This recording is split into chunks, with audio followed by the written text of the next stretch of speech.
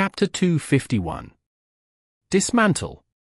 Time gradually passed until it turned 9. This was the time that Tyrannical Ambition had agreed upon for the second match. Ishio was sitting there and gaming in the smoking area as usual. "Have you gathered all the materials yet?" Ishio messaged Cold Knight. He was controlling Lord Grim to head towards Bull's Town.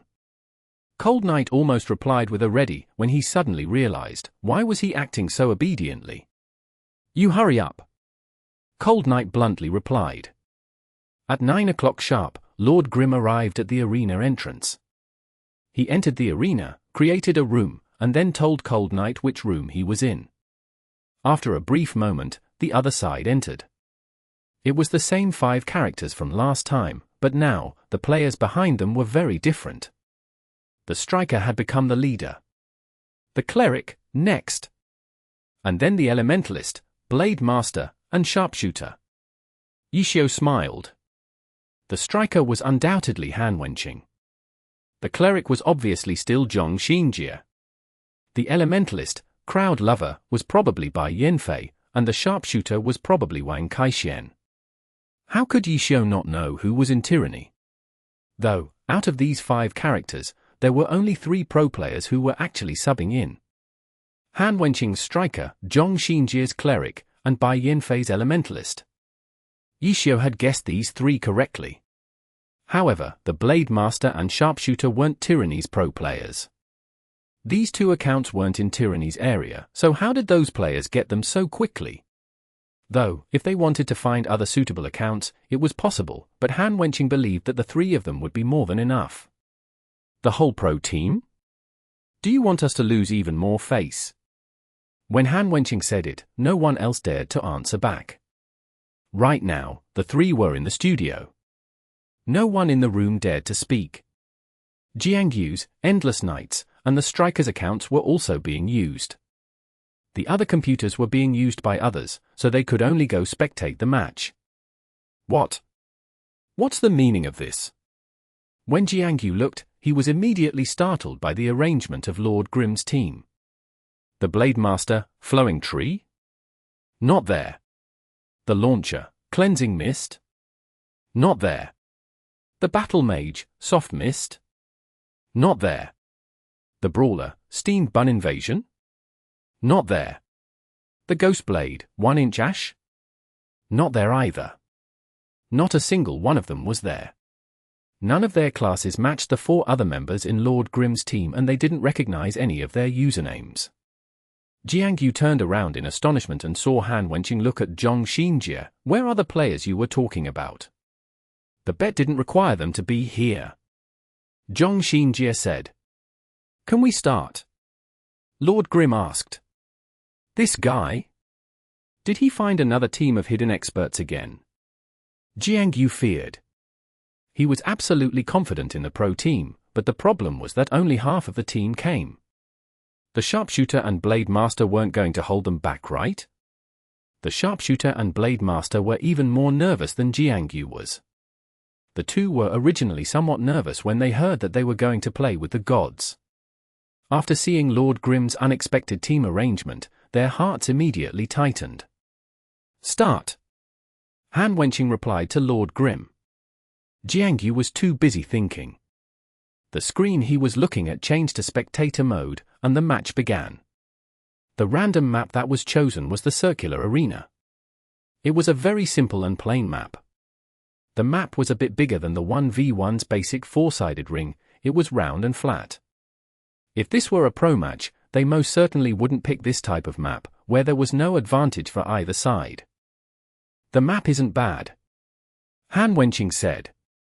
With such a simple map, there weren't any weird tricks or underhanded methods that could be used. Coordination and mechanics would be the only deciding factors for this match. "You guys deal with those 4. I'm going to meet with this Lord Grim and teach him a lesson," Han-Wenqing simply ordered. Even though Zhong Xinjie possessed the title of Master Tactician, it didn't mean he was always the shot caller during a match. The person who made the decision the most was still undoubtedly the team leader. Of course, Han-Wenqing and Zhong Xinjie had very good synergy with one another. They would switch roles depending on the situation and help one another adjust. Two shot callers in a single team was usually taboo in team battles, but for Tyranny, their team was in extreme harmony. What happened if both their calls clashed?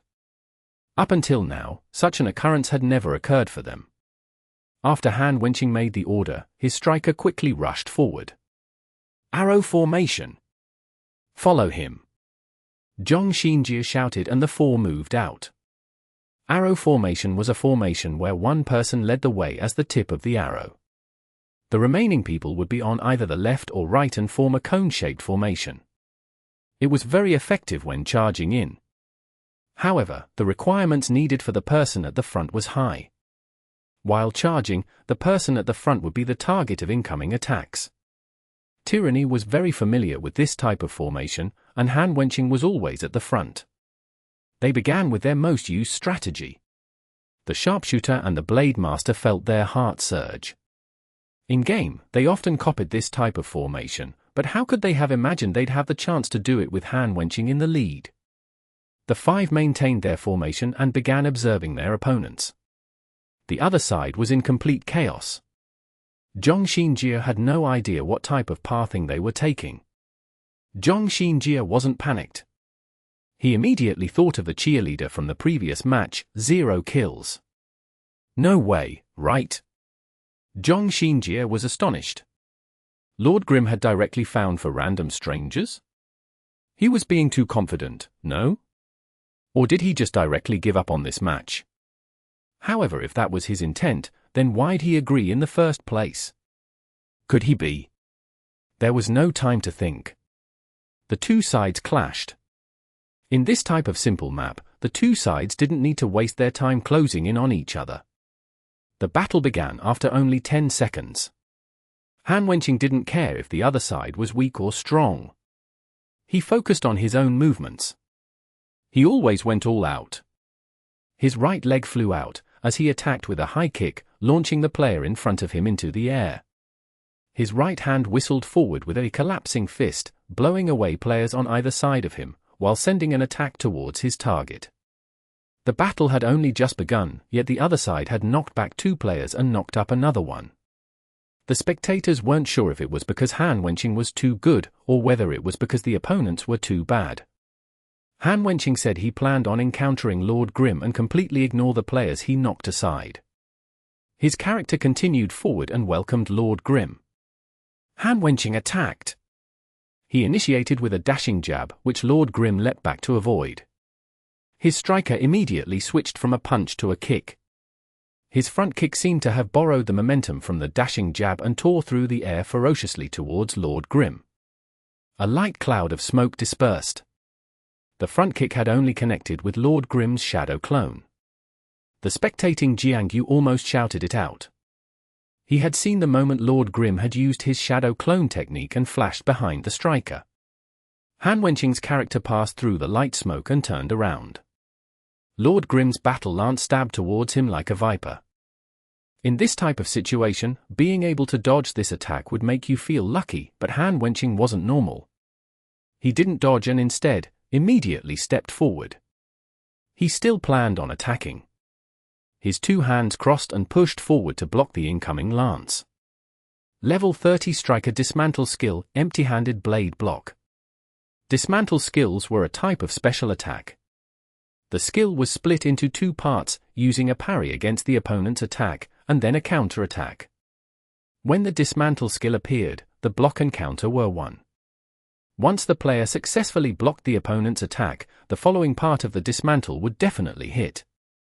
In other words, as long as the first part of the skill succeeded, then there was a 100% chance to interrupt the incoming attack and make a counter-attack. However, using a dismantle skill wasn't that easy to activate successfully. First, the precondition was that the player had to block the attack, so the dismantle could only be used when the other player attacked.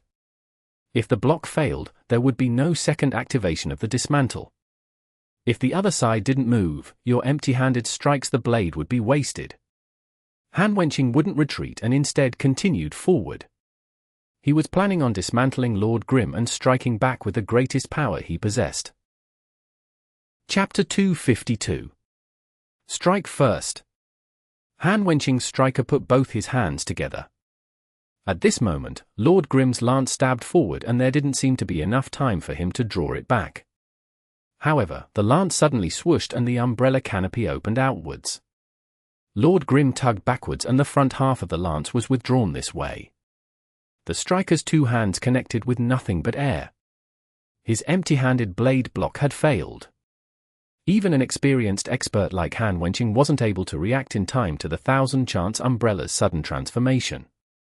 The 1000-chance umbrella was lifted and the tip faced forward, exposing a black muzzle. A spark flew out and 3 anti-tank missiles flew out. Anti-tank missiles at this range would make most people feel hopeless, but Han-Wenqing was someone who didn't know the word hopeless. At this moment, his choice was the same as it was before: attack. As the gun fired the anti-tank missiles, his striker moved forward. Bang! The smoke and the fire from the explosions quickly dispersed, but Han-Wenqing's striker hadn't stopped or dodged. His striker tore through the smoke and continued to rush towards Lord Grim. The 3 anti-tank missiles had been struck down by his punches. The anti-tank missile's explosion should have caused a slight knockback and a brief stun effect. The reason Han-Wenqing's striker was able to continue pushing forward was because of a certain striker skill. Striker level 15 skill, Reinforced Iron Bones.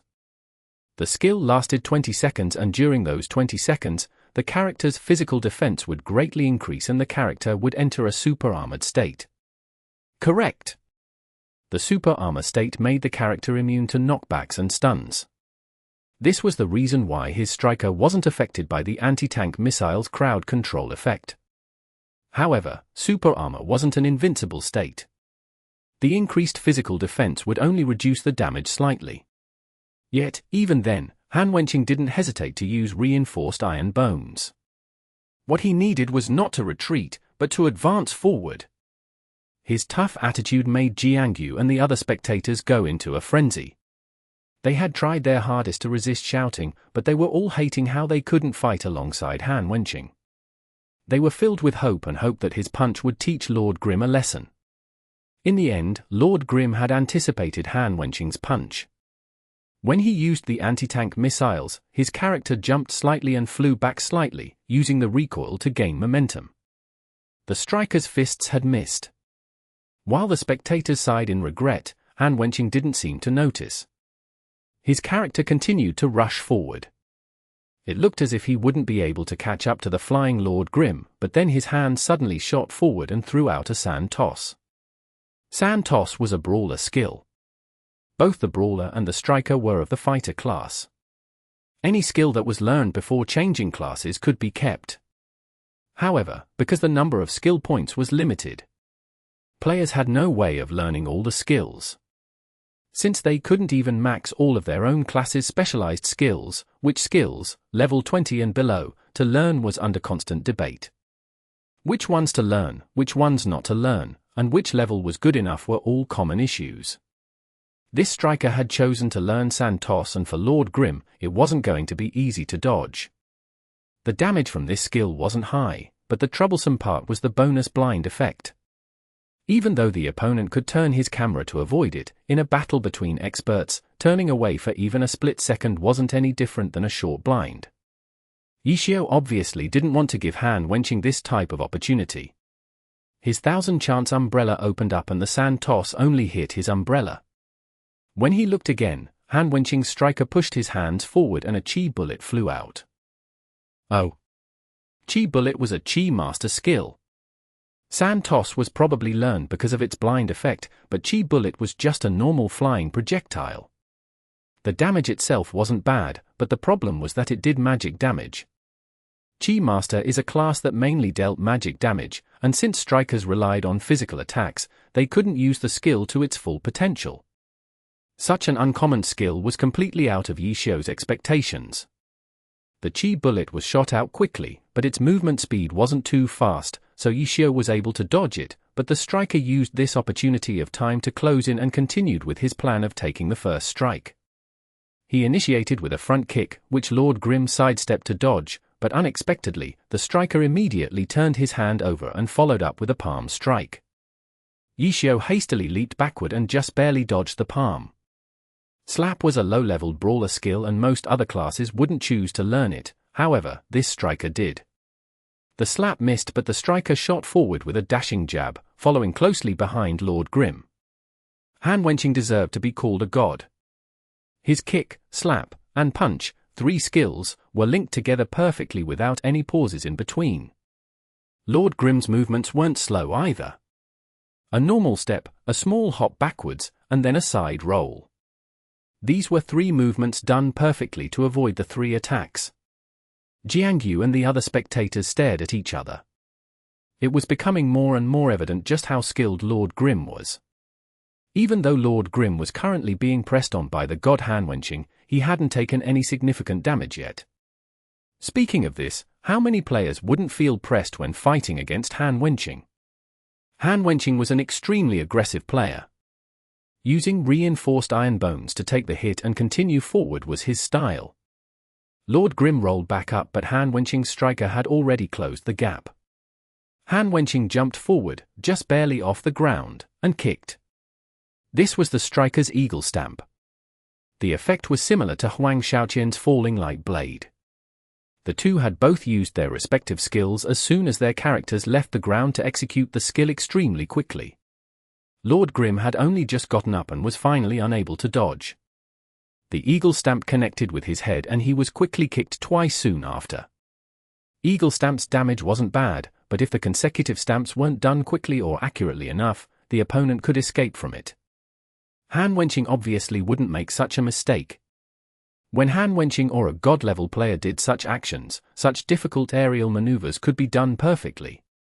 Hand-wenching continued with his fierce attacks. As soon as his eagle stamp finished, he immediately used a collapsing fist since eagle stamp couldn't cause the opponent to become dizzy. As soon as Lord Grim saw the fist fly towards him, his 1000-chance umbrella immediately split into tunfars. His right hand shot out and reached out towards the striker's fist. The striker was grabbed, lifted onto Lord Grim's shoulder, and then thrown backwards onto the ground.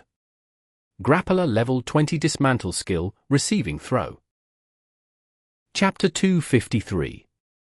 To retreat by advancing. Ah! This time, quite a few of the spectators shouted in astonishment. In their eyes, hand-wenching had been pressing forward extremely hard. It was already quite amazing that Lord Grim was able to endure for so long. Finally, when Lord Grim had been eagle-stamped, they thought that victory was in hand. But just now, hand-wenching's striker was suddenly hit by the opponent's dismantle. The receive and throws damage couldn't compare to eagle stamps, but receiving the opponent's attack and then throwing him onto the ground looked much more devastating than eagle stamp's movements. Lord Grim didn't throw the striker out with his receive and throw. He instead kept the striker near, not allowing him time to quick recover. "If I don't leave you with some black and blue to look at in the mirror, then you'd be too arrogant," Yishio said after throwing hand-wenching onto the ground. "So it really is you?" Hand-wenching replied. He wasn't surprised. As rivals, they were really too familiar each other. After fighting for a bit, Yishio was already completely certain that the striker was hand-wenching. And even though Yishio wasn't using his signature battle mage, his pathing, decision-making, and other battle habits had already been seen through by hand-wenching, who was also certain that Lord Grim was Yishio. Who? Jiangyu and the other spectators began muttering amongst each other. They couldn't hear the opponent's voice in-game, but they could hear what hand-wenching said because he was in the same room as them. Lord Grim is someone their god recognizes? Jiangyu and the other spectators trembled. Meanwhile, on the screen, Lord Grim didn't follow up on the fallen striker and instead waited for hand-wenching's striker to get up. Are they not going to fight? The spectators were puzzled. From start to finish, they had been locked onto hand-wenching's and Lord Grim's 1v1. And what about the other players? They hastily checked the rest of the fight, and they only had one thought in their hearts: disaster. An utter disaster. Lord Grim's teammates had been flattened so badly they probably didn't know which way north and west was anymore. The sharpshooter and blade master even looked powerful and mighty in front of them, which made Jiangyu quite jealous. It wasn't hard to see that Lord Grim's teammates were the same as the previous 0 kills. They were easily cleaned up. Who exactly is Lord Grim? What is he trying to do?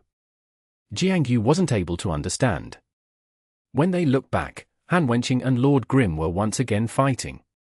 But so what? Once those four cheerleaders died, they would just gang up on him. Why fight so seriously? Yishio chuckled. Han Wenqing didn't reply and kept on attacking ferociously. After a few rounds, one of his strikes connected with Lord Grim again. Jiangyu and the other spectators' hearts had leapt into their throats. But in the end, Lord Grim didn't counter and was then beaten up by the striker. Seeing Lord Grim being beaten up so badly should have been something to celebrate. Jiangyu didn't know why, but currently he didn't feel anything from it. Han Wenqing comboed and then suddenly stopped midway. Lord Grim's body fell. To everyone's surprise, he didn't even quick recover. He just lay there, not moving. It was strange that an expert like Lord Grim wouldn't move. Was he already dead? But when they looked at his character's health, Lord Grim was still far from dying. The spectators were bewildered. They stealthily glanced at Han Wenqing and discovered that his face was like the calm before a storm. They held their breaths. The spectators were trying to figure out what was going on when Lord Grim finally jumped back up. Sorry, I had to leave for a sec. Why aren't I dead yet? Yishio said. Han Wenqing didn't say anything and then immediately pounced forward. He had felt it before, which is why he suddenly stopped. At this moment, the other 8 players' battle had ended. How could some random players be an opponent for 2 pro players and 2 in-game elites? After the 4 cleaned up the cheerleaders, they rushed over and arrived at where the other 2 were dueling. But none of them moved to surround Lord Grim. Should they move? Seeing that Zhong Xinjie and Bai Yanfei weren't moving, the sharpshooter and the blade master did the same and just watched in silence. Since they were fighting next to their god, they weren't negligent in the slightest against the cheerleaders. They had been completely focused on their battles and hadn't been paying attention to the battle here.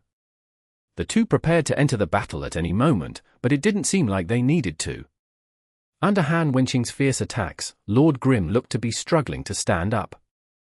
It didn't look like he had any chance of fighting back. That was to be expected. In front of Han Wenqing, what was Lord Grim, the sharpshooter and blade master thought simultaneously. But Jiangyu and the other spectators didn't think like this. Their minds were still pondering over that sudden receive and throw speed and accuracy. Except, after that, Lord Grim never really showed up again. He had been taking a beating the entire time. He even stopped moving for a bit. But after standing up, nothing changed. It was just a matter of time before Lord Grim lost. But Jiangyu still felt uneasy. He felt that the loss was too unusual. It seemed like he was losing on purpose. Right before Lord Grim's health bar ran out, Han Wenqing stopped his attack once again. What are you doing? Just a bit more. Hurry up. Yishio said. What are you trying to do? Han Wenqing asked. Old friend Han, your attitude is certainly deserved. But it's just a small match. Of course I know that you always like to go all out. Yishio continued, it's just that, at our age, we should slow down a bit. You've probably felt it. Sorry, I only know how to go forward. I don't understand what slow down means. Han Wenqing said. Then, hurry up. Yishio had Lord Grim step forward into Han Wenqing's attack range. If you've already recognized that you've lost, then leave the stage yourself. Han Wenqing said. Leaving doesn't mean I recognize that I've lost. Yishio laughed. Lord Grim left and the system proclaimed Tyrannical Ambitions team as the victor. Jiangyu and the other spectators in the room as well as others who were watching in-game all felt a bit puzzled, but all in all, they won and their happiness instantly washed over their bit of doubt. Their biggest worry now was whether Lord Grim would do as he said he would. You've lost? Cold Knight immediately messaged. Yeah, in the future, I won't touch your guild's records. Yishio replied. Ha ha ha, that's good. Then, we'll continue to be friends. If you ever need anything, then you can come talk to us. Cold Knight was incomparably happy. Yishio simply replied with a smiley face. What do you say we take Lion Canyon's record tonight? Cold Knight asked Jiangyu. It's finally over. Jiangyu let out a sigh of relief. If the other guilds want to compete with Lord Grim, then let them. We finished our matters. In the future, we'll keep good relations with Lord Grim. This guy seems to have some sort of background. I'm going to ask the team captain about it in a bit. Okay, that's what I thought, too. Cold Knight said. Meanwhile, Yishio opened up his friends list and messaged someone.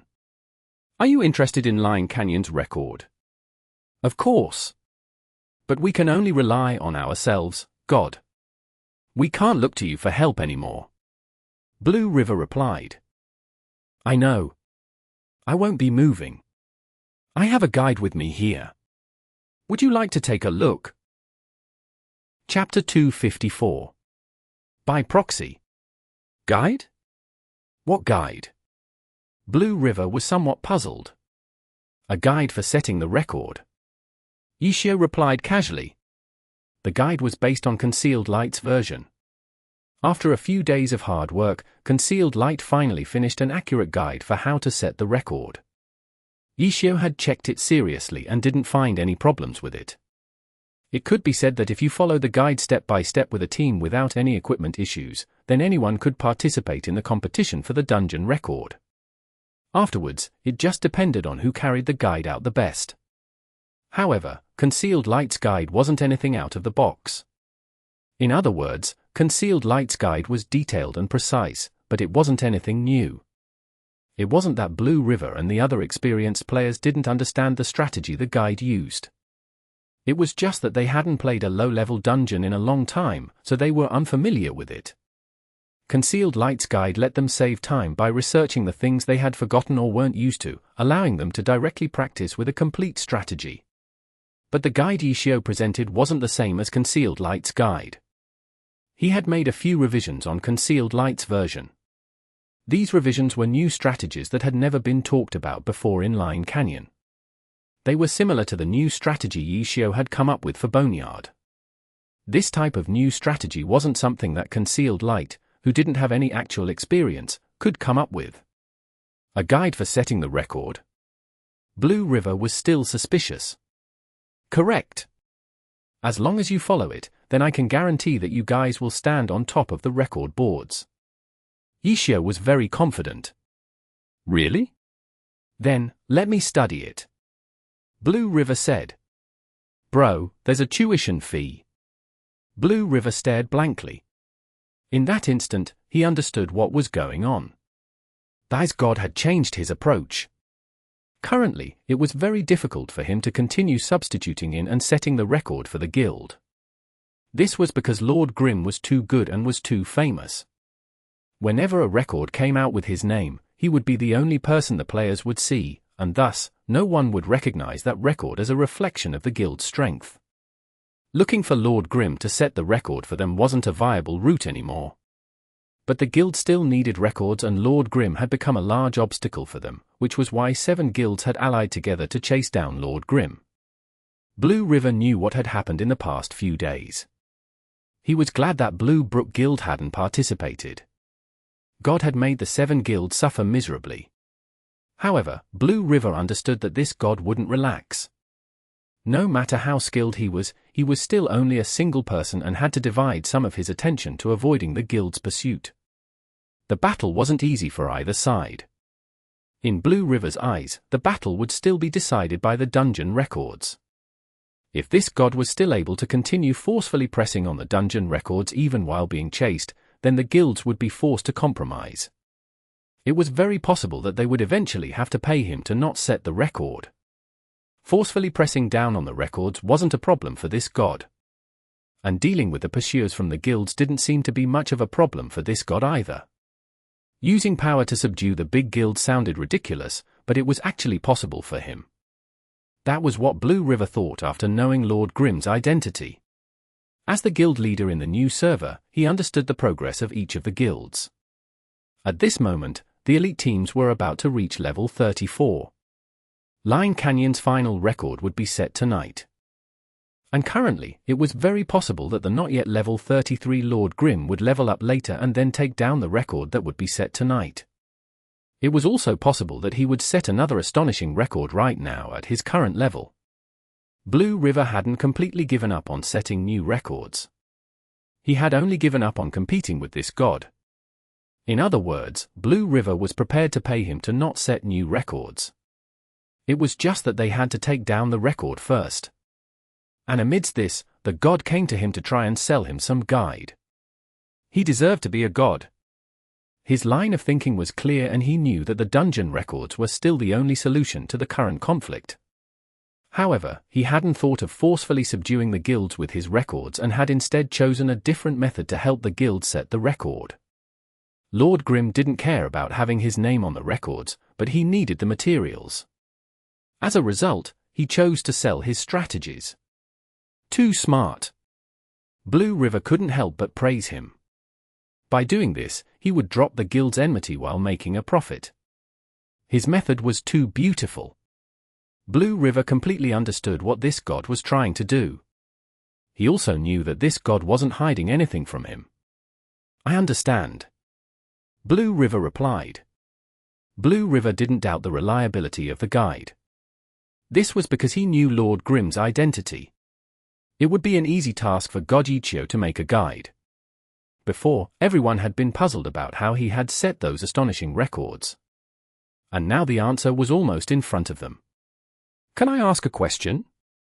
Blue River suddenly asked. What question? Why did you choose Blue Brook Guild? Blue River asked. Choose? That's not right. I just picked a random guild to ask. If you don't want it, then I'll ask another one. Ishio replied. So it's like that. I do want it. Then let's discuss the price. But I can't take it this time. Blue River said again, before this, we made an agreement with Tyrannical Ambition that they wouldn't touch Desolate Land's dungeon record, while we wouldn't touch Line Canyon's record. So it's like that. Then you've lost a good opportunity. I'm very sorry. Can I ask for the guide for the Fire Forest dungeon record in advance? Blue River asked. Let's talk about it later. Ishio replied. Blue River was sad. He was afraid of the words "let's talk about it later." Previously, when he was still looking for Lord Grim to set the record for them, he had gotten "let's talk about it later" as replies. And every time, a different guild had taken the opportunity. If he knew that the situation would come to this, then he wouldn't have made the agreement with Tyrannical Ambition. What a pity. Ishio felt sorry for Blue River and then chose a different target on his friends list. These other guild leaders longed for the records. Sure enough, Ishio messaged Misty Castle's guild leader, who immediately replied back saying he was interested. Knowing that there would be a price, the guild leader sent an emoticon with its cheeks streaming with tears and then asked for the price. Ishio's asking price was very reasonable, so there was no haggling over the price. In any case, neither side would have budged. After just a few words, they finished discussing about the price. But because it was their first time collaborating, both sides needed to communicate a bit more. After all, this time, Ishio wasn't going to personally substitute in. If he was going to, then the record was guaranteed. As for buying the guide, Ishio could only guarantee that there weren't any problems with the guide. He couldn't guarantee that Misty Castle's players could completely follow the guide's requirements. This wasn't something he had control over. Misty Castle's guild leader wanted to pay the materials after they had successfully set the record. Ishio continued to say that there were absolutely no problems with the guide and he would receive the pay as soon as he gave them the guide. As for whether or not they could set the record, that depended on themselves. The two argued for a long time over this issue, yet no conclusion was made. Chapter 255. What does he gain? Misty Castle's guild leader was indecisive. After pondering over it for a while, he still hadn't come to a decision. Ishio could only patiently explain to him his guide. Before, when Ishio went to look for Blue Brook Guild, he had said that he just picked a random guild. In reality, that was a lie. Selling the guide was different from personally setting the record for the guild. No matter what guild it was, as long as he subbed in, Yishio would take down the record, guaranteed. But the guide was different. The guide was only something on a piece of paper. Whether or not you could complete what was on the paper was a completely different matter. Why were most of the records held by the 3 great guilds? Strength. Even with the guide, the buyer still had to perform. Top-tier guilds undoubtedly had the advantage when it came to the number of talents they possessed. For example, the group of 5 that Jiangyu lead had good mechanics and were outstanding in their ability to implement a guide. With Yishio's guide, they would certainly be able to set an incredible record. And what about the big guilds who had slightly fewer talents? They would be the same as Misty Castle. They would hesitate over whether they should buy the guide or not. Misty Castle's guild leader didn't doubt that the guide was real. He was just worried that their guild's players weren't talented enough. If their guild acquired the guide but weren't able to take the record, then wouldn't that be like drawing water with a sieve? This was why he hoped that they could have the right to return the product. Even though Yishio refused it, Yishio understood what the other side was thinking. At this moment, if this was some other guild, then they would probably be the same. Misty Castle was already considered one of the stronger guilds. Don't worry about the guide. There aren't any complicated or unfamiliar maneuvers you have to do. If you find a few experts and practice, then there definitely won't be a problem. Yishio tried to ease Misty Castle's guild leader's anxiety. After another long pause, Misty Castle's guild leader reluctantly replied with an "all right then." Thus, Yishio immediately asked the other side for his email address and sent the revised version of Concealed Light's guide to him. Misty Castle's guild leader impatiently opened it. So long. He just saw the article's page length and was already astonished. He then checked the detailed directions for the final boss. He didn't see anything that was extremely difficult, and it really was within their abilities. Only after checking this did he scroll up and take a look at the rest of the guide. Misty Castle's guild leader was an expert among the experienced players as well, so his vision was quite good. After quickly skimming through 2 pages, he didn't find anything wrong with it. "I'm going to keep reading." Misty Castle's guild leader tabbed back to the game and called out to Lord Grim.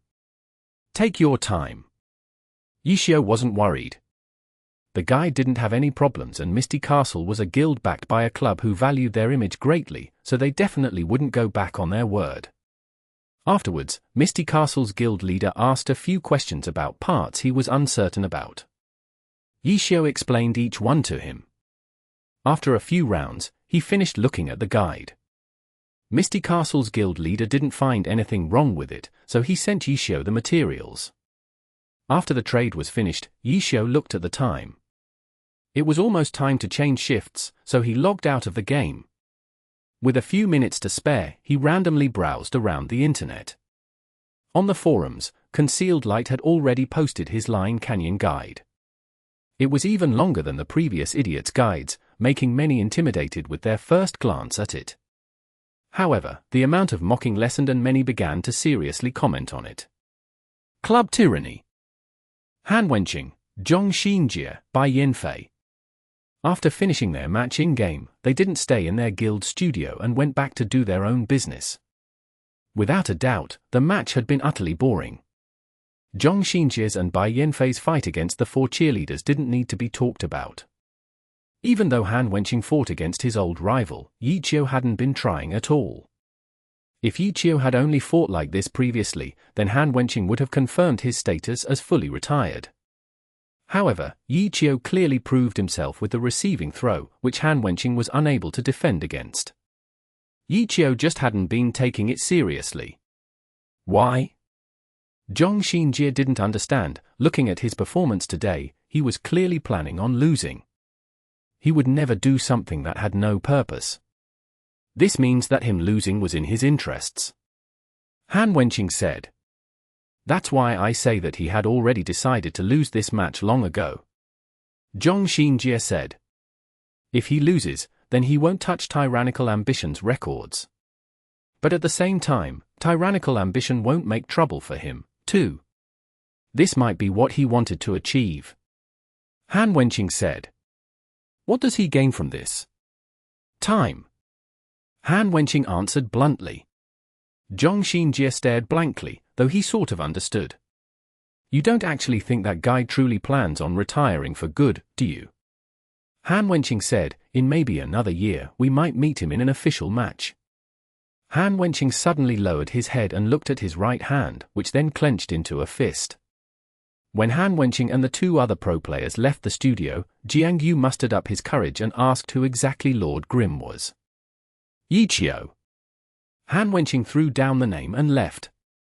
Jiang Yu and everyone else in the room were obviously dumbstruck. The thought that Lord Grim was such a person hadn't come across their minds before. But they didn't revere Yi Qiu in any way. He was tyranny's archenemy. Of course, they completely understood their archenemy's strength.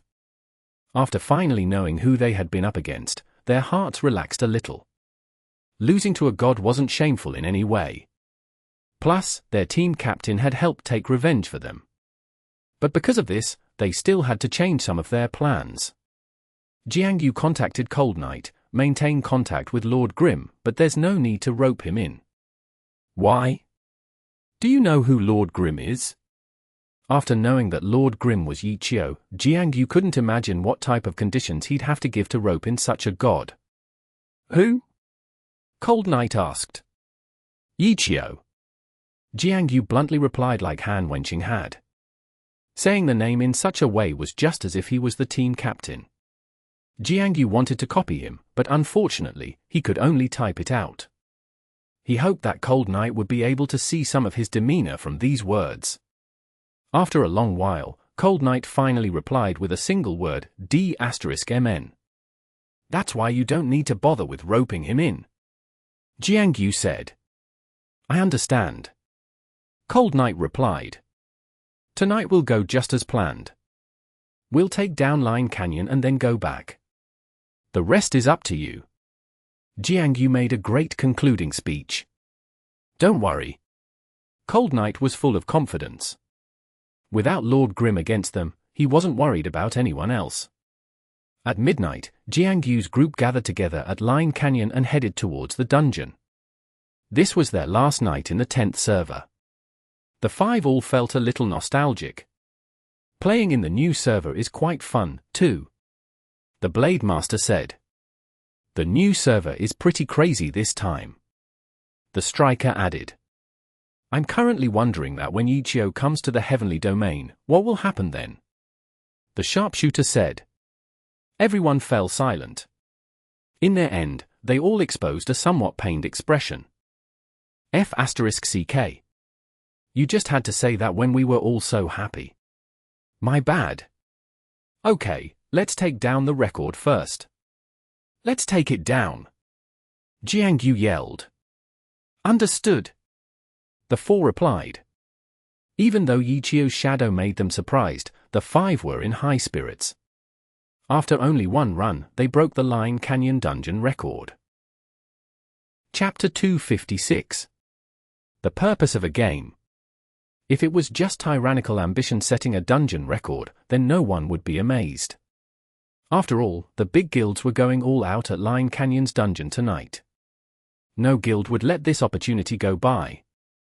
And even though tyrannical ambition had suffered under a bit of mockery due to Lord Grim subbing in, it didn't affect their fundamental strength. The fight for the dungeon records was as competitive as ever. Every guild understood this, so they weren't surprised that Tyrannical Ambition's name was up on TV. But after seeing Tyrannical Ambition's time, they couldn't help but suck in a cold breath. 27 hours 41 minutes and 24 seconds. In the past few days, Line Canyon's dungeon record had occasionally changed, but it was always only by a few seconds. When the first-place team's record was only within 5 seconds of the fifth-place team's record, it indicated that the record had reached a certain limit. Tyrannical Ambition's record this time though gave the other big guilds a fright. Compared to the previous record, their record had improved the time by a full 2 minutes. Was this actually Tyrannical Ambition? Quite a few players had their doubts and checked the team's roster on the leaderboards, searching hard for Lord Grim's name. Everyone failed to find it, though. Tyrannical Ambition. It was the real tyrannical ambition. All of the big guilds had a spy network. They had information on the 5 tyrannical ambition names. They were true members of the guild. However, with a sudden move, they actually improved the time by 2 minutes. Normally, it was very rare for players to leave room for improvement for dungeon records. After all, these required perfect playing. A single small mistake could even cause them to restart. And this type of mistake wasn't something that they could avoid. Everyone made mistakes. As a result, whenever it was time to set a record, every team would go at it their hardest. Whichever team could achieve the most perfect run would set the final record. But Tyrannical Ambition's record showed that they had the strength to beat the record by over 2 minutes, which they hadn't shown until now. 2 minutes was a lot. Making up for this time with a few less mistakes wasn't easy. In Tyrannical Ambition's run to achieve the record of 27 minutes, if they had made mistakes here and there, then they probably would have been in the 28 to 29 minute range. But they didn't. Previously, there hadn't been any records under 29 minutes. Tyrannical Ambition's record was truly astonishing. Was it something they were always capable of doing, or was it because they had run the dungeon perfectly? Even if they knew the answer to this, it was pointless. From now on, all the guilds would have to attempt to beat this record. 2 minutes after Tyrannical Ambition set their record, new records began showing up on the leaderboards. 2 guilds had surpassed their previous records, and one of them had even entered below the 30-minute mark. But compared to 27 hours 41 minutes and 24 seconds, the 2 records were too far off. They obviously wouldn't be shown on TV, they could only silently take the 2nd and 3rd place. No one could deny their efforts, but the greatest applause would be reserved for those who took 1st place. The 2nd, 3rd, and even the 4th and 5th places would increase a guild's reputation a bit, but they couldn't compete with those who took 1st place. 1st place and 2nd place were sometimes only off by a second. But the titles 1st and 2nd made others feel that the distance between the 2 places was miles apart. The guilds had all done their research on how to run the dungeon. They all knew just how difficult it was to achieve 27 hours 41 minutes and 24 seconds. When Tyrannical Ambition's record came out, 1/3 of the competitors immediately gave up. Another 1/3 continued to run the dungeon as planned, but none of them knew if they could achieve such a record. They could only pray towards the heavens. Apart from this, the remaining 1/3 clenched their teeth and continued to batter at the records. They felt that there was no reason they couldn't achieve Tyrannical Ambition's record. Herb Garden, Excellent Dynasty, Samsara. The guilds that had allied against Lord Grim didn't give up. This wasn't a coincidence. These guilds had clearly spent much effort chasing down Lord Grim for the benefit of all. Just by looking at how they joined in on such a movement showed their desire for the records. How could they give up now? 27 minutes. The elites from every guild stared at the number. 27:41 by Tyrannical Ambition. It looks pretty good. Tang Ru noticed it the instant the announcement was made. She remembered most names of the guilds she had encountered. In the beginning, she hadn't taken them seriously. But after chatting with Chen Guo, she discovered that these were all top-tier guilds in glory. Chen Guo, who had been playing the game for a long time, was more clear on how strong each of the guilds was. All in all, Yishio hadn't played in the normal servers for a long time, so he was picking up a lot of new things as he played. Tyrannical Ambition was extremely strong. Yishio had never said this, but Chen Guo had talked a lot about them. Even though Tang Ru couldn't see how Tyrannical Ambition was strong, since Chen Guo said so, she should just listen. It's okay. Yishio wasn't too impressed with Tyrannical Ambition's record. If it was us, how fast could we do it? Tang Ru asked. 25 minutes. Yishio said. Are we going to try now? Tang Ru asked. Midnight was the high point for running the dungeons, so it wasn't convenient for them to cause a commotion at this time. There were guild members everywhere at this time. It was very likely that if they were found entering a dungeon, they'd be surrounded as soon as they exited. It had taken them 10 minutes to arrive and some more due to caution. As a result, the guilds had already finished running the dungeon once and had just entered for their second try. Seeing that Tyrannical Ambition had set a relatively impressive record and seeing that Yishio hadn't talked about the records, Tang Ru couldn't help but ask. "There's no need for us to set records anymore," Yishio said.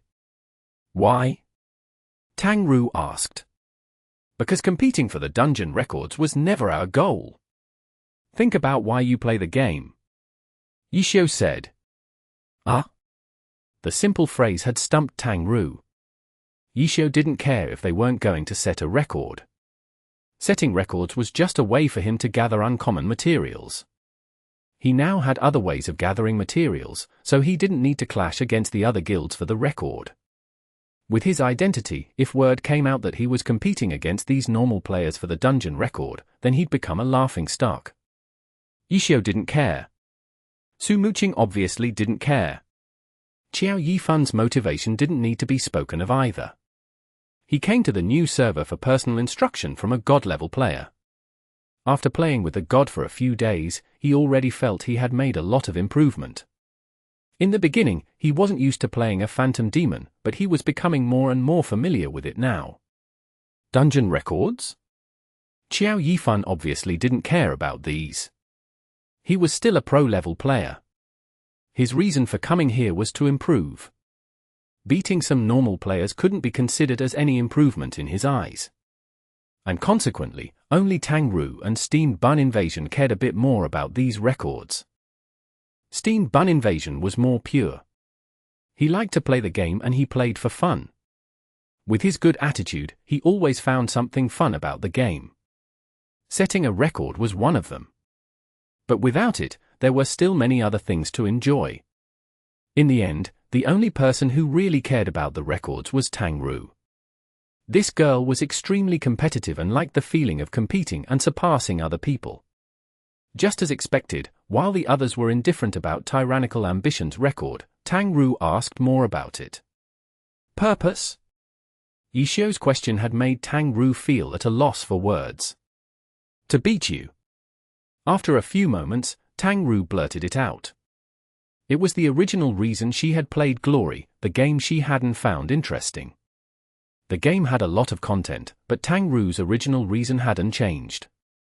Whether it was in dungeoning or PK, she frequently paid attention to Yishio's Lord Grim, constantly comparing each other's performance. Even though she was getting more familiar with the game, she only felt how large the gap between them was. This didn't make her dispirited, though. She first had to figure out where their differences were and how great the differences were. To her, it had only just begun. The ever-impulsive and rash Tang Ru had already gotten rid of the idea of continuously challenging him until she beat him. She was now preparing a plan to surpass him. She learned from Yishio while watching the distance between them. She would then fix whatever she needed to fix. Tang Ru had her own plan in mind. She wasn't like Steamed Bun Invasion who said this and that and stupidly laughed. Tang Ru didn't relax when she played, which was very different from Steamed Bun Invasion's playing for fun. However, for Tang Ru, this was what made her feel that the game was fun. If it was something that was just for her to relax, then she'd only feel bored. After reminding Tang Ru her purpose for playing the game, Yishio then casually said, "Then why are you setting records?" Chapter 257. Appropriate Handling. Why am I setting records? Tang Ru didn't know the answer. The question stumped her. Wasn't Yishio the one who brought them over in order to set records? He had even made them undergo practice every day for each of the dungeons, yet he's suddenly asking why she's setting records? Why were you setting records? Tang Ru asked back. I was doing it for uncommon materials. Everyone knows that. What about the rest of you? Yishio asked again. To learn from senior and improve. Qiao Yifan replied without any hesitation. Ha ha ha, playing with seniors more fun. Steamed Bun Invasion said. Ha ha. Su Muqing only laughed. She didn't say anything. Moo moo, Tang Ru tried to win over a comrade in arms. The two were quite close with one another. Sumuching could only say the truth, I did it to help him get materials. The cruel reality was displayed in front of her eyes. No one on the team had really cared about the dungeon records. It's still dungeoning. Even if we just casually set it, it'd be good too. Tang Ru struggled. That's true. Yi Xiao said, but in our current situation, if we continued to monopolize the records, then those others guilds won't stop bothering us. It's not worth it to get caught up with them. Yi Xiao brought the discussion to the main point. This was his true reason for not setting records. With his experience and skill, he wasn't scared of the threat from these guilds. If he was only playing the game for fun, he probably would have chosen to play around with the other guilds. But that wasn't the case. Even if he killed all of the players from these guilds, what would be the point? There's nothing wrong with setting dungeon records, but in our current state, the result from setting a record would just cause us to waste a great deal of our time. We aren't scared of these guilds, but fighting with them isn't our reason for playing the game. Yi Xiao said. Senior. I find stealing their bosses to be quite fun. Steen Bun Invasion energetically said. Steen Bun this is only the new server. Stealing these low-level bosses is too unstylish. Let's hurry up and level. When we get to the heavenly domain, there will be more bosses and more experts. The guilds over there will also be stronger, so you tell me, doesn't that sound more fun? Steen Bun Invasion replied, and after thinking for 5 seconds, he yelled, let's hurry and level up, everyone. Tang Ru was speechless. This Steen Bun was a little bit too easy to sway. Yeah. Let's hurry and go to the heavenly domain. Yi Xiao said, while sending Tang Ru a personal message, our boss is waiting for you there. This guy. Tang Ru was startled. Her treatment towards Chen Guo, due to playing like crazy, really was a secret worry of hers for these past few days. She wanted to play with Chen Guo, but the two were in different servers. Even if they sat together, they were still only playing on their own and couldn't party up with each other. Yi Xiao looked as if he was even more crazy about the game than she was, but he was still able to pay attention to all of this. The guy had been trying to reason with her at first, and now he was trying to play the emotional route. However, it really was a good point. After hearing all this, Tang Ru discovered that her desire to level up grew stronger. Setting dungeon records or whatever had been pushed to the back of her mind. Tang Ru thought for a bit and then replied, okay, then let's hurry and level up. Good. That's what I wanted to hear. Yi Xiao said. We've got to level up quickly. Everyone dungeon faster? Tang Ru yelled. What? Yi Xiao stared stupidly. Leveling faster did mean that they should dungeon faster, but didn't dungeoning faster mean that they would be trying to set dungeon records? He looked at the following message and saw an evil smiley face from Tang Ru. Yi Xiao knew that she was intentionally teasing him. He replied with a sweating face. Try hard. It doesn't matter what your goal is. Tang Ru replied again. You have to try harder. Your goal is to beat me, but the difficulty is too great. After some time, Yi Xiao received another message from Tang Ru. I looked for a long time, but there's no emoticon that describes what I'm feeling right now. Ha ha, Yi Xiao laughed. He was finally able to get her to accept it, and his opinion of her went up. This girl wasn't someone who only acted on her own. Tang Ru didn't reply, but Yi Xiao was still busy typing. As he dungeoned, he continued to chat with 2 people. One of them was Concealed Light. His newly issued Idiot's Guide had been received quite well, but there were still quite a few criticisms. One of the commenters had even criticized him without even looking at the guide. Concealed Light looked at the comments the entire day. He would even argue with some of them, and all that came out of it was concealed anger. He was now pouring out his grievances at Yi Xiao. There will always be people like this. You don't need to worry about them. Your guides don't have any mistakes in them, and if they don't believe that, then it's their fault. Yi Xiao replied. But some of them clearly hadn't read it, yet they still criticized it. Concealed Light gloomily said.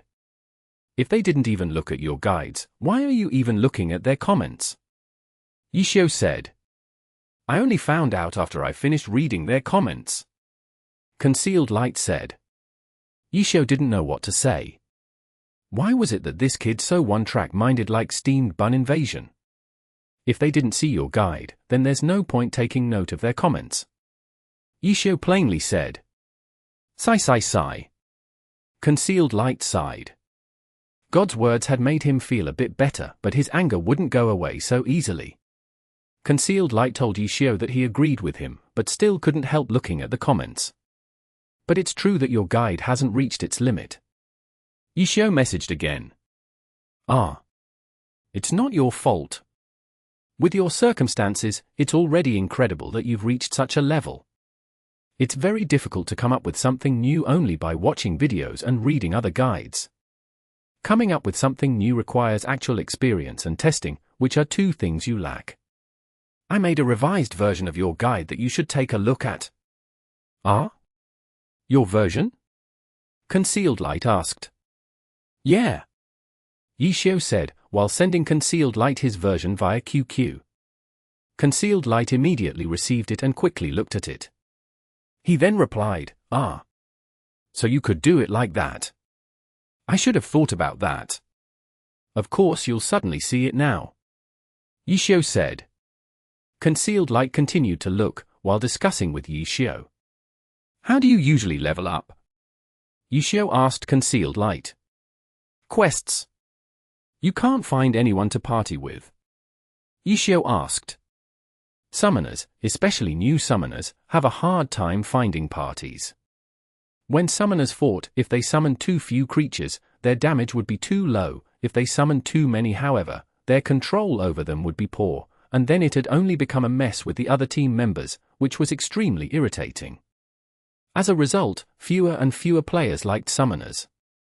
In the end, it caused so many summoners to stand outside the dungeon entrance that they earned the nickname Dungeon Guards. Yeah, Concealed Light replied, confirming Yishio's assumptions. Actually, for a 5-player dungeon, summoners have the ability to solo it. Even though it'll definitely be a lot slower than it would be with 5 players, your experience gain will be a lot greater. If you get good, your experience gain speed won't be any lower than one person in a 5-man party. Yishio possessed the skill to solo a 5-man dungeon with any class. But for a normal player, summoners were good for soloing.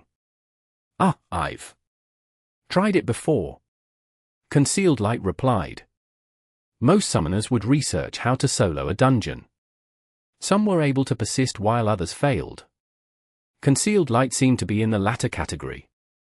In a bit, if you have time, I'll bring you along for a run. Yishio said. With Concealed Light's mechanics, Yishio reckoned that soloing probably couldn't be done. That's great. Thanks, God. Concealed Light was naturally very happy. He then asked, God, are you planning on posting your version? No, it's for sale. I'm selling it to those guilds who are setting records to earn some materials. Yishio replied. Too good. So keep it a secret for now or else it won't be valuable anymore. I understand. Concealed Light replied. He was able to understand the guide, so naturally he understood the guide's value. Even though Yishio had only changed the guide a little bit, it was clearly much better than it was before. If people wanted a guide for setting a record, then Yishio's was the real deal. Chapter 258. Guide Easter Egg. While Yishio talked with Concealed Light, he was also privately chatting with someone else. Misty Castle's 10th server guild leader, Hazy Mist, immediately sent Yishio a message after seeing Tyrannical Ambition's record. Brother, can we beat 27:41? The guide can, but can you? Yishio replied. It seems. Not too likely, Hazy Mist was quite honest. You have to beat it. Right now, everyone's watching the record. It's your time to shine. Yishio said. If we don't set it, can we return it? Hazy Mist asked. I already said no. Yishio bluntly said. Half. Stop bothering me, brother. Oh. Tyrannical ambitions too fierce. Hazy Mist condemned. If you still have time to be sad, then hurry up and gather some experts to practice what the guide says. Where am I supposed to find people this late at night? And also, your guide uses a certain class setup. I still haven't gotten the team together yet. Impossible. You're lying. I don't believe you can't form a team with such a large guild like yours. Yishio said. All right, I was lying, but it really wasn't easy to get them together. Is there anything else tricky about it? Hazy Mist asked. None.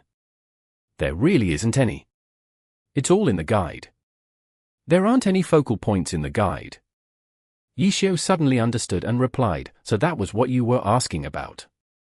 Why didn't you just say it? Yishio had been wondering what Hazy Mist wanted. He didn't think that they would suddenly be so close after only talking with each other once. You've already seen through it? The guide has a few focal points.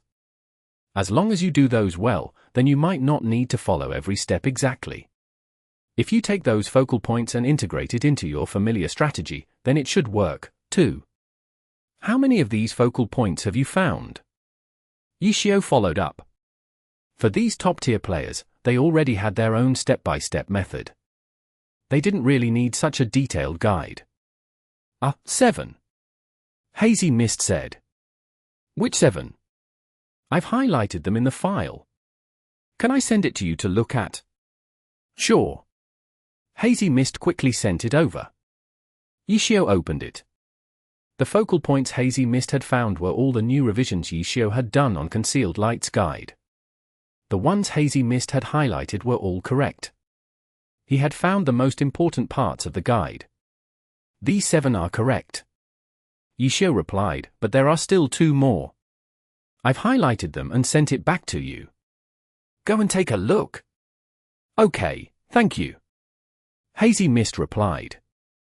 This was the reason he had contacted Lord Grimm. When he first looked at the guide, he had noticed a few different points. He then talked about it with the guild and found these 7 focal points. But he was worried that they hadn't found them all, so he ran to ask Lord Grimm. Hazy Mist received the file and then went silent. However, after a short while, Hazy Mist suddenly sent another message, D*MN. A record came out. Where? Yishio didn't see any announcements. He opened up the leaderboards and it was still Tyrannical Ambition at the top. In the 7th server. Holy *T. Hazy Mist sent a going crazy face. What's the time? Yishio stifled a laugh as he replied. He obviously understood that Misty Castle wanted to practice using the guide and try it out, but they didn't want to waste the tries in the 10th server, so they went to a different server to practice. It hadn't been easy for Hazy Mist.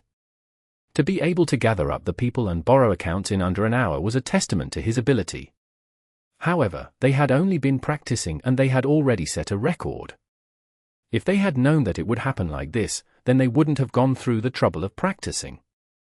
26 hours 11 minutes and 45 seconds. Not bad. If you brought that over to this server, then you'd shake the server. Are there any reactions on the 7th server? Yishio asked. We earned the Idling Headache achievement. Hazy Mist replied. In the old server, setting a low-level dungeon wouldn't garner much attention. Come to the 10th server and run the dungeon. Who knows if we'll be able to do it this run?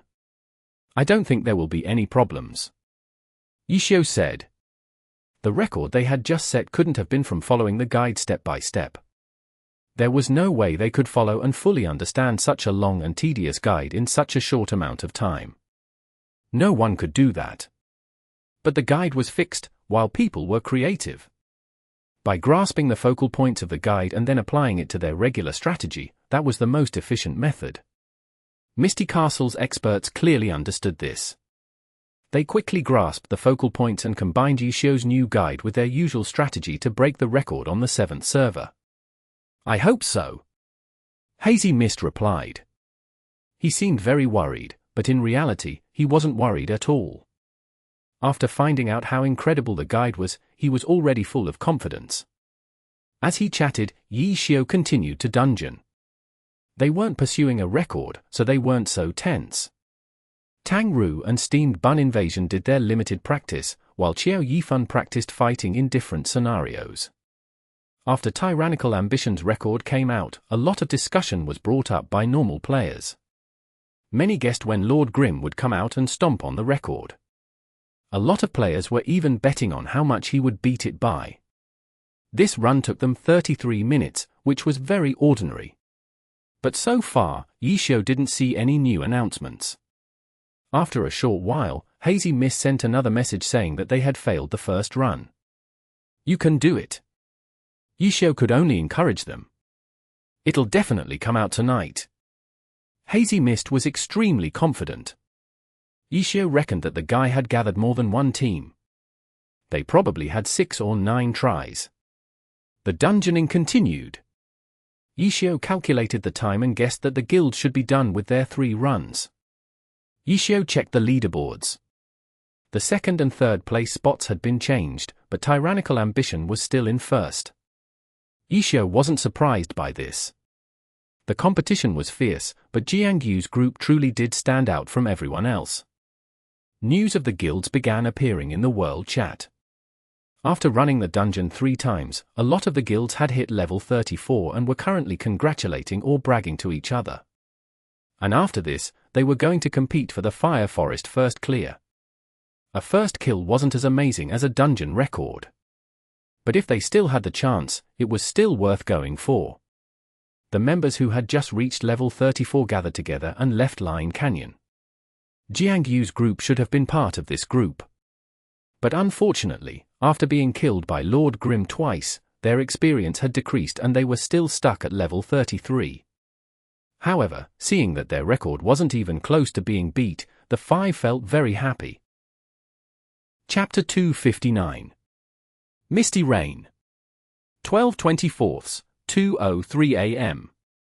Tyrannical Ambition's overall guild leader, as well as the other famous top-tier experts that he had brought over, gave their final blessings after struggling in the 10th server's pioneering battle. Jiang Yu's group had come to set the record in order to save Tyrannical Ambition from their predicament. At the same time, they had unexpectedly also resolved the Lord Grimm problem. They took down Line Canyon's dungeon record without a hitch. Their mission had been quite successful. Even after running the dungeon 3 times, they still weren't able to beat the record that they had set at the end of the first run. Once they had finished, their mission ended. The reason that they were staying for a while longer was to celebrate with the 10th server's players and also to see whether Lord Grimm would keep his promise to not touch their record. At this moment, over half an hour had passed since they had exited the dungeon and there hadn't been any announcements. They had all relaxed. Lord Grimm hadn't beaten their record and hadn't set a ridiculous record beforehand. Nothing bad had happened. "Okay, the 10th server will now be in your hands," Jiang Yu said to the 10th server's guild leader, Cold Knight, and its core members, such as Endless Night. The 4 elites that had come over were all old core members of Tyrannical Ambition, so the guild members that had come over to pioneer in the 10th server knew them. The 4 were talking with members one-on-one, encouraging them. Just as the friendly ceremony was proceeding, an announcement suddenly popped up. Tyrannical Ambitions hadn't noticed it in the beginning. It was only after the announcement had passed by did they realize what the announcement was about. Not good. Practically everyone realized this simultaneously. In that instant, Tyrannical Ambitions players all made the same movement. They moved their mice in order to check their messages and read the message that had just been received. But in reality, they didn't need to. While Tyrannical Ambitions players had been distracted and missed it, the other 10th server players had all seen the message clearly. The players who had seen it already then began to discuss it amongst themselves. The discussion had caused Tyrannical Ambitions players to miss the announcement message. But right now, the discussions in the world chat were all talking about what they didn't want to see. A new record. They saw these 3 words. Tyrannical Ambitions players hadn't seen wrong. In that instant, a dungeon record announcement had been made. Their excited and joyous guild suddenly turned deathly. Correct, Deathly. Even though everyone was sitting in front of their computers looking at their screens, they had all felt as if their souls were leaving them. Doubt and disbelief floated in the air. Who was it? Jiang Yu suddenly asked. His words were full of bitterness and pain. Who was it? Wasn't that an easy thing to check? If a record had come out, then it would show up on the leaderboards. However, Jiang Yu seemed to have forgotten this and didn't go and check. Why? Did he not want to see a particular name on there? Jiang Yu didn't look, but others did. Misty Castle, Cold Knight said, carrying a hint of disbelief. However, it was true. He had checked the name 3 times. It really did say Misty Castle. Misty Castle. Jiang Yu repeated the name in even greater disbelief. Misty Castle. It was true that the guild was backed by a club, but tyrannical ambition rarely saw that guild as an opponent. Misty Castle along with Team Misty Rain were strange entities. They were actually quite good, but their strength was always neglected by others, which seemed to be because of their temperament. Their temperament was greatly influenced by their ace player. Team Misty Rain's ace player was a girl. She was a girl who loved to watch all sorts of random Twilight-type TV shows and loved to talk about random gossips. Of the 20 teams in the alliance, Team Misty Rain was the only one whose ace player was a girl. Of course, Chu Yunxiu's skill level wasn't low at all. As the team's ace player, she was good enough to be considered one of the alliance's top-tier gods. But compared to male players, Chu Yunxiu's performance never felt tough enough. In tense situations, her win rate was very low, and in those matches she lost, many saw that it appeared as if she had modestly declined to fight it out. In those matches, it appeared as if she should have been able to continue for a bit longer, but for some strange reason, she always silently lost. No one knew if this was due to her temperament or personality. But as a result, a lot of people on the outside said things like she's just a female player, after all, in order to explain it. Esports was different than traditional sports, where players directly competed with their bodies and physical strength. As a result, it seemed as if males and females were on equal grounds in esports. But because girls generally weren't interested in these types of intense fighting games, there were a lot fewer female players in esports than males, and their skill levels were usually worse than male players by quite a bit. Chu Yunxiu was a rarely seen female god-level player. But because of this reason, a lot of people thought that she lacked competitiveness. Ace players often decided the team's style and their temperament. Thus, Team Misty Rain was seen as a team that lacked competitiveness. Their achievements reflected this as well. After Chu Yunxiu joined the team, Team Misty Rain had entered the playoffs 3 years in a row. But no matter how amazing they performed in the regular season, they always lost miserably in the first round of the playoffs. Team Misty Rain didn't seem to fit in with the playoffs' serious and fierce competition. In their first playoffs, maybe it was because they weren't experienced enough. But the second and third time? They couldn't always use a lack of experience as an explanation for everything. Thus, Team Misty Rain and its players were labeled as such. Since the team was relatively ignored, their in-game guild was ignored as well. Misty Castle wasn't small by any means, and they had many experts, but they never looked outstanding when competing against others. Perhaps it was because they weren't performing well, or perhaps it was because they didn't even try, but their rare good performance usually lasted only for a brief period or sometimes didn't even appear. Soft. Too soft. That was what many players saw Misty Castle as, which suited the team as well as their ace player, Chu Yunxiu. But since Chu Yunxiu was a girl, everyone understood if she was a bit softer than others. The guild was mostly filled with males, yet they were also soft, making a lot of people look down on them. Tyrannical ambition, on the other hand, was different. From their ace player to their team to their guild, they possessed tyrannical strength and a strong character. Yet they had unexpectedly been stomped on by the soft Misty Castle. This type of dramatic development was too hard to accept. Misty Castle? Impossible! Jiang Yu's voice suddenly rose. He personally checked the leaderboards. The first place name really was Misty Castle, and their record, 25 hours 21 minutes 78 seconds. tyrannical ambition had stepped on the entire server's records by 2 minutes, and now, Misty Castle had stepped on theirs by 2 minutes. Jiang Yu's complexion changed. He, who had personally researched the low-level dungeon, had no idea how Misty Castle had beaten their record by a whole 2 minutes. Are these players actually from Misty Castle? Jiang Yu tried hard, but didn't see Lord Grim as any of the 5 players' names. Perhaps they had invited a few experts to sub in? Or maybe some recently retired pro players came to mess around in the new server. They're all from Misty Castle. Cold Knight confirmed after looking at the leaderboards. Their characters might be, but the people playing on them might not be. How shameless. Jiang Yu said. Cough. Cold Knight coughed in embarrassment. Jiang Yu heard the reminder and then immediately felt even more embarrassed. He had played in the 10th server with this elementalist, crowd lover, for too long. Jiang Yu had even forgotten that he wasn't the original user of the character. He was also one of those shameless players. Luckily, besides Cold Knight, no one had noticed Jiang Yu's error. Everyone was still dumbstruck by Misty Castle's record and began looking at the world chat. They all wanted to cry, but no tears came out. Right now, ignorant noobs were saying, tyrannical ambition is so bad. The record they said didn't even need to be beaten by Lord Grim. Misty Castle? What guild was that? A lot of naive players didn't know of Misty Castle's background. They took the guild to be a small guild that showed tyrannical ambition's inability. And a lot of noobs believed it all, discussing just how weak tyrannical ambition was. Weak? Even when tyrannical ambition had their team wiped out, no one ever dared to call them weak. The experts were furious. Everyone in the guild was furious. Not waiting for their guild leader's orders, tyrannical ambition's players had already begun arguing with these players on the world chat.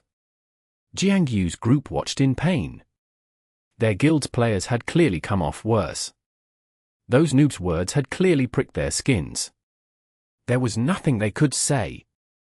They had no grounds for an argument.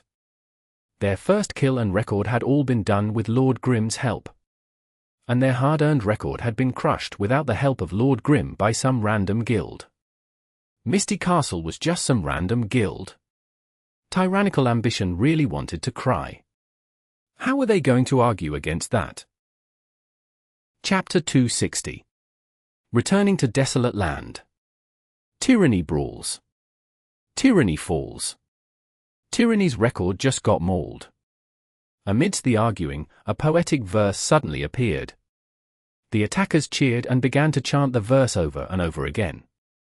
Quite a few players continued the poem, and the world chat exploded into a poem competition with tyrannical ambition's demise as the main topic. Traditional poems, rhyming poems, limericks. All sorts of poems were presented. How could tyrannical ambition's players not be angry? Jiang Yu couldn't stay calm. He opened his messages and took note of the player who had written the starting verse. Spearless. Shut your mouth. If you have the guts, 1v1 me in the arena or out in the wild. The loser eats his account card. Do you dare? Jiang Yu was the guild's main leader, so his words and actions represented the guild. He hadn't acted independently in a long time. But since no one recognized him in this server, he stopped caring and went directly to the world chat to fight with the attackers. The loser eats his account card was a slang in Glory, which meant delete your account in the early days of gaming. Not long after Jiang Yu issued the challenge, the player named Spearless replied, Tyranny brawls. Tyranny falls. Tyranny's record just got mauled. Jiang Yu wanted to pull out his hair, but his world chat messaging was still on cooldown, so he pushed someone off their computer and typed, Do you dare 1v1 me? If you don't dare, then shut your mouth. This time, the other side had his world chat messaging on cooldown, so he was quiet for a while. But once the cooldown came off, the other side immediately repeated, Tyranny brawls. Tyranny falls. Tyranny's record just got mauled. F***CK. Jiang Yu was about to go crazy. The people nearby saw that he was angry and didn't dare utter a word. But in their eyes, Jiangyu's actions were quite childish. As the guild leader of one of the 3 great guilds, he was actually arguing with some random noob. That was too shameful. This random noob looked to be quite experienced as well. By repeating his annoying message over and over again, he succeeded in making Jiangyu more and more furious. Guild leader. Calm down. If you get angry, it'll be your loss. Everyone finally surrounded and consoled him. Calm down? What's the use in calming down? The record's been stepped on again. What am I supposed to do? Jiangyu roared. The players, both inside and outside of the game, heard him. True. What were they supposed to do? They all looked at the attacks on the world chat as if they were eating a bitter fruit. Right at this moment, Yi Xiu's group finished their 3rd run. Compared to others, they had used almost an hour more. Almost all of it was due to running and hiding. When Misty Castle's record was announced, Yi Xiu saw it and immediately received a message from Hazy Mist, asking Yi Xiu for Fire Forest's guide. I'm still studying Fire Forest. There's no rush. You should go to Fire Forest and gather some materials, or else, when I come out with the price, I won't be able to help you. Yi Xiu replied. What's your asking price? Hazy Mist asked. That depends on how things turn out. Yi Xiu replied. How evil? Are you planning on revealing that our record was only achieved because we bought your guide and then having the other guilds scramble over it? I don't agree with you, saying that I'm evil. But the rest of it is true. It's not a false advertisement. After a short moment of silence, Hazy Mist messaged again, then can we have priority? I can give you a priority price. Yi Xiu said. During this time, the poem competition had begun and student Jiangyu had already leapt up to fry the noobs. Tyrannical Ambition's enemies took out their popcorn and watched in glee as the events unfolded. Steen Bun Invasion read Spearless verse twice and laughed out loud. As for Yi Xiu, he didn't have any sort of reaction. As someone who was once in the pro scene, he was used to being opponents with the players on stage and being friends with the players off stage. Of course, friend was more of a polite term. Some of these players were considered friends if they ever nodded their heads as a greeting. That meant that they wouldn't bring their rivalries on stage, outside the stage. What are we going to do next? Tang Ru asked. After giving up on setting records, the girl deliberately ignored New of records. She was afraid that if she kept on looking at the records, she'd want to set one. We'll go to Desolate Land's dungeon. Yi Xiu said. Desolate Land? Isn't that place that's inconvenient to go to? Tang Ru doubted. It's different now. Yi Xiu smiled. The previous level 33 players have hit level 34, which means that a lot of players, who were previously under level 30, have now entered the level 30 domain. That meant that there will be more players at Line Canyon, no. If you say it like that. Then I guess so. Tang Ru looked left and right. So you're saying that a lot of players from Desolate Land have now gone to Line Canyon, which means that Desolate Land is now empty.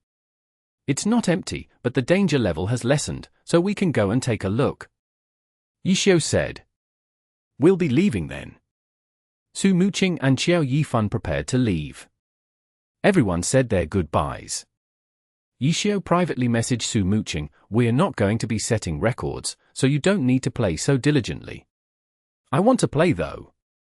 Su Muqing replied. Okay.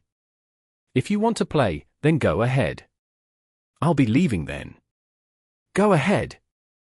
After the two went offline, the rest of the group cautiously exited Line Canyon. Outside the canyon, Yi Xiu called for concealed light. The four partied up and headed towards Desolate Land. After setting the record for Desolate Land, Yi Xiu hadn't partied up with Seven Fields and Sleeping Moon for quite a while. Even though they still talked with one another, after being involved with the big guild's pursuit, Yi Xiu didn't want to call them over. He was afraid that they'd get caught up in it too. While level 33 players were reaching level 34 and level 29 players were reaching level 30, Yi Xiu's leveling speed had slowed down. They still hadn't broken through, so concealed light was actually winning in this regard. His level 32 summoner was the highest level among the four of them. We'll dungeon as a party of 4. Concealed Light, play with us for now and I'll have you practice when I find an opportunity. Yishio said. Okay. Concealed Light said. Who would have thought? You'd actually have the chance to get instructed by Senior. Senior, what qualifications does he have? I don't see it. Steen Bun Invasion said. His theoretical knowledge is solid. Even though he lacks actual experience, if you have nothing better to do, you should carry him along.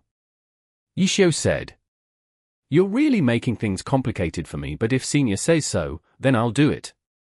Steen Bun Invasion reluctantly replied. He turned his head and majestically called, Hey! Little Concealed Light, from now on, I'm your Senior. Come here and let me hear a Senior. B** starred. How could Concealed Light act kind to Steen Bun Invasion? Oh my! The nerve! Do you dare 1v1 me? The loser eats his card. Steen Bun Invasion used the new knowledge he had just learned from reading the world chat. TCH. Concealed Light obviously couldn't agree and sent him a beneath me face. They continued to argue all the way until Desolate Land, where they entered a relatively quiet dungeon entrance. When they entered the dungeon, Yishio set up a plan for each of them.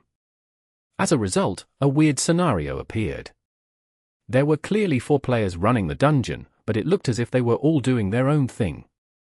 None of them were working together and one wasn't even fighting monsters. He was just standing on the side shouting and directing. This person was obviously Yishio. At this moment, he was mostly worried about Concealed Light. Teaching this guy was much harder than teaching Tangru and Steen Bun Invasion. After all, those two had solid mechanics. As soon as Yishio taught them something, the two would immediately learn it after practicing it 2 or 3 times. But Concealed Light was very different. Let alone using summoned creatures to aggro monsters, block monsters, gather monsters together, surround monsters, etc. He wasn't even able to move 5 summoned creatures in one direction. Yishio was patient though. He continued to teach him, but Concealed Light was somewhat disappointing. Not long after, he was forced to retreat after accidentally aggroing a few monsters, forcing Yishio to help him out. Starting from 0 is truly difficult. Yishio sighed. Concealed Light, do you seriously want to improve your mechanics? Of course. On the internet, there are a few programs that can help you train. Have you ever tried them before? Yishio asked. I've downloaded a couple, but they're all too hard. Isn't it too early for me to do those? Concealed Light said. No. I'll send you some elementary ones. You should practice those slowly. Yishio said. Ah, really? Thanks, Senior. Concealed Light had argued with Steen Bun Invasion for a long time, so he learned what Steen Bun Invasion called Yishio. HM? What did you call me for? Steen Bun Invasion shamelessly joined in. You B** starred. Concealed Light cursed. Thanks, God. He didn't forget to revise his previous address. Chapter 261. You have to love the game. In the blink of an eye, the day had grown bright and Yishio stretched his arms. At this time, no one in his group was still playing. Tangru had gone off the earliest. After running Desolate Land 3 times, she went to sleep. Ever since the day that where she and Chengguo went shopping, she had changed her sleep schedule. She wouldn't stay up all night until day came like Yishio did. She would go to sleep earlier, but wake up earlier than Yishio also. Whenever Yishio woke up, he would always be able to see her and Chengguo sitting together and playing Glory up until 3 o'clock in the afternoon, which was when Tangru had to take the shift. After Tangru went offline, Concealed Light, finally, was unable to continue arguing bitterly with Steen Bun Invasion and decided to duel Steen Bun Invasion in the arena. Yishio was dragged along by Steen Bun Invasion and forced to spectate the match. Yishio really didn't need to watch to know the results. With Concealed Light's skill level, there was no way he could fight against Steen Bun Invasion. Concealed Light fought 10 matches and lost 10 matches. Nothing unexpected had arisen. Ha ha ha ha, now you know my strength. Being your senior is actually quite troublesome for me, not you. After exiting the arena, Steamed Bun Invasion was absolutely delighted, while Concealed Light was completely silent. For Steamed Bun Invasion, who could find fun during any moment, beating up a noob clearly didn't make him feel bad in any way. Steamed Bun, don't be too complacent. Yishio felt that he had to say a few words. You started training earlier than he did. Bullying Concealed Light, who just started learning, isn't something you should be too happy about. Ha ha, I was prepared to teach him well, but this little boy refused to accept me, so I had to teach him a lesson. How about it, little Concealed Light? Am I good enough for you? Ha ha ha ha. Steamed Bun Invasion continued to be proud of himself. Who would believe that he actually wanted to teach someone? He was clearly feeling good about beating up a noob. Alright, that's enough. You, go and play. Yishio shooed away Steamed Bun Invasion. He turned around and saw that Concealed Light was still standing there stupidly. Don't be discouraged. You've only just begun.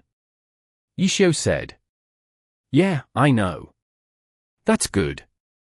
Gimme a sec and I'll send you some stuff. Okay. After that, he spent 2 hours searching, arranging, and categorizing. The materials he had gathered weren't only useful to Concealed Light. Any other player who liked glory would find them useful too. However, these types of specialized drills were extremely dull. Normal players wouldn't be able to persist, and if you didn't persist, no type training was effective. The materials Yishio had gathered were especially fitting for a beginner such as Concealed Light. Actually, these types of specialized drills were a bit difficult for beginners. However, in Yishio's eyes, for a beginner like Concealed Light to have such a solid grasp of theory meant that he was very tenacious and wanted to improve his own skill. When Steamed Bun Invasion bullied the noob, Yishio watched with one eye open and one eye closed. He wanted to see just how motivated Concealed Light was to improve. After receiving the materials, Concealed Light thanked Yishio, who reminded him about the important points. As for how to use them, Yishio felt that it wasn't necessary to tell someone who studied things so meticulously. After sending Concealed Light his portion, Yishio glanced at some more documents. While arranging the materials, he also found a few programs that could be specially used for Tang Ru's and Steamed Bun Invasion's training. However, when Yishio thought of Steamed Bun Invasion's misdeeds, Yishio felt that these types of drills didn't suit him. Steamed Bun Invasion liked the game because the game brought him happiness. However, when this type of happiness stops existing, Yishio wouldn't know what type of attitude Steamed Bun Invasion would take. The reason pro players become pro players, besides having talent, working hard, etc., was because they loved the game. For example, for Yishio, he had played the game for 10 years, but his love for the game hadn't died down. It wasn't just him, every pro player that struggled to be a part of the alliance all did so because they loved the game. As for normal players, some would play for 2 or 3 months and then switch to a different game. These types of players weren't suitable to become pro players. Even if their mechanics were good enough, if they didn't have the passion, their performance would be vastly different from those that did and they wouldn't be able to become anything great. Steamed Bun Invasion found the game fun, which was why he was interested. New, in-game content would naturally interest him. However, how long would he stay interested? Yishio felt that he didn't understand Steamed Bun Invasion well enough. Normally, all he heard was the guy spouting random nonsense. He should have at least understood his previous gaming experiences. Yishio had no idea where the guy got his mechanics from. Regardless, he still wasn't sure whether or not he should give specialized drills for Steamed Bun Invasion. He was afraid that it might cause him to lose interest towards the game and create conflicting feelings. Perhaps it was better to make him understand his own problems on his own right now and then for him to happily look for help later. The other set of materials was for Tang Ru. The reason this sis wanted to improve her mechanics so she could beat him. Yishio originally didn't believe that such a ridiculous reason would hold for much longer. However, from the looks of it, this sis's stubbornness far exceeded that of normal people. Before she beat him, it really didn't seem like she'd give up. The good thing was that as she improved and as she continued to understand glory, Tang Ru gained a greater understanding of just how far apart they were and would feel that the game wasn't as easy as she had said before. This Sis's interest in glory was slowly forming.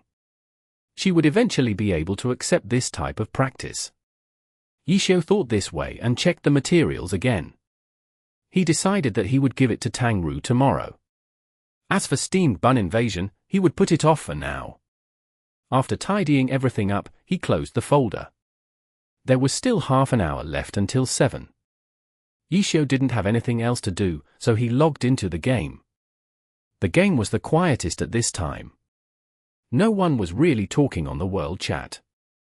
The previous dispute between Tyrannical Ambition and the other players had died down a while ago, so many had already seen their daily dose of drama for the day. Those players, who had argued with Tyrannical Ambition, might not have any enmity towards Tyrannical Ambition. They just did it for the sake of roasting them.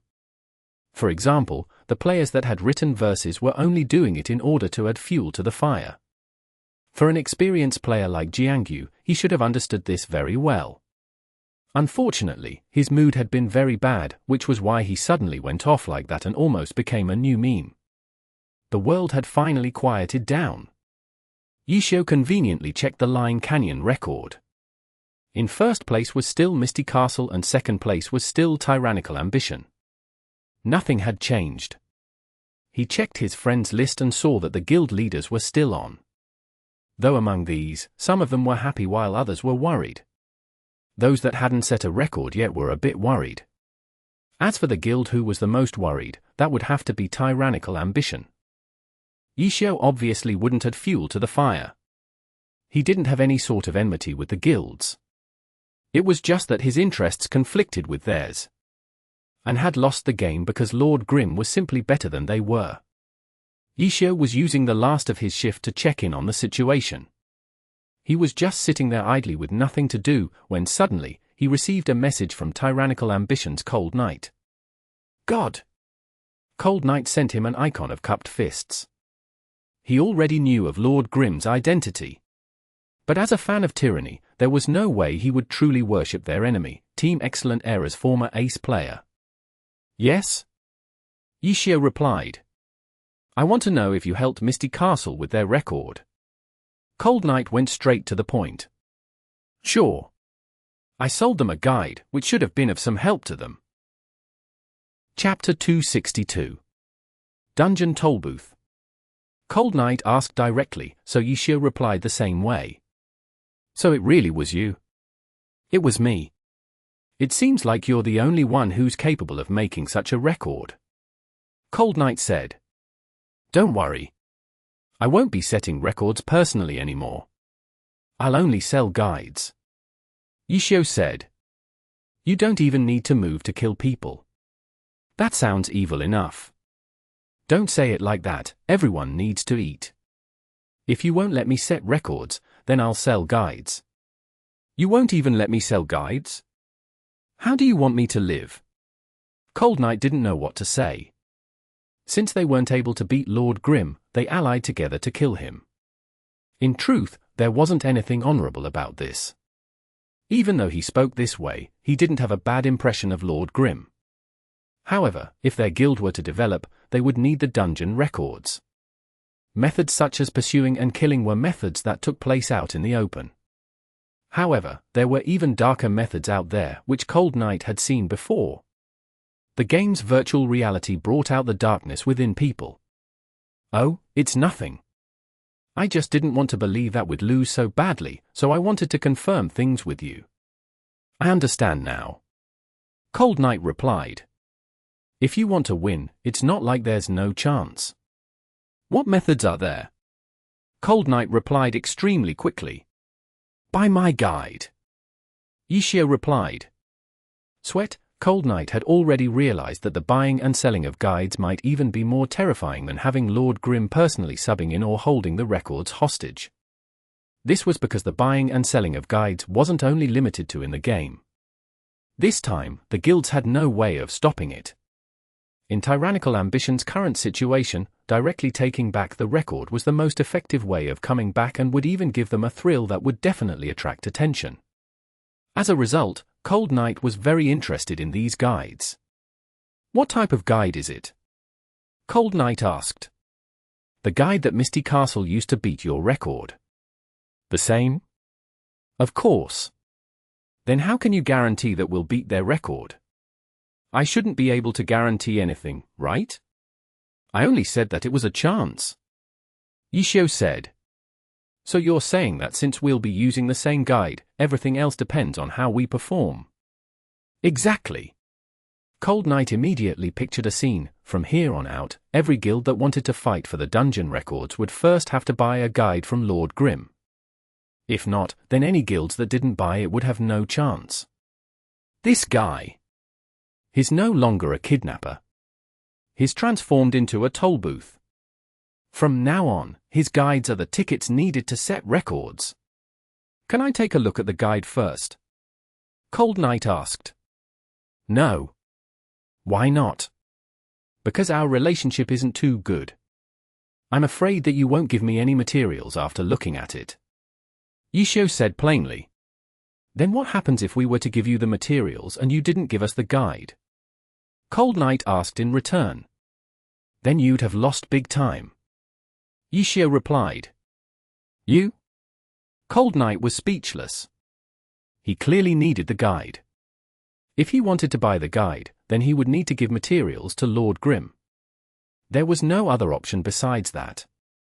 Cold Knight felt very gloomy. He didn't like this sort of thing, but there was no way he could depend on his strength. "I'm going to log off at 7. You have 15 minutes to consider it." Yishio messaged. "Of course, if you're patient, then you can wait until I log in the afternoon or even until next year. You can buy my guides at any time as long as you pay enough materials." "What materials?"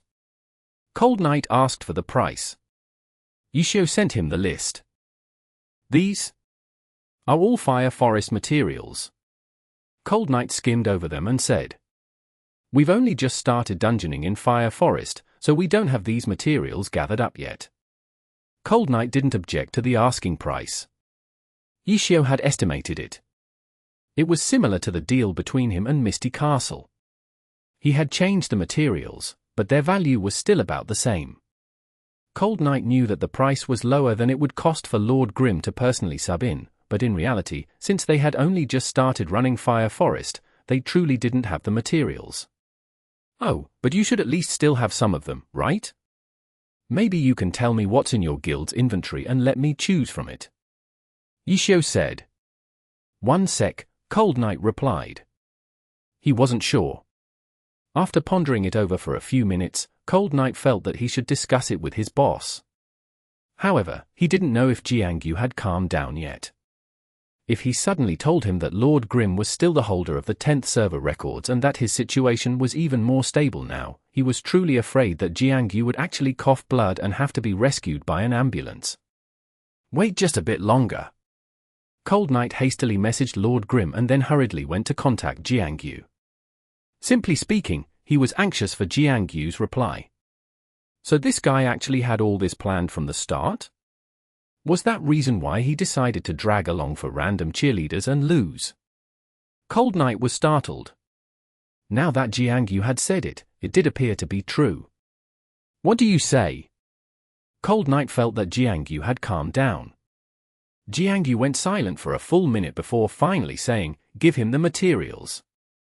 "Okay." Cold Knight decided. Their current plight was truly difficult. If they continued to fight with Lord Grim wouldn't care and they'd be the one losing out. After receiving Jiangyu's reply, Cold Knight contacted Lord Grim and said, "I agree." "What materials do you guys have?"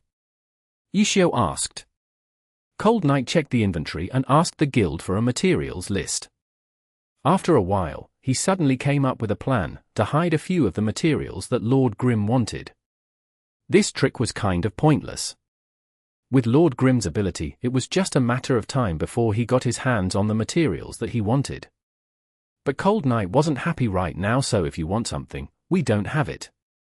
We'll give you something you don't need. Yishio looked at Cold Knight's list and didn't say anything. He picked a few materials and then replied back. Cold Knight looked and saw that there wasn't any problem. The materials were traded and Yishio sent them the guide. Cold Knight opened up the document as if he was looking at a treasure. Just as he was about to say something else to Lord Grim, he found that Lord Grim had gone offline. Cold Knight suddenly panicked. What if they had been tricked? What if the guide was a fake? He hastily checked the guide and looked at the page count. Why was it so long? He continued to read and discovered that it was different from normal guides. This guide was extremely detailed. F*CK, is he selling it based on the word count? Cold Knight disdained. But after looking at the highlighted portions and then reading them carefully, he immediately realized their significance. So it's like this. After reading a section, Cold Knight suddenly understood. Did you get the guide? On the other side, Jiangyu was urging him. Chapter 263. Christmas Event. Cold Knight sent Jiangyu's group the document. They all opened it and began studying it. After reading it through, they discovered that in order to break the record, they still needed to consult with Lord Grim. If they had known this earlier, then they wouldn't have done so many tricks. There were no words to describe what they were feeling right now. The only thing that made them feel a bit better was that they knew who Lord Grim really was. Yichio. It was an identity that wouldn't garner any love in tyrannical ambition. At least against such a strong opponent, losing wasn't shameful. They were all comforted by this thought to some degree. They tacitly agreed not to mention Yichio, nor Lord Grim, and focus only on the guide's content. They were all experts, so they quickly understood the guide's value. The highlighted portions were the guide's most important points. The guide had originally required the use of 5 fixed classes, but by learning the most important parts of the guide, the classes didn't need to be fixed. Jiangyu's group discussed this issue about how they could integrate the strategy into their class setup. Meanwhile, Yishio had already logged off. Yishio was now off from work, so he went out to eat breakfast. While coming back, he saw Chenghua standing outside of the entrance, ordering a few employees around. Oh? Are we going to celebrate Christmas? When Yishio walked over, he saw that a small pine tree was standing erect at the internet cafe's entrance. Chenghua was currently putting on bright lights and presents. Oh? You actually know the date? You didn't make a mistake, did you? Chenghua said. For people like Yishio who had their days and nights flipped upside down, in her eyes, it was very easy for them to lose track of time. I accidentally noticed it. Yishio circled around the small pine tree. Not bad. Yishio praised. Of course. Is there actually stuff in here? Yishio pointed to the small presents hanging on the tree. Of course. What's inside? Raffle prizes, coupons, etc. Chenghua said. Oh. Yishio understood. Clearly, Chenghua was like a lot of business owners and used this holiday as a marketing scheme. I say, boss. When you set up events, you should pay more attention to it. You should buy a Christmas tree. What's up with this tree? Did you make it yourself with wires? Yishio circled around the Christmas tree again. Yishio could tell that this Christmas tree wasn't real and had been made entirely by hand. A handmade one isn't good enough. Chenghua walked over and said. It's not that it's not good. It's just that it can't compare to an actual tree. It also looks kind of old. Was it from last year? Yishio asked. Chenghua shook her head. I made it with my dad 10 years ago. Yishio was startled. He had worked in the internet cafe for almost a month. Even though he hadn't heard Chenghua say it personally, he had heard quite a few stories about her from other employees. He had heard that Chenghua had taken over the cafe by herself after her parents had passed away. This rough-looking, handmade Christmas tree wasn't just used by Chenghua for advertisement, but it was also a reminder of her memories with her parents. This Christmas tree definitely had a lot of history behind it. Your dad's craftsmanship is pretty good. The tree looks really good, Yishio said. Thanks. Chenghua faintly smiled and didn't argue with Yishio's obvious change in attitude. Do you need me to help you with anything? Yishio asked. No need. Go ahead and sleep. Okay, Yishio returned to his room to rest. Chenghua stood next to the Christmas tree, entranced. 10 years. This Christmas tree had accompanied her for 10 Christmases. Her father was still there on the first Christmas. The tree had been made by him as a Christmas present to her. But for the other 9 years, only she and the tree had remained. Boss, can I hang this here? Chenghua had been distracted when someone suddenly interrupted her thoughts. An employee was asking her if it was okay to hang a decoration there. A little higher. Chenghua came back to the present and continued to direct. Yishio went to bed, but he didn't sleep long and got up before noon. When he left his room and went downstairs, he saw that the internet cafe had a complete Christmas makeover. The handmade Christmas tree was loaded down with presents and ornaments and looked as if it was about to bend over. Apart from this, all sorts of bright lights and Christmas posters were put up. The most eye-catching headline was the announcement for Happy Internet Cafe's Christmas raffle. Not bad, not bad. I can feel the Christmas spirit. Yishio looked around and praised Chenghua. Yeah. Chenghua replied. She didn't even lift up her head. The Christmas events are going to start soon. Shouldn't you hurry up? Chenghua said. She and Tang Ru were at the computers playing Glory. The events she was talking about were directed towards the game, not the internet cafe. The game obviously wouldn't miss an opportunity like Christmas to promote sales. Every year, Glory would come up with new events for all sorts of holidays. For every new server that was opened, the very first holiday event would be Christmas. And these events were always great opportunities for leveling and equipment. For old servers, there wasn't much point in leveling. But for the new server, leveling was much more important than equipment.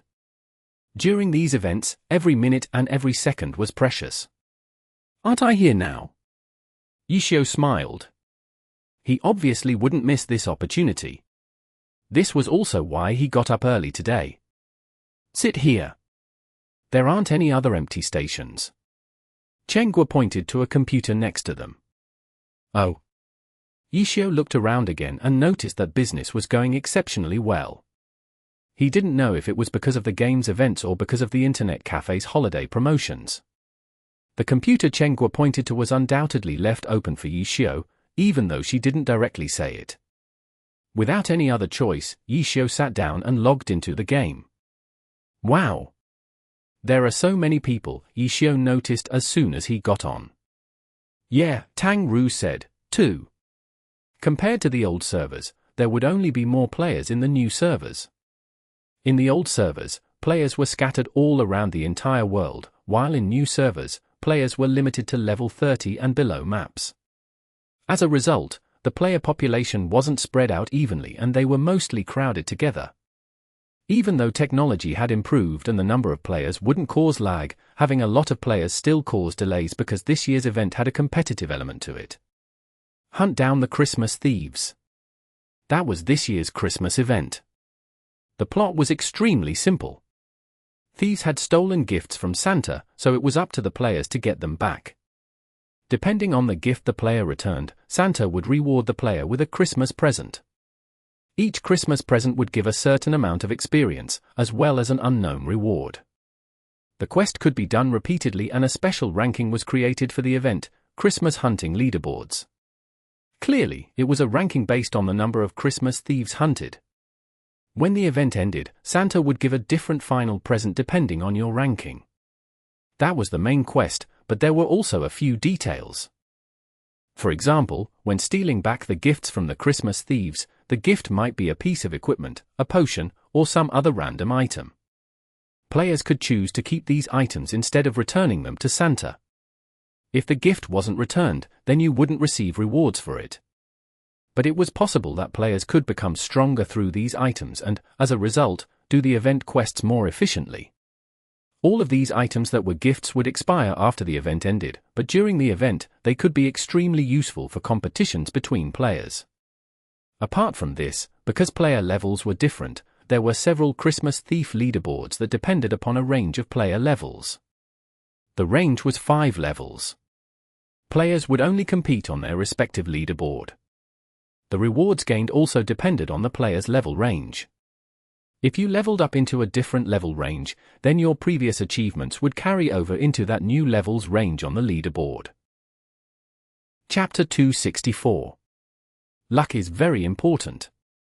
Not long after Yishio logged into the game, the clock hit 12 and the events began. Players had naturally studied the event's rules beforehand. Players didn't need to accept any quests. They just needed to look for the Christmas thieves scattered around the map. However, Christmas thieves had levels like normal monsters. The higher the level, the more points it would give. Besides this, there were also elite Christmas thieves. They would score more points than normal thieves and would also give better quality presents. Ha ha, my luck is good. I found one. Yishio heard Chenghua laugh. He turned his head and saw Chenggua's chasing Haze firing towards a Christmas thief. The thief immediately turned its head and pounced towards chasing Haze. Meanwhile, nearby players also noticed this Christmas thief, but no matter how hard they attacked, the thief's only target was chasing Haze. This was one of the special attributes of Christmas thieves. The first aggroed target was locked in. In order to prevent players from fighting amongst each other, whoever attacked the Christmas thief first had priority. Aggroed Christmas thieves would still be hurt by other players' attacks, but no matter how much damage was dealt, it would only help the player who aggroed it first. Seeing that chasing Haze had already aggroed the Christmas thief, they stopped attacking and began searching again. The Christmas thief was nimble. It clearly wouldn't be so easy to kill. Christmas thieves had different classes just like players did. They were called thieves, but it didn't mean their class was that of a thief. The monster that Chenghua aggroed closed in on her and slashed at her. It was a swordsman class, Berserker. Chenggua's chasing Haze used an aerial fire, dodging and attacking the Christmas thief. Not bad. Yishio praised. Using aerial fire to widen the distance while attacking the target was a basic launcher maneuver. He could see that Chenghua was quite proficient in this area. Her movements had been very clean. Chenghua was absorbed in the killing. She was focused on her battle with the Christmas thief and hadn't noticed Yishio praising her. Yishio watched for a bit and then went back to his own game. His Lord Grim had logged off in the wild. At this moment, players were running around everywhere around him. As soon as a Christmas thief spawned, who knew how many attacks flew at it? Yishio stretched his neck and looked towards Tang Ru. Tang Ru's situation was similar to his. Players were everywhere. Finding a thief to kill was quite difficult. In this event, luck was an extremely important factor. As Yishio maneuvered his Lord Grim, he opened a message and saw that it was from Su Muqing's cleansing mist. "You're on time," Su Muqing said. "Why are you on, too?" Yishio was surprised. "There's an event." "Of course I'm going to participate." Su Muqing explained as if it were obvious. "It seems like you're not busy. Have you captured any thieves yet?" Yishio helplessly asked. "Not yet. There's too many people. I'm going to go to Fire Forest to take a look," Su Muqing replied. Due to the rules, there would be fewer players in higher-leveled maps. After all, higher-leveled players could go to lower-leveled maps, but for lower-leveled players, it could be dangerous for them to go to higher-leveled maps. "I think Fire Forest is probably the same," Su Muqing said. "I think so, too." Other level 30 players might not be as skilled as Yishio's group, but they could still wander around Fire Forest. It wasn't that they were unable to kill the monsters in Fire Forest. It was just that it wasn't as efficient for leveling purposes. "Maybe we should try aiming higher? What do you think about Sin City?" Su Muqing said. Sin City was a level 37 to 39 area. The entire leveling area was a city. The layout of the map wasn't too different from a main city, but the NPCs there weren't friendly and their only form of communication towards players was to attack them. There might be people there too, but there shouldn't be as many, Yishio said. Players who were confident about surviving in Sin City were all probably heading over there. Then let's go take a look. Okay. Yishio didn't forget to call for Tang Ru.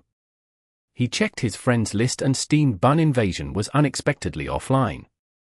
As for the others, Seven Fields and Sleeping Moon were online.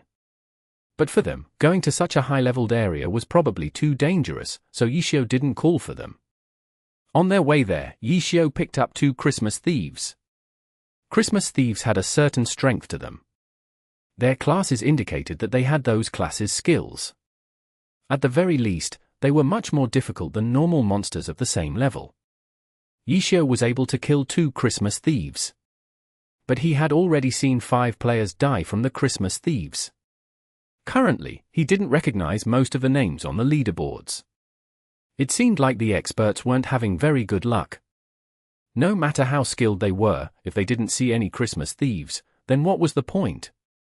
Though he did recognize one of the names. 1000 Creations. The guy had unexpectedly placed on the level 31 to 35 leaderboards. He clearly hadn't gotten the achievement through luck, but rather by kill-stealing the monsters. Due to Christmas Thieves locking onto their first target, most kill-steals were avoided, but it couldn't entirely be avoided. Under this condition, it made kill-stealing a lot more difficult. There might not be a way to kill-steal the monster by attacking it, but you could kill off the player it was aggroed onto. That would cause the Christmas Thief to turn neutral, which you could then attack in order to take it down. But doing things like this would only make you into a street rat. Yishio didn't doubt that if 1000 Creations continued to stay on the leaderboards through this method, then today the world chat's main topic would be towards attacking this shameless kill-stealer. Speaking of this guy should have already kill-stolen quite a few. Were there no angry shouts at him? Yishio looked at the world chat and saw that it was filled with complaints about the event being too difficult to kill Christmas Thieves. Seeing the world chat, Yishio couldn't help but think of Tyrannical Ambition's plight yesterday night.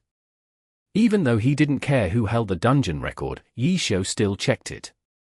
The leaderboards hadn't changed. After Misty Castle had bought the guide, they had set the record after 1 or 2 hours. Yishio didn't think that Tyrannical Ambition would lose to them. But there was no trace of them on the leaderboards. It was possible that Tyrannical Ambition didn't have the suitable accounts, so they were waiting for tomorrow to set it. TSK, they're probably hurting inside, while waiting for the day to go by. Yishio didn't care and didn't need to side with any guild. And in front of him, Sin City finally appeared. Chapter 265. Sin City. Sin City. After entering the leveling area, the sky's color changed. The sky was covered in dense, black clouds and thin rain drizzled down. The entire city had a sinister and dark hue around it. Enveloped in both rain and fog, players had limited visibility. The rain's dripping sound and the occasional thunder challenged the players' hearing. As soon as Lord Grim entered the city streets, thunder roared and lightning flashed down from the sky, illuminating the entire street in a deathly pale light in that instant. Yishio suddenly moved his hands. His mouse shifted and Lord Grim stabbed towards his left with his 1000 Chance umbrella. The umbrella flipped inside out. Pu! The dragon tooth connected with the target. The lightning revealed his pale and mean face, dripping with rain. His hands held a cold dagger which stabbed towards Lord Grim, but he was hit first by Lord Grim's attack. This was a Sin City resident, one of the monsters in this leveling area. Glory's drawings were extremely detailed. NPC monsters were randomly generated through character models. Their models were different from one another, which made them appear realistic and vivid. Sin City's unique environment and weather made it troublesome for players. The residents here were also extremely hostile. Their faces looked like fiends and their sneak attacks were sudden. If Yishio were a normal player, he would have most likely been hurt by the sneak attack. Fortunately, Yishio was Yishio. His dragon tooth struck, followed by a sky strike. Yishio was a pro player. He had to be familiar with every type of map. Many of the maps used in Glory's competitive matches were based on maps made in-game. After playing for so many years, how could he not be familiar with this type of environment? Sin City? When new players first arrive here, the reduced visibility and noisy background might make them feel repressed, and the residents' sudden attacks were likely to scare them. But for Yixiao, this was all too ordinary. After using a Sky Strike, Lord Grim switched around with different forms and used different skills. But the high-level suppression greatly weakened Lord Grim's killing potential. Even though the fight was without any suspense, it still took him quite a while to kill off the resident. Yixiao didn't want to waste his time on this resident. After killing it, he began paying attention to the surroundings. Residents were moving around in the 9 o'clock, 11 o'clock, and 1 o'clock direction. These residents' aggro range had obviously been researched by players long ago. For Yixiao, he was good enough that he could estimate the distance with his eyes. These 3 residents blocked the street he was on. No matter which way he went, he would inevitably enter their aggro range. Yixiao saw this, but his Lord Grim continued forward. Charge forward! After seeing the resident at the 9 o'clock direction step twice, Yixiao used the opportunity to make Lord Grim rush forward. Leap back! The resident in the 11 o'clock position suddenly stopped and turned back. Yixiao hastily had Lord Grim leap backwards twice, just beyond the edge of the resident's aggro range. To the right, 30 degrees. After confirming the resident's positions, Yixiao made his decision and rushed forward diagonally. As he moved, his camera constantly moved, observing the 3 residents' movements. He would immediately make any adjustments based on their movements. Finally, after twisting and turning, Lord Grim ran past them without being noticed. The process had been somewhat complicated, but it saved him a lot of time. Are all of you here? After getting past the blockade, Yixiao opened his friends list and asked Su Muqing and Tang Ru. Here. The 2 replied in succession. The 3 didn't form a party after meeting up. Even though the event rules allowed for the formation of parties, the Christmas thieves would be mutually shared, which meant that each person would receive a lot less points for each one. From Yixiao's experience, parties were there to make the fights easier. If the individual was good enough, then going solo was more efficient than forming a party. Yixiao, Su Muqing, and Tang Ru were without a doubt good enough to solo these monsters, so there was no need to party up. After encouraging them, Yixiao told Tang Ru the places she had to be careful around in Sin City so that she didn't make a blunder due to her lack of experience. You have to listen carefully. Even though there's a lot of background noise, the monster's attacks won't be completely covered up. You will have to get used to screening out the necessary sounds from all of the noise. In Glory, lots of dangers behind the player could be found through experience and screening. It was an important game skill that had to be grasped. Got it. Tang Ru replied. Chenghua glanced at Tang Ru's screen and immediately gasped in surprise, "You're going to Sin City at that level?" While looking towards Yixiao's screen, she said, "You too." Not waiting for Yixiao's answer, Chenghua began to bubble with excitement. Her hand pointed towards Yixiao's screen, "A thief." "I see it." Yixiao had no choice but to talk with her. "Hurry up and attack it." "I don't want to aggro the other monsters," Yixiao said. He had seen the Christmas thief long ago, but the guy was standing next to 2 Sin City residents. If he attacked now, the 2 residents would be aggroed. Yixiao wanted to wait for an appropriate time. Chenghua understood what Yixiao meant. As a result, she ignored her own character and helped Yixiao watch the thief. That Christmas thief crouched into a corner and stopped moving. The 2 Sin City residents incessantly paced back and forth. Oh. Hurry up and attack. Chenghua suddenly hit Yixiao. The right one is still off by 1 position. Yixiao said. Really? Chenghua muttered, "If you're going to keep wasting your time like this, then you might as well just kill them all, no? You're good enough to do that, right? Don't rush me." Yixiao didn't move and looked as if this was his only option. "Let's see how long you're going to wait." Chen Guo said, when the two residents moved one step sideways. Right at this moment, Lord Grim lifted his weapon and fired. The bullet moved extremely quickly. All Chen Guo saw was the blood that blossomed out when the bullet hit the Christmas thief's head. The Christmas thief immediately leaped up and charged forward.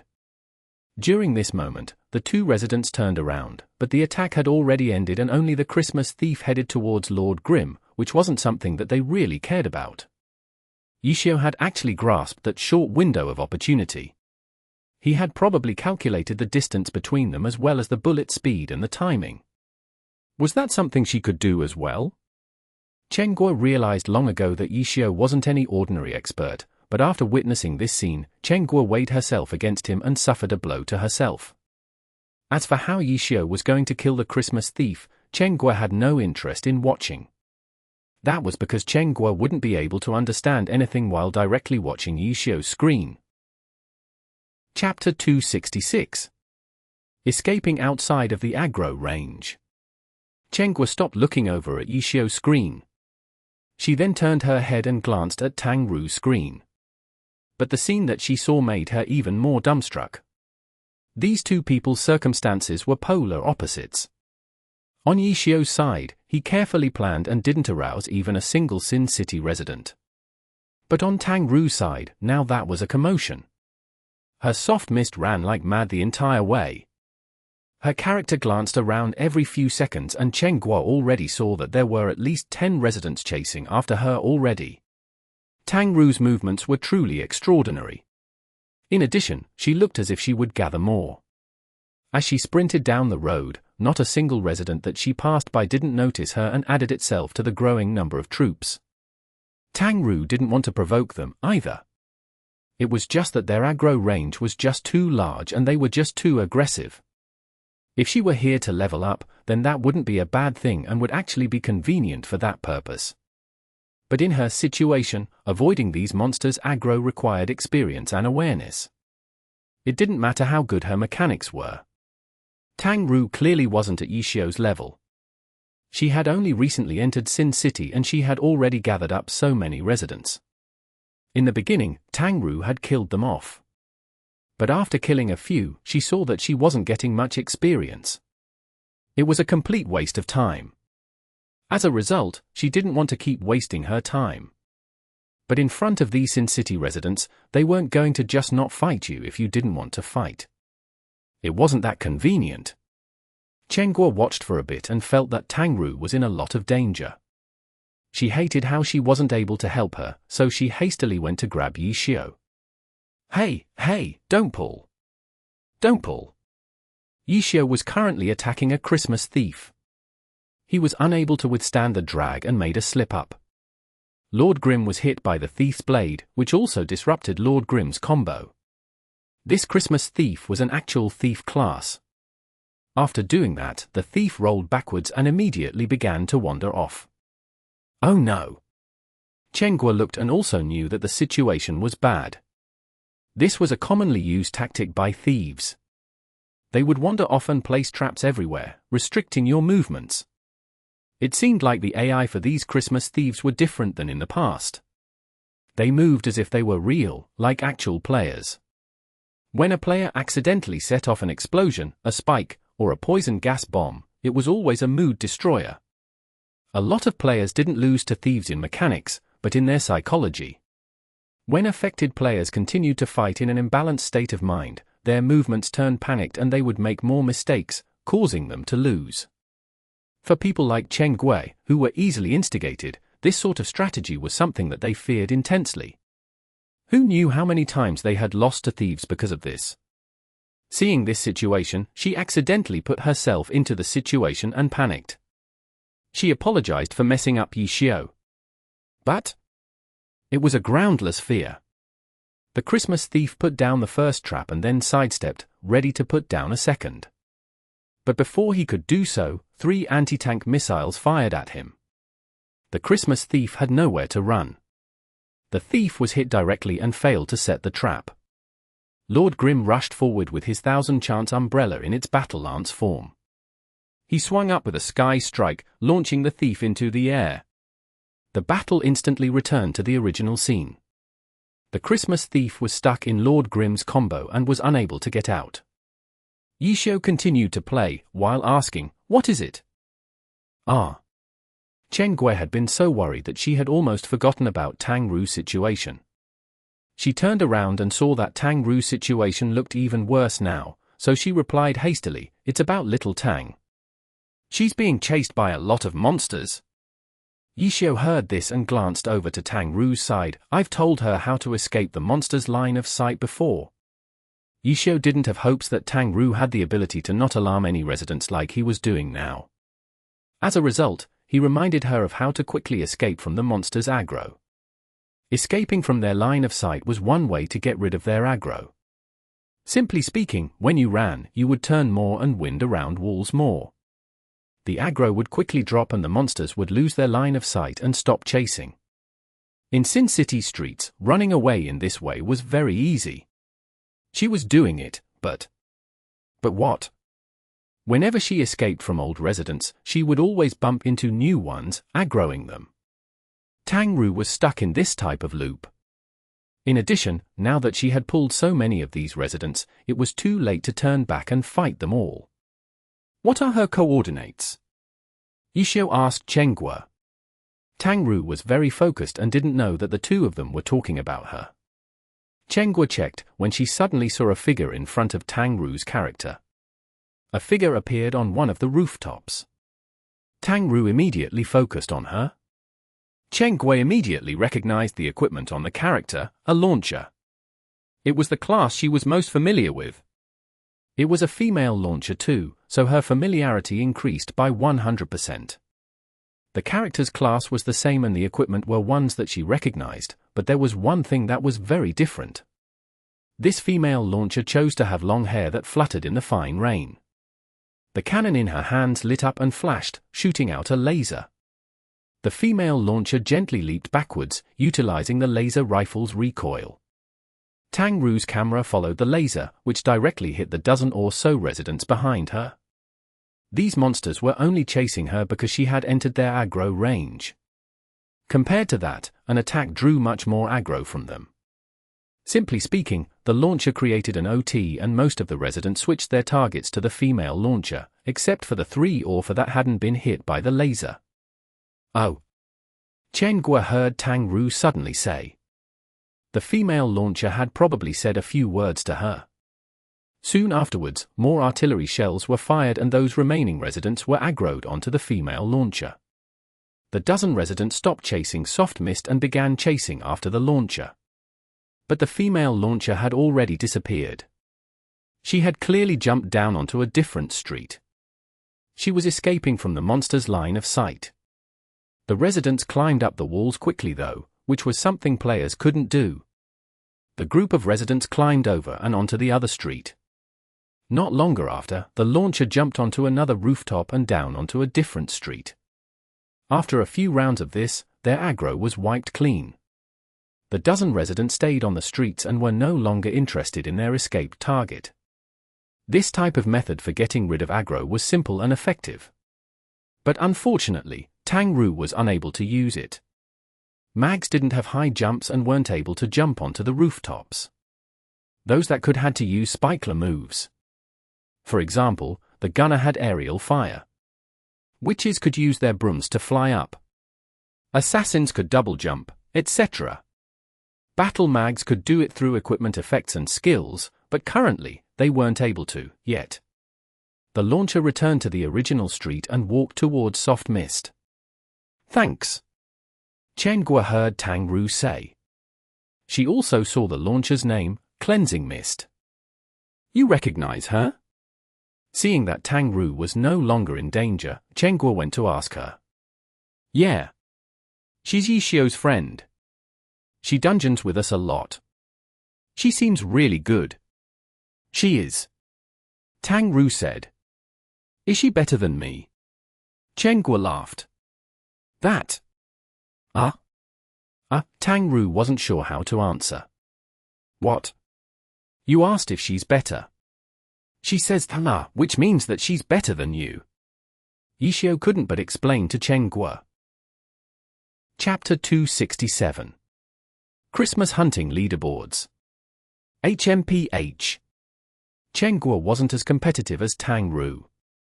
It was only because the female character was playing the same class as she was, as well as her heroic entrance, which caught her eye, that she had jokingly asked such a question.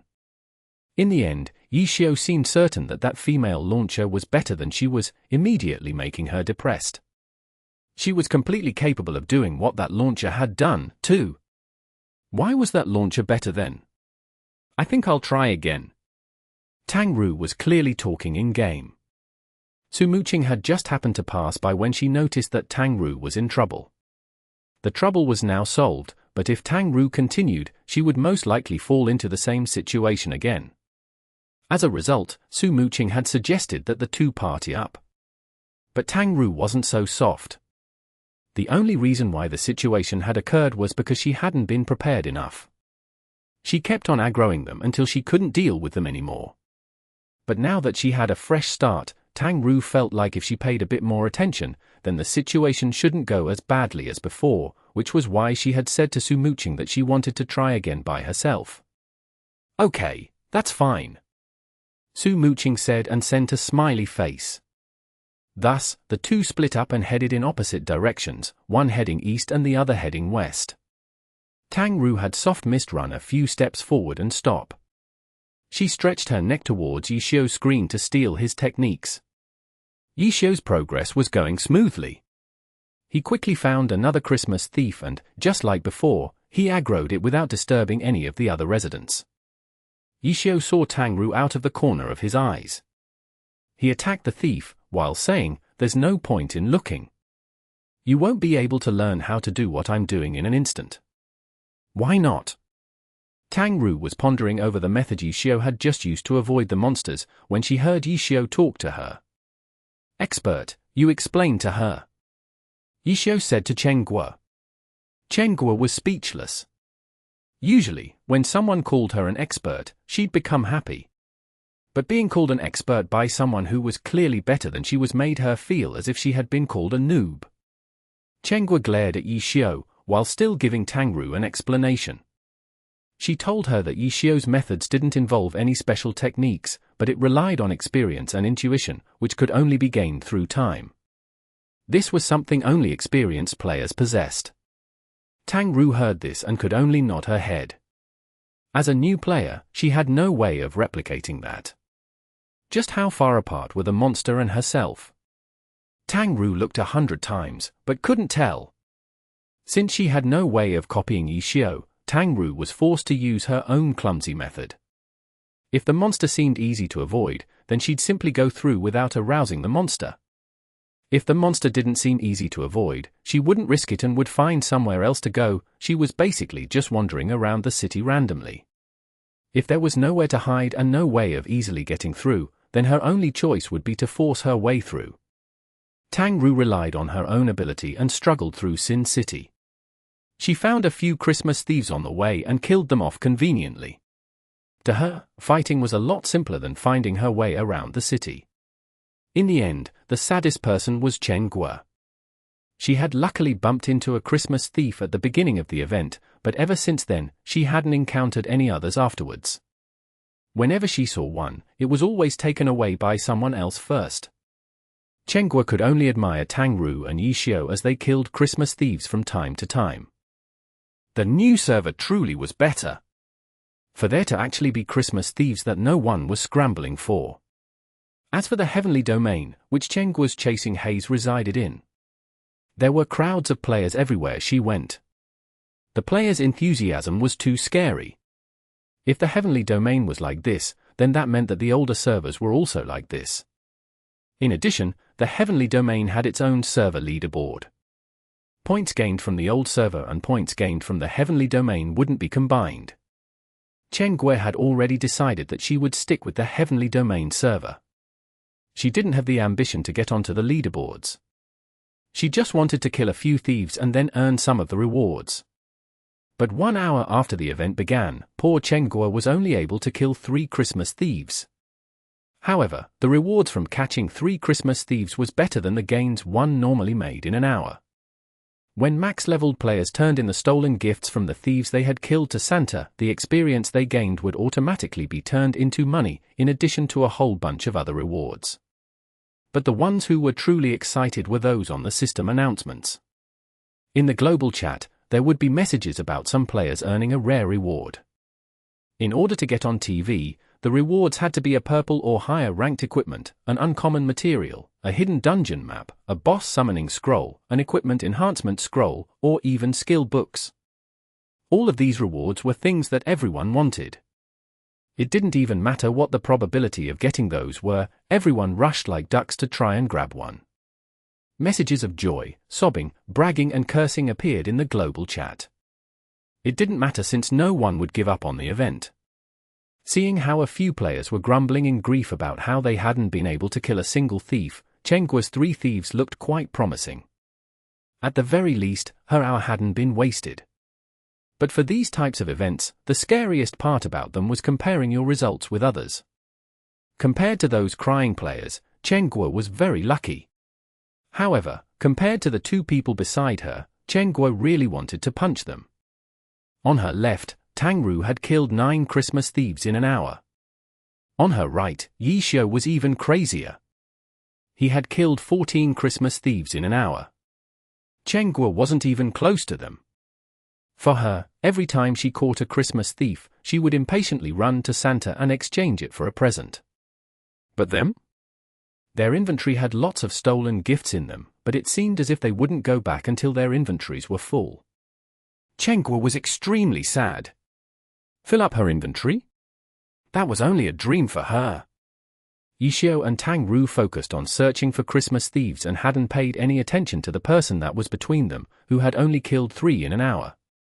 Aside from searching for Christmas thieves, they had also paid attention to the leaderboard. The Christmas hunting leaderboards. Yishio's Lord Grim was 261st place after an hour. As for Tangru's Soft Mist, she was quite far from Lord Grim, at 784th place. The 2 were also able to see Su Muqing's Cleansing Mist, which was at 319th place, way ahead of Tangru and fairly close to Yishio. But the biggest difference was that, while Lord Grim and Cleansing Mist were still rising up in the leaderboard, Soft Mist was beginning to hover around the 800th mark. Clearly, at this ranking, she was killing off Christmas thieves at the same rate as those at the 800th mark. The competition was fierce, but Yishio's and Su Muqing's skill levels truly were higher than everyone else's by a whole level. The leaderboards clearly showed their gap, but for Tangru, these rankings only fired up her spirit even up more. As soon as her name showed up on the leaderboards, she rushed up to the 800th mark. But after that, she was unable to move forward any further. This achievement hadn't come easy. She had been running around Sin City like crazy. In that hour, she had killed 9 Christmas thieves, but had also killed 18 Sin City residents. Those battles had consumed a lot of her time. The level 31 to 35 Christmas hunting leaderboard caught their attention, but they didn't pay too much attention to other leaderboards.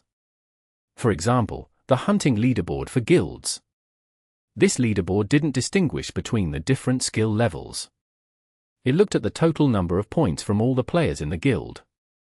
Without a doubt, guilds with more members and higher-leveled members would have the advantage, but it also could be argued that this was a representation of a guild's strength. At this moment, the guild that placed first on the 10th server's Christmas Hunting Guild leaderboard wasn't Herb Garden, Blue Brook Guild or Tyrannical Ambition. Excellent Dynasty. Excellent Dynasty was impressively placed first by a large margin, too. The number 2 was Herb Garden, who was followed closely behind by Blue Brook Guild and Tyrannical Ambition. In reality, the rankings between these 3 guilds were a messy battle. The placings between them constantly shifted. For all of these big guilds, who had failed in the competition for the dungeon records, this Christmas event was a huge chance for them to prove themselves. This competition this time seemed to be unrelated to Yishio. Yishio glanced at it for a second and then stopped paying attention to it. Chapter 268. Deviously Stealing Monsters. The players continued to work hastily at their task. As for the leaderboards, the majority of players looked at it with 1/3 envy, 1/3 jealousy and 1/3 pain. The players on the leaderboards were definitely earning more presents and rewards than the other players. In addition, whether it was due to skill or luck, these players would only continue to grow stronger with more presents, making others feel truly helpless at their situation. The players who were on the leaderboards followed their placing carefully in order to maintain it or rise further. Only by doing this long term would they gradually begin to guarantee their spots. Being able to hunt Christmas thieves in Sin City was undoubtedly a reflection of a player's skill. Tang Ru continued to work hard and her ranking began to gradually rise as a result. Finally, when some of the luckier players, who had found Christmas thieves consecutively, began to run out of luck, they gradually started falling off as players, who relied on their skill, such as Tang Ru, steadily pushed ahead. 774, 767, 751, 749. Every time Tang Ru killed a Christmas thief, the number of points she earned increased and her name would go up a few rankings. And just like this, Tang Ru continued advancing step by step, improving her spirit with each step. Her left hand tapped her keyboard, while her right hand held her mouse and her two eyes stared intently at the screen, unwilling to shift away for even a single second. Leaderboards possessed this type of mysterious attractive force. Another one. Tang Ru was getting more and more used to Sin City's atmosphere and was also getting better and better at finding targets while having a hazy field of vision. Out in the distance, amidst the rain and fog, a blurry figure could be seen. Tang Ru determined that it was a Christmas thief and immediately rushed towards it. At the same time, another figure flashed out from the other side of the street, sprinting towards the same Christmas thief. In the figure's hands was a bright lightsaber that stood out in the rain. Tang Ru saw the figure and immediately understood the person's intent. After being in Sin City for so long, she had seen many other players, but this was the first time she had set her eyes on the same target as another player. Tang Ru obviously wouldn't back down. She chose the shortest route to the Christmas thief and sprinted towards it. A Sin City resident that she had been planning to avoid was alerted. She didn't have the time to bother being careful. The Sin City resident naturally wouldn't be nice to Tang Ru.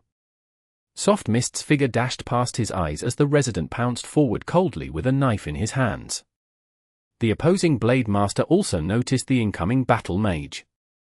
The majority of the players who were currently in Sin City were veterans in glory and were far more experienced than Tang Ru. Judging from the distance between the two to the Christmas thief, the Blade Master determined that he was one step faster than her. Just as he thought that he had won, he saw that the battle mage had alerted the monster, which made him feel even happier, reinforcing his confidence in snatching this Christmas thief. When the resident closed in, Tang Ru didn't hesitate. Her right hand swiped her mouse and Soft Mist sent a sky strike, launching the resident into the air. Soft Mist stepped sideways and then used a falling flower palm.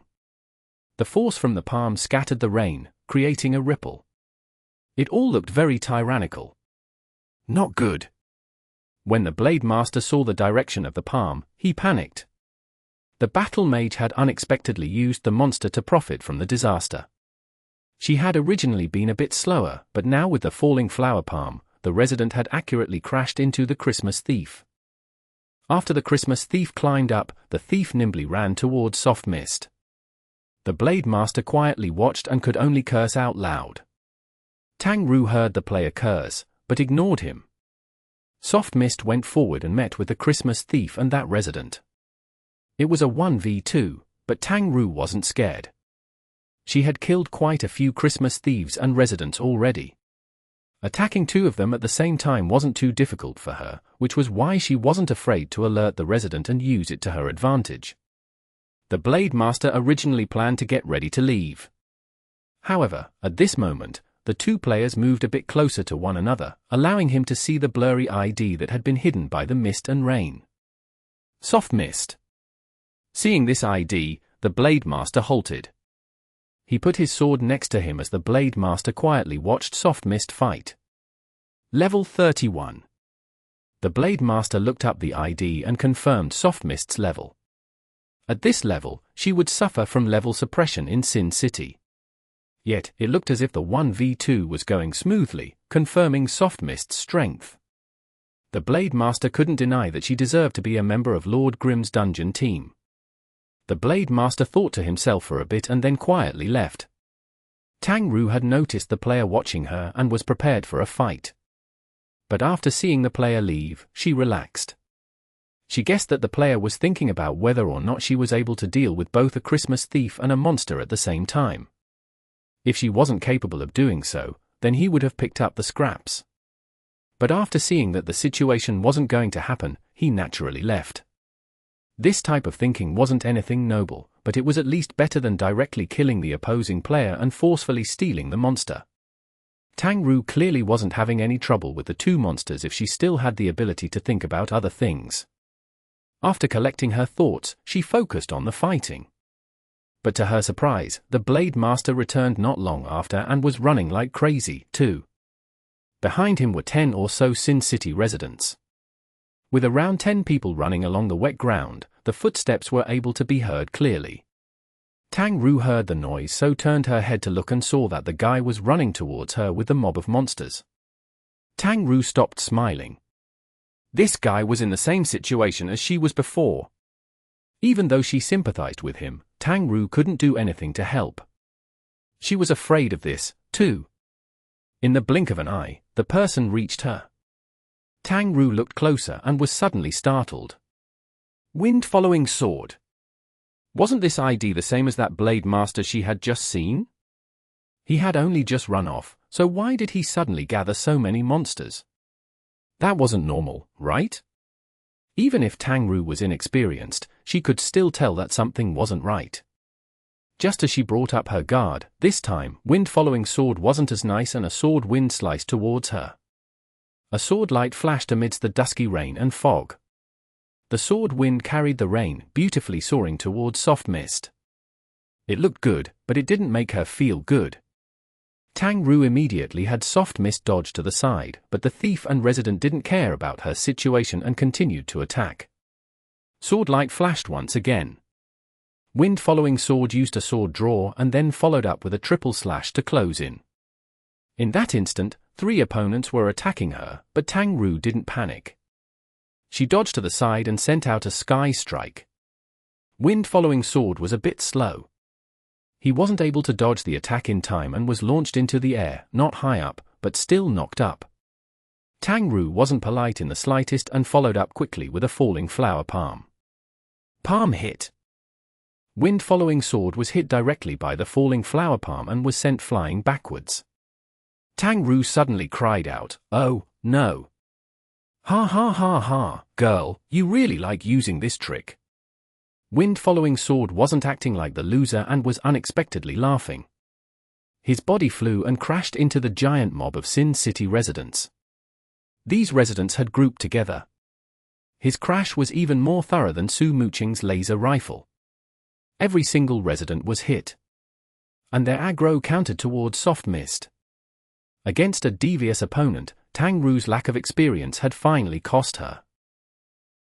Chapter 269. It's not that simple. The 10 or so Sin City residents climbed up from the ground, their gazes were all directed towards soft mist. They hissed and then swarmed forward. Wind-following sword slowly got up at this moment. On top of his head was a word bubble with an evil smiley face in it.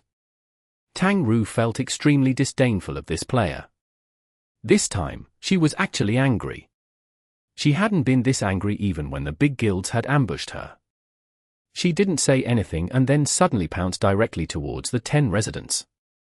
However, her scarlet moonlance was pointed towards the peaceful wind-following sword. Wind-following sword was startled by Tang Ru's manner, but after seeing the 10 residents between them, he immediately calmed down. This sister. It's hard to even say if she'd be able to run away from these monsters, yet she actually advanced forward instead of retreating. It looked very silly. Wind-following sword didn't move and watched soft mist clash with the residents. He wasn't planning on leaving. He wanted that Christmas thief behind soft mist. Of course, if he also killed off soft mist, then that'd be good, too. Soft mist once again used a falling flower palm. Her palm hit the center of the mob and the energy rippled through, spreading out in a series of crashing explosions. It was as if a bomb had been set off inside the mob. The monsters were immediately split up and sent into a state of confusion. Wind-following sword looked and saw that soft mist was better than he had originally thought. But even though the falling flower palm had been done well, if she wanted to directly charge forward, it wouldn't be that simple. Because of the level suppression, falling flower palm's blow-away effect would be greatly weakened. The palm really had been executed beautifully, but the effects didn't reach Tang Ru's expectations. The distance that the monsters were blown away wasn't far enough. Tang Ru was just about to have soft mist charge forward and attack wind-following sword, but two of the residents that hadn't been blown away suddenly pounced towards her. Wind-following sword laughed coldly. In this type of situation, he didn't think that soft mist would dare to battle with these two residents. If she did, the other residents would surround her, and by that point, even if she were given wings, she'd have difficulty escaping. In the end, soft mist swung her scarlet moonlance and actually attacked the two residents. Wind-following sword stared blankly and then sneered, "Idiot!" The two residents were launched into the sky by the sky strike. Closely following, soft mist extended her hands and stabbed forward at one of them with a dragon tooth, sending one of them towards wind-following sword. Soft mist stepped forward, stabbed forward again, picking up the other resident, and threw it in a half circle. That resident was thrown behind her, causing a shockwave, knocking the monsters that had just gotten up back to the ground. This time, wind-following sword was truly shocked. Under the level suppression, Sky Strike's knock-up effect wouldn't be too high, but in that short amount of time, soft mist had actually completed a dragon tooth and a circle swing, with extreme accuracy as well. That hand speed made wind-following sword re-evaluate her. Wind-following sword dodged the resident, but then saw a fire chaser fly towards him and strike the resident. The fire chaser exploded and wind-following sword was caught in the explosion. Fire chasers did area of effect damage. She had even sent out a fire chaser at that moment. She had controlled it perfectly as well to catch both of them in the explosion. It definitely wasn't a coincidence. This girl. Her mechanics were incredible. Wind-following sword was thinking on turning when soft mist closed in. Her scarlet moonlance sliced towards him as if it were about to cut him into a meat patty. But wind-following sword wouldn't be beaten as easily as those monsters. He sidestepped and countered with his own attack.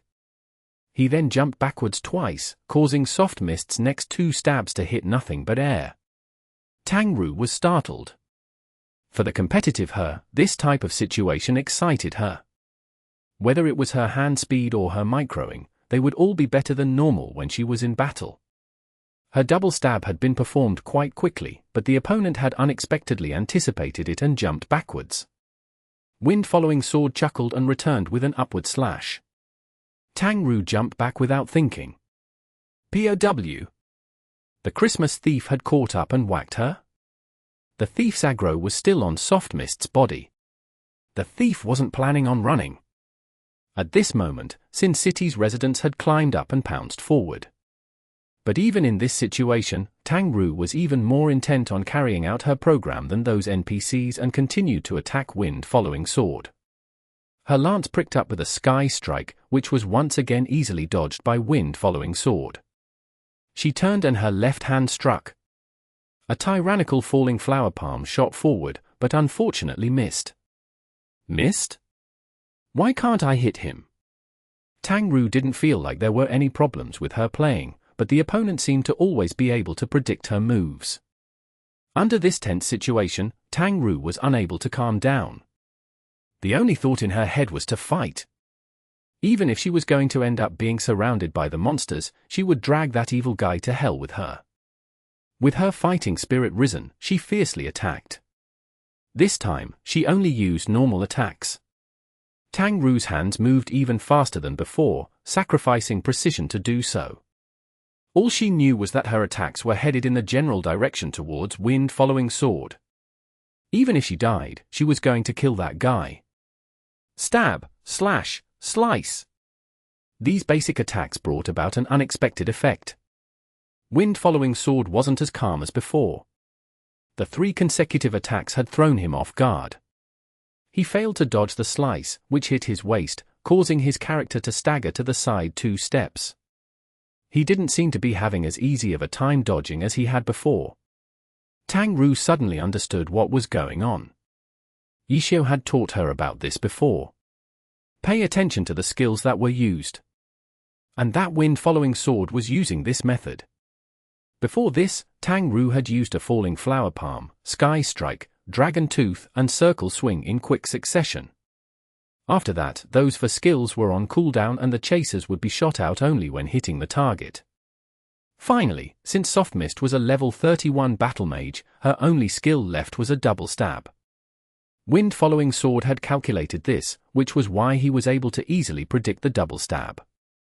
Soft Mist then used her skills one after the other once the skills went off cooldown, which wind-following wind predicted and dodged easily. It was because her hand speed was quick that the opponent could predict her moves so easily. The instant that she finished all her skills, she would use them again as soon as they could be used. This wind-following sword wasn't so simple either. Tang Ru had obviously practiced this before under Yishio's guidance, but even though the theory was simple, doing it in practice wasn't. Tang Ru was still learning to pay attention to her own skills' cooldowns and was far from being able to pay attention to the opponent's skill usage and cooldowns. But this wind-following sword, even if it was only because Soft Mist only had a few skills and was predictable, was still able to do something that Tang Ru wasn't able to. But this time, Tang Ru's quick normal attacks finally made it so that he was unable to keep up. Normal attacks didn't have cooldowns, so wind-following sword had no way of predicting them. And since Tang Ru was faster than he had no way of dealing with them. He hadn't yet stabilized himself, when a scarlet light flashed in front of him again. Soft Mist's Sky Strike had struck again. This time, wind-following sword wasn't able to dodge and was launched into the air. Circle Swing. The lance stabbed through wind-following sword and then threw him towards the ground. The monsters that were now surrounding her were knocked to the ground by the following shockwave. However, Tang Ru wasn't able to completely protect herself from every direction. During that time, she had also been hit by the monsters. Chapter 270. Battle Spirit. Tang Ru finally hit wind-following sword, but the price in doing so had been extremely high. During that time, the monsters were hitting her, dropping her health by a third. Unfortunately, due to the level suppression, the damage that she took was also greater. In comparison, the damage that she had inflicted onto wind-following sword was not even close to that high. It definitely wouldn't be good for her if they continued to exchange blows like this. Even though it was a fact that battle mags were a part of the mage class, they had a strength growth rate of 3.5, which was the same as blade masters. However, for their defense, they maintained the same value, a weak 2.5 vitality growth rate, just like the other mage classes. And for their equipment, battle mags were proficient with leather armor, while blade masters were proficient with light armor. Battle mags also had weaker defenses. Battle mags had the disadvantage in vitality and defense. How could battle mags trade blows with blade masters? Even more so, wind-following sword's level was higher than hers and Soft Mist was the only opponent he had faced. On the other hand, Soft Mist also had the 10 residents, as well as the mighty Christmas Thief, as opponents. It was extremely difficult, but compared to beating Yishio, Tang Ru felt that it was still doable. Soft Mist brandished her lance and guarded against the monsters. She fished out a health pot and downed it. In an endurance battle, you had to grasp the timing for when to drink potions. As soon as your health and mana began to fall, you had to start paying attention to them. The things Yishio had taught her were now appearing clearly in her mind. Tang Ru knew how difficult this battle would be, so she focused her attention on the battle. Dragon Tooth. Her scarlet moonlance stabbed forward, brushing past the 2 residents, and headed directly towards wind-following sword, who hastily dodged it. Soft Mist then followed up with a falling flower palm.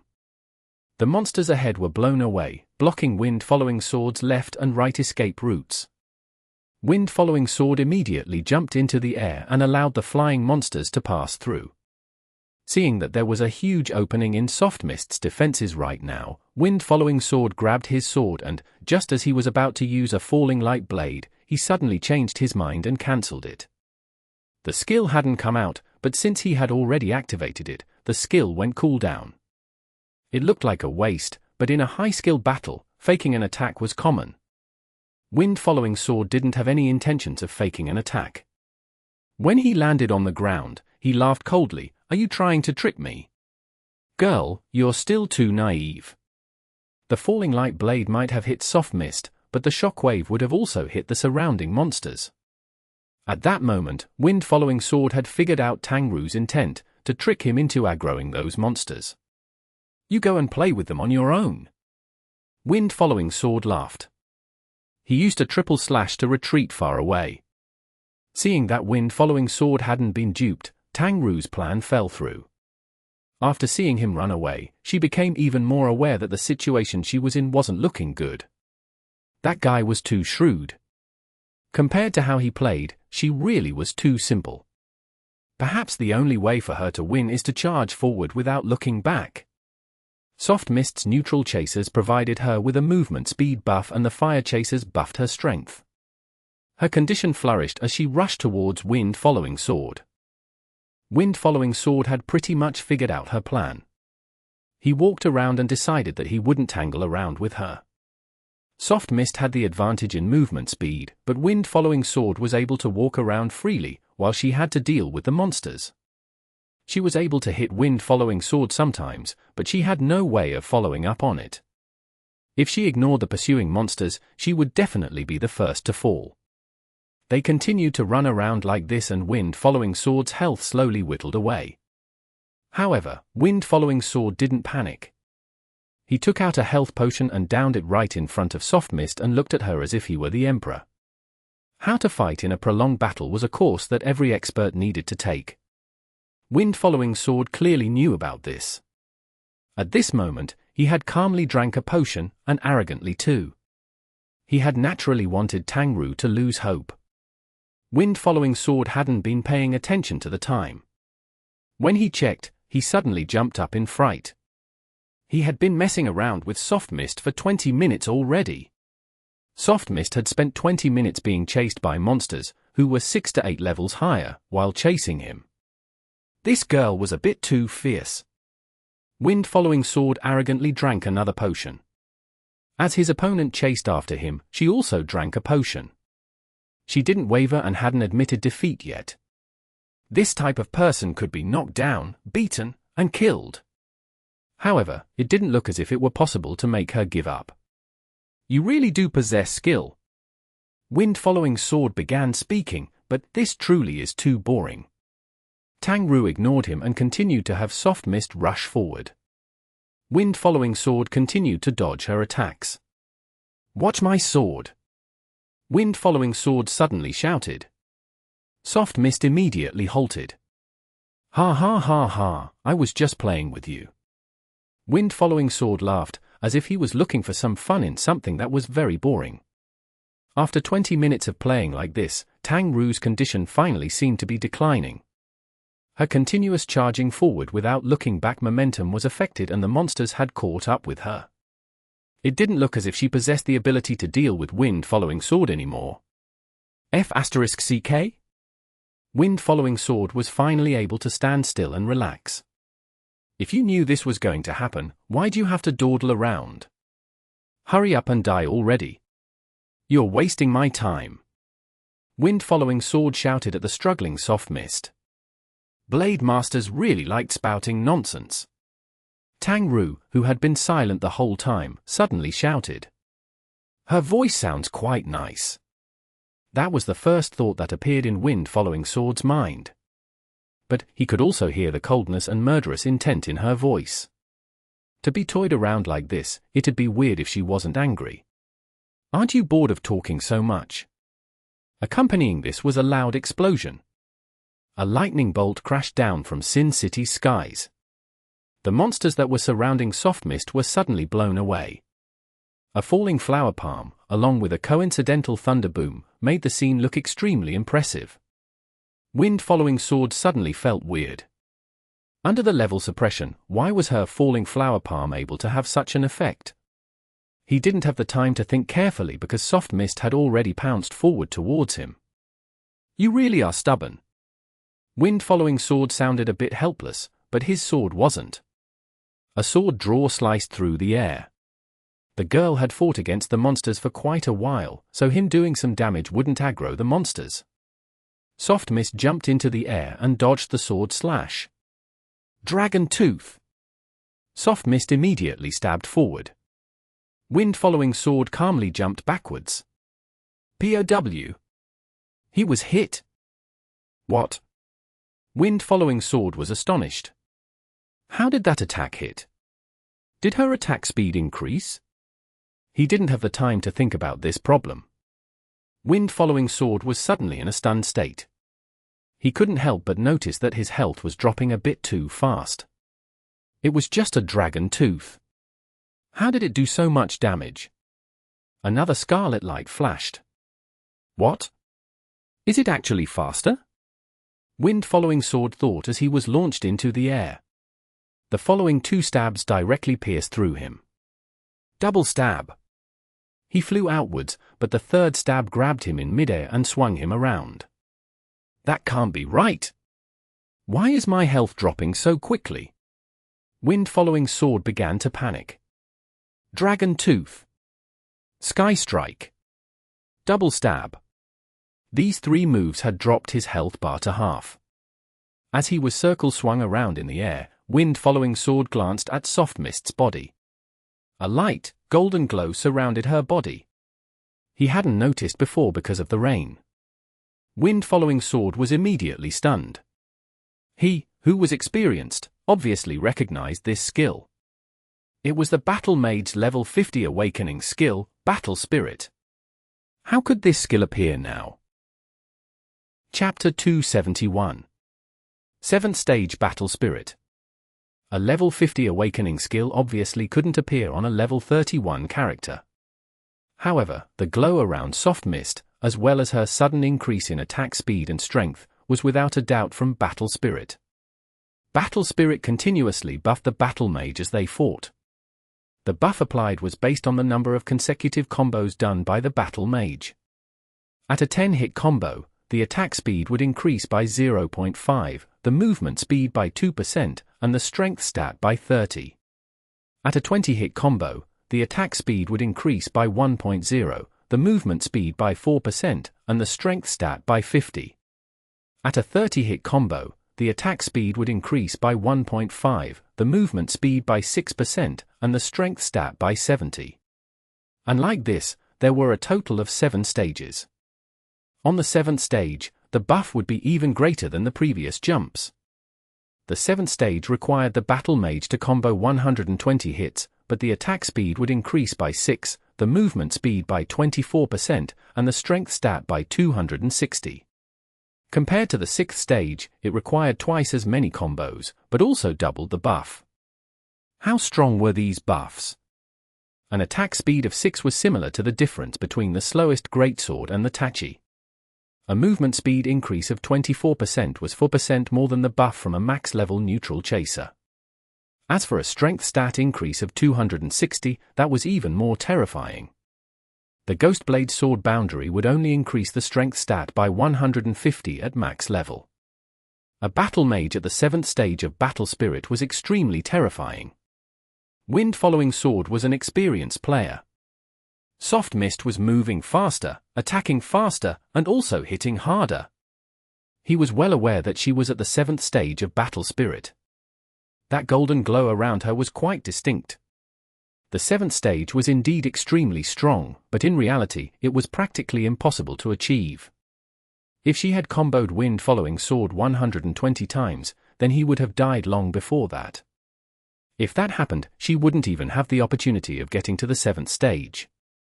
The 7th stage could, in reality, only be achieved in a chaotic battle where there were many targets, allowing the Battle Mage to quickly rack up a high combo.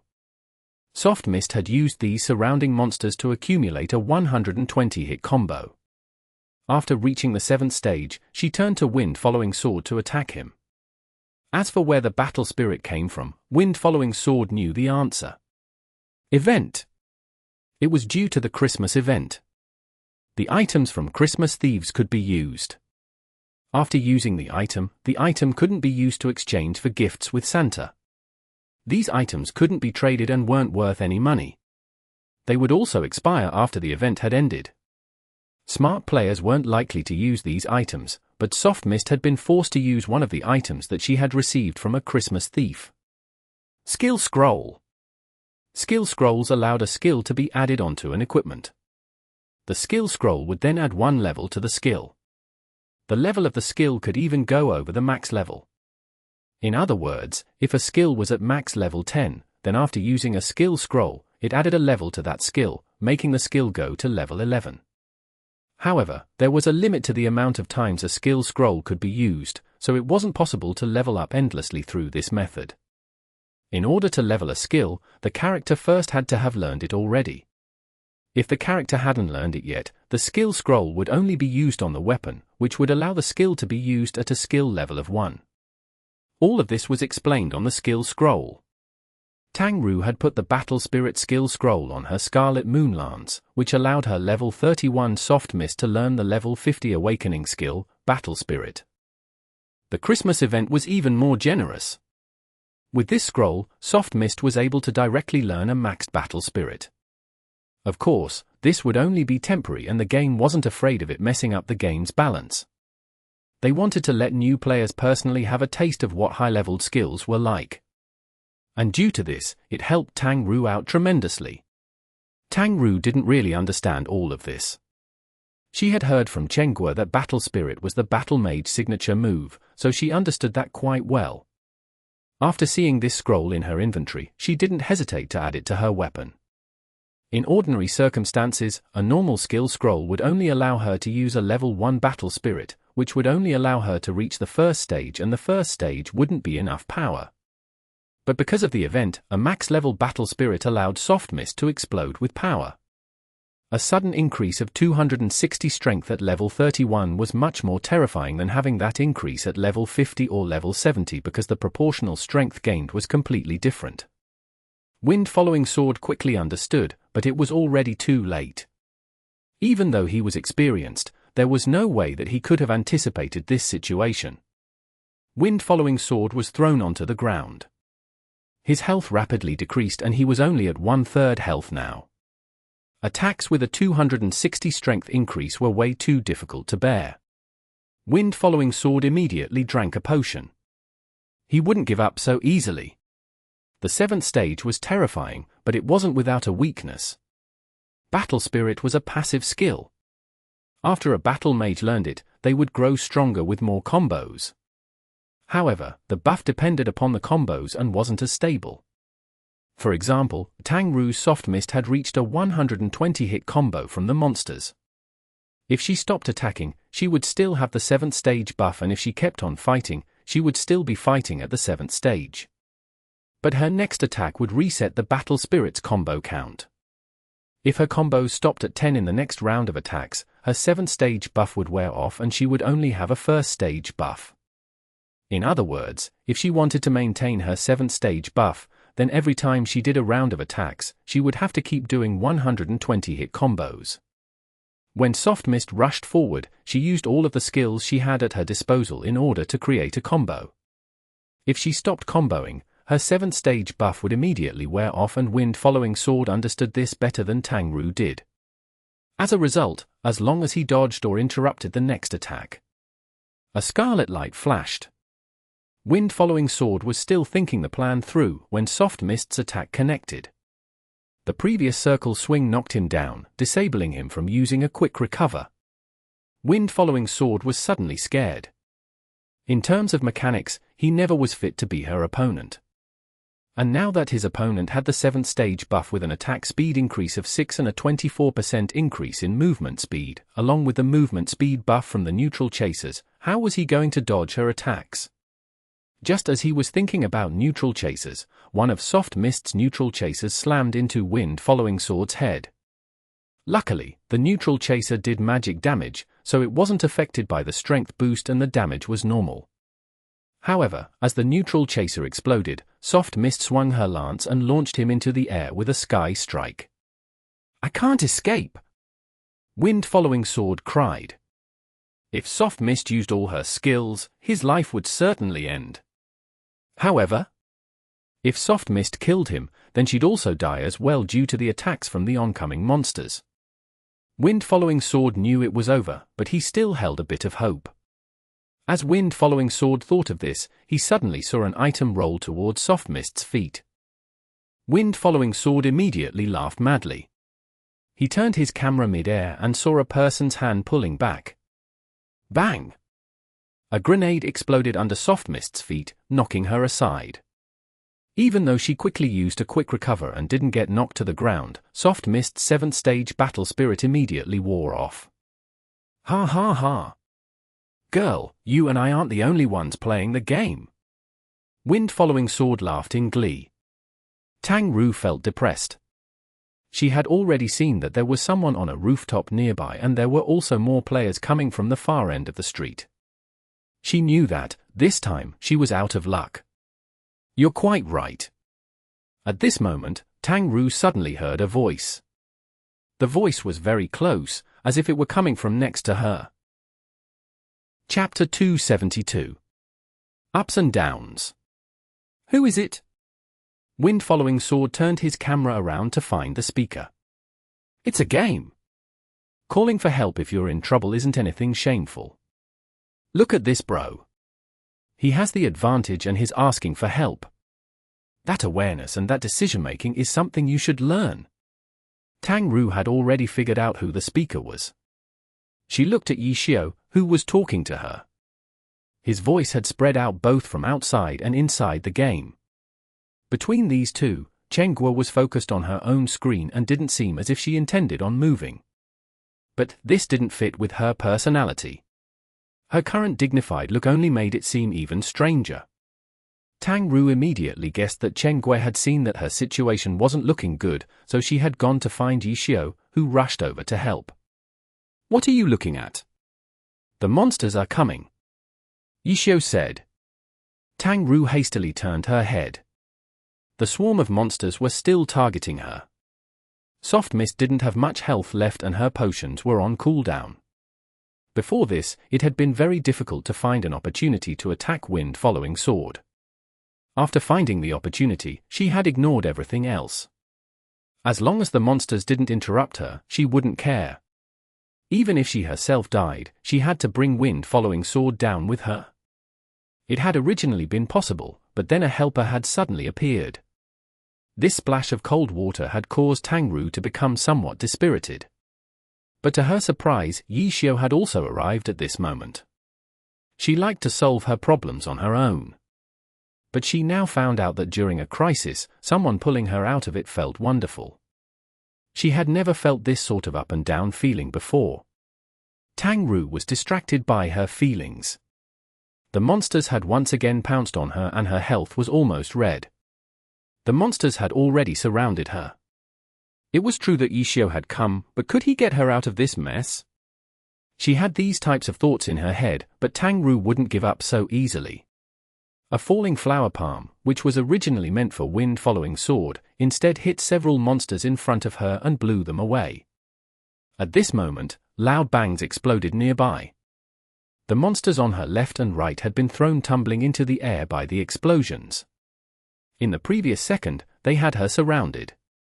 In the next second, they were sent into a mess. A white light fell onto her body, Lord Grimm's heel. Next, Lord Grimm jumped down from the rooftop and landed next to Soft Mist. The sound of a Gatling gun came from the rooftop. The flying bullets headed directly towards the rooftop of the opposing Spitfire. The Spitfire immediately dashed along the road. The Gatling gun chased after his footsteps. The tiles on the rooftop shattered into pieces, but not a single bullet landed on his body. At this moment, he felt as if his dodging had been extremely beautiful, but then he heard 3 shots and saw 3 anti-tank missiles whistling towards him. The Spitfire had thought that he had dodged well, but in reality, his opponent had fired in that way in order to lure him into firing range. The 3 anti-tank missiles had been out of his expectations and were in a triangle formation too. Locked into a certain area, he had nowhere to run. The Spitfire jumped down to the side. But as soon as he jumped, the explosion sent out a shockwave, sending him flying to the other side of the street. Hurry up and kill your Christmas thief. I'll help you block them, Yishio said to Tang Ru. Tang Ru looked around her. The Christmas thief had been in the middle. It had just been knocked down. After getting up, it headed directly towards her. Tang Ru immediately had Soft Mist meet up and give it a beating. The other monsters also tried to rush forward, but Su Muqing's cleansing mist threw down a charged-up cannonball, scattering them into the wind like kites. Tang Ru's Soft Mist had already joined their party, so she wasn't affected by the blast. Even though it was still a situation of few versus many, with Su Muqing's help, the remaining monsters were few enough for Tang Ru to deal with. As for Yishio, he was controlling his Lord Grim and heading towards Wind Following Sword. Wind Following Sword saw him clearly. His enthusiasm died down and, instead of fighting, he turned tail and ran. Within moments, Tang Ru was no longer in any great danger. Chenghua let out a sigh of relief, but her feelings were complicated.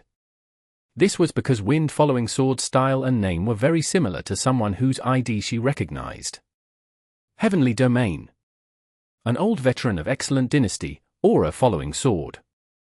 When Chenghua joined Excellent Dynasty, she often heard of his treachery. Correct, Chenghua was also a member of Excellent Dynasty. She had always been a loyal fan of Excellent Era, so of course she had wanted to join Excellent Dynasty. Her chasing haze wasn't bad and Chenggua's skill level was decent. She was good enough to join these guilds and had gotten into Excellent Dynasty quite smoothly. She had been a member up until now, so she had a few friends in there. Aura Following Sword was a very famous expert in the guild. Chenghua and her friends with their normal accounts never really had the chance to ever play with these experts. But these experts' activities were often the topic of their discussion. Aura Following Sword often performed devious deeds against other guilds' players. To guild members like Chenghua, it was very fun to hear about, so she had a good impression of him. But today, when she saw his treachery in action, it was towards the friend sitting next to her. Chenghua suddenly felt that this person wasn't very nice. Her concept of treachery had already turned completely negative. Chenghua hadn't seen the reason that it had all started, but Soft Mist had to deal with a large mob of monsters, while Wind Following Sword just ran around, not leaving. Tang Ru ground her teeth and tried to kill him. This scene was enough to make Chenghua make a few guesses. Chenghua understood Tang Ru's personality. Even though an expert like Yishio was nearby, she knew that Tang Ru would never ask for help, so Chenghua asked for help in her place. One side was a member from her guild, while the other side was her friend, which made Chenghua feel a bit awkward on the inside. Due to her close friendship with Tang Ru and from a justice viewpoint, Chenghua didn't hesitate to stand by Tang Ru's side. Now that she was looking at things from a different angle, her only desire now was to see that Wind Following Sword whose treachery she used to adore have his head splatter against the wall. Who? Why'd he run? Chenghua pretended to be playing, but in reality, her character was running randomly around the map.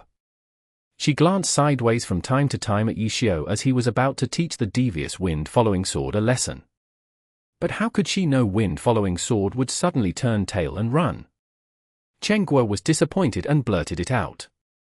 Seeing that Tang Ru was looking at her, Chenghua hastily adjusted her seat, while hitting her keyboard as if she was playing, "You're not going anywhere." Tang Ru was currently fighting a few monsters, but couldn't resist chuckling. "What are you acting for?" "Ha ha." Chenghua saw that she had been found out and didn't explain herself. She openly watched the battles on the two screens. She wanted to see the situations on both sides, so her head was constantly turning left and right like a pellet drum. Wind Following Sword was heading towards the street ahead in order to pick up his friend because he knew of Lord Grim's identity. Chen Yehue had to manage such a large guild and in the end, he still needed a few trusted aides. In Excellent Dynasty, he didn't dare mention that they were going to fight against Yi Qiu. However, as his trusted aide, Wind Following Sword still knew about this reality. No matter how experienced or how devious Wind Following Sword was, he doubted that he had the ability to fight with a god like Yi Qiu. Seeing Lord Grim come towards him, and without a helper at his own side, Wind Following Sword was trembling.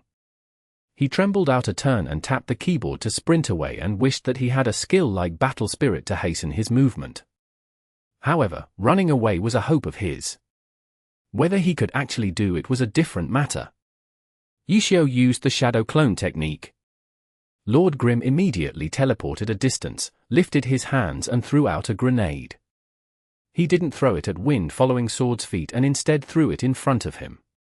Wind-Following Sword knew that if he kept going forward he would be sent flying back by the grenade. His only choice was to go around the explosion. But going around it cost him time and the distance between them immediately closed by a few steps. Triple slash. Wind-Following Sword wanted to use this skill to move faster. But then he heard a hum from behind him. He turned his head and saw Lord Grim coming in with an assassin's shining cut, which was faster than triple slash movement speed. Wind-Following Sword panicked. He was about to be caught and he was still some distance away from his friend. Yi Chio. The person who was about to catch him was Yi Chio. Bang! A gun sound rang out from behind him. The distance was too close. Wind-Following Sword didn't have any time to react. Even if he couldn't dodge it, he had to keep running. Wind-Following Sword continued to tap his keyboard like mad, but discovered that his character wasn't able to move. *T. A stun bullet. The stun bullet stun didn't last long. Shortly after, he began running again. Bang! Another gun sound, even closer this time. There was even less time to react. Wind-Following Sword was launched into the air by the bullet. Floating bullet. Wind-Following Sword muttered in his head. Chapter 273. A measure of an expert's skill. No matter how badly Wind-Following Sword wanted to escape after being launched into the air, it wasn't going to happen. All he heard was a bang and the blast which lifted up the rainwater and looked as if it would splash him from inside screen onto his face. Wind-Following Sword was sent flying away. He adjusted his camera and prepared to quick recover in order to land safely. But right when he turned his camera, he discovered that there was a monster in the direction he was flying towards. Wind-Following Sword was brimming with joy. If he hit that monster, it would count as Lord Grim's attack. The monster would then naturally go and return the blow. And as a result, his would have a higher chance of escaping. The heavens had truly blessed him today. Wind-Following Sword continued to dream and then, in the blink of an eye, his character reached the monster. But when his body flitted across, the two didn't bump into each other. They were off by just an inch. *CK. Wind-Following Sword fell into despair. He immediately prepared to quick recover. His character rolled onto the ground and when he got up, he saw a cold glint flash across his eyes. So quick! Wind-Following Sword was startled. But in the next second, he saw the situation clearly. The incoming attacker wasn't Lord Grim, but rather, it was that monster. Wind-Following Sword stared blankly. At this moment, he wanted to cry, but no tears came out. When he flew by, he hadn't hit the monster, but instead, he had landed in the monster's aggro range, which was why the Sin City resident had locked onto him. Wind-Following Sword immediately rolled again in order to dodge the attack. With his skill, dealing with a single monster was very easy. However, the bigger problem was, what was Lord Grim going to do next? Wind-Following Sword turned his camera to look. Sure enough, Lord Grim was dashing towards him. His dream, where the monster would aggro onto Lord Grim and let him escape, didn't happen. On the contrary, the monster had aggroed onto him and had given Lord Grim a chance to kill him. Wind-Following Sword was in an even more panicked state now. He saw Lord Grim lift up his weapon and shoot. If the bullet was another weird Spitfire bullet, then if he was hit, the damage he would take as a result of the status effect wouldn't be good for him. Wind-Following Sword had to avoid it. Panicked, he sidestepped in a random direction in order to dodge the shot and then he heard a hee-hee chuckle from behind him. Wind-Following Sword immediately turned around to look. A figure that had originally been crouching at the corner stood up and headed towards him. Wind-Following Sword wanted to cough up blood. He hadn't been very careful when he dodged the bullet and, as a result, he had unexpectedly stepped into the aggro range of another monster and aggroed it as well. Wind-Following Sword hastily tried to get out of its range, but after only taking a few steps, he heard footsteps closing in. His hesitation had allowed Lord Grim to close in. He couldn't beat him one-on-one, but he had to do something to delay him. Wind-following sword grinded his teeth. He turned around and sent out a sword draw. F***ck me. Wind-following sword cursed. Behind him, Lord Grim jumped up into the air. The sword draw swept under his feet, missing him. But behind Lord Grim were another 2 monsters, and those 2 monsters were hit. The 2 monsters had originally been aggroed onto Lord Grim. But after being hit by the sword draw, their attention turned to Wind-following sword. They brandished their blades and pounced on him. 4. Now that things had escalated to this, how could Wind-following sword not know what was going on? Accidentally stepping into a monster's aggro range and Lord Grim bringing 2 monsters behind him wasn't just a coincidence. This was pure revenge. Lord Grim was using the method he had used previously to play around with soft mist back at him. However, Lord Grim's method was superior. Being able to blow him away into the aggro range was a reflection of his skill. Sweat could be seen on Wind-following sword's head. He could still deal with 4 monsters, but Lord Grim? He looked at him and discovered that Lord Grim wasn't in a rush to attack him. Does he want to attract even more monsters? Wind-following sword immediately thought this and began paying more attention to his surroundings. This was originally a leveling area, so there were monsters every few steps. Wind-following sword looked around and saw that any one of them could turn into his enemy at any time. Careful! Careful! Wind-following sword observed his surroundings and observed Lord Grim's movements. But Lord Grim didn't seem to have too much interest in any of these monsters. He didn't actively aggro them. For a moment, Wind-following sword wasn't sure what the opponent was thinking. What was Yichio thinking? Wind-following sword looked at the end of the street. His friends were rushing over to his rescue. Truthfully, Wind-following sword didn't believe they could beat Yichio, but he did believe that, with more people, things would become more chaotic and his chances of escaping would be greater as a result. Just as he thought this, he suddenly saw a figure on the rooftop move. The Spitfire who had been knocked down by Sumuching previously had finally climbed back up. He looked over the street's circumstances and immediately headed towards Wind-following sword in order to help him. He held a grenade in his hands and after taking a few steps forward, he quietly threw it behind Lord Grim. Wind-following sword's heart was about to leap up to his throat. If the grenade hit, then he'd have some hope in escaping. The grenade arced down. As long as it hit the ground, it would explode. But who would have thought that, at this moment, Lord Grim would suddenly turn around and draw his sword simultaneously? The grenade that had been thrown downward was sliced by the sword light and immediately exploded. Wind-following sword felt that it was a pity. Soon after, he saw the sword being sheathed. Lord Grim changed his weapon once again and flames spouted out of his gun. The Spitfire on the rooftop was still changing his ammunition in order to get ready for his next attack. By the time Wind-following sword warned him, it was already too late. Lord Grim had fired anti-tank missiles at him. The Spitfire didn't have time to dodge and the explosion blasted him onto the streets once more. Wind-following sword looked on, dumbstruck. He still knew what was what. Everything that had happened in that instant showed Lord Grim's incredible skill. The number of players who could hit a grenade in midair wasn't high. And the anti-tank missiles had used the grenade's light and noise as a cover. This was why Wind-following sword was able to understand what had happened, while that Spitfire had no idea what had happened. For that Spitfire, Lord Grim's shots had been completely covered up by the grenade's explosion. By the time he saw the missiles, it was already too late to dodge. Using such a small detail wasn't easy. It meant that he completely grasped the opponent's position, the opponent's field of view, the effects of the grenade's explosion, and his extremely quick hands ensures that he could complete his attack at the moment of explosion. Wind-following sword once again decided to turn tail and run. The more experienced you were, the better you would understand how terrifying this was. Wind-following sword understood this. He no longer desired to try and block Lord Grim. Whether he could escape now depended on his luck. Wind-following sword didn't even look back when he ran. Run! Run forward.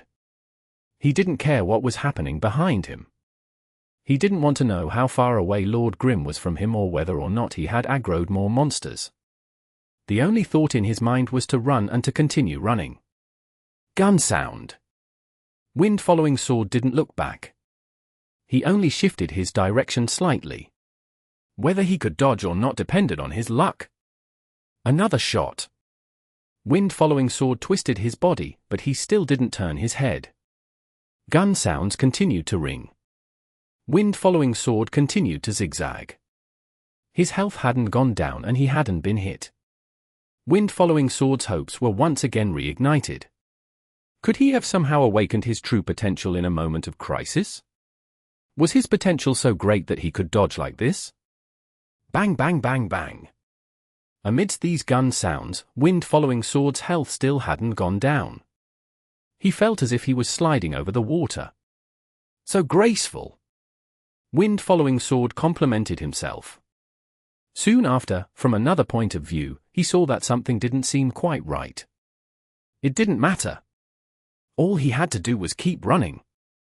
Wind-following sword didn't want to waste any time. Another gun sounded and, from the corner of his eyes, he saw a flame.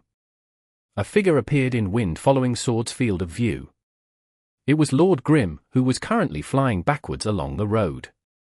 This was because he was using aerial fire. Wind-following sword cried. Lord Grim had been using aerial fire the entire time to catch up to him. He had been twisting around as well because of the noise. That had probably made him look as if he had gone crazy, right? Your twisting looked pretty good. Wind-following sword quickly heard him praise. Wind-following sword stared at Lord Grim. He was ready to fight. It didn't matter who his opponent was.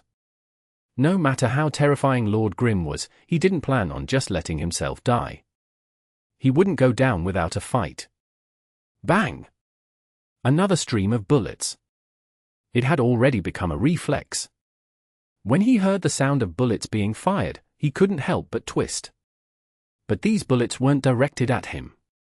It seems like you've gotten addicted. The other side laughed. Wind-following sword felt embarrassed. He used a sword draw and finally acted against Lord Grim. And so what? Even if he died, it was only a 10% experience loss. He could get that back in a day. Fight! Wind-following sword shouted. His slash gently flitted past Lord Grim. You even messed up who your opponent is. How sad. Yishio said. Wind-following sword was startled. He had been too absorbed in listening to the gun sounds. He now noticed that he could hear footsteps quickly closing in. This is? Wind-following sword immediately turned around. A scarlet light flashed in front of his eyes and he saw an ID on top of the opponent's head, Soft Mist. Chapter 274. Fight to the end. Tang Ru and Su Muchen combined their efforts and brought the dozen high-leveled residents and the Christmas thief to their end. In the process of doing so, using the highest stage of battle spirit, Soft Mist did the majority of the damage. After clearing away the monsters, Tang Ru had Soft Mist chase after Wind-following sword. She was again in the 7th stage of battle spirit. The combination of the neutral chaser's movement speed buff and Wind-following sword's twisting and turning caused Soft Mist to quickly catch up. Wind-following sword had thought that Yichio's Lord Grim was his opponent, but instead, Lord Grim had gifted him with 4 monsters to play with. At this moment, the player who was going to embarrass him was the player that he had originally played around with, Tang Ru. A scarlet light flashed in front of his eyes. By the time that Wind-following sword saw it, it was already too late to dodge. The scarlet moon lance slashed upwards with a sky strike. Wind-following sword was launched into the air. His body was still in the motion of turning his head. The lance quickly returned, but came back with an even greater force. The lance pierced his stomach, lifted Wind-following sword, and threw him onto the ground. The direction of the swing had been calculated. Tang Ru learned from her mistakes. She executed a circle swing perfectly and the shockwave hadn't aggroed any of the monsters chasing after Wind-following sword. As soon as Wind-Following Sword was thrown to the ground, those four residents took the opportunity to pounce on him.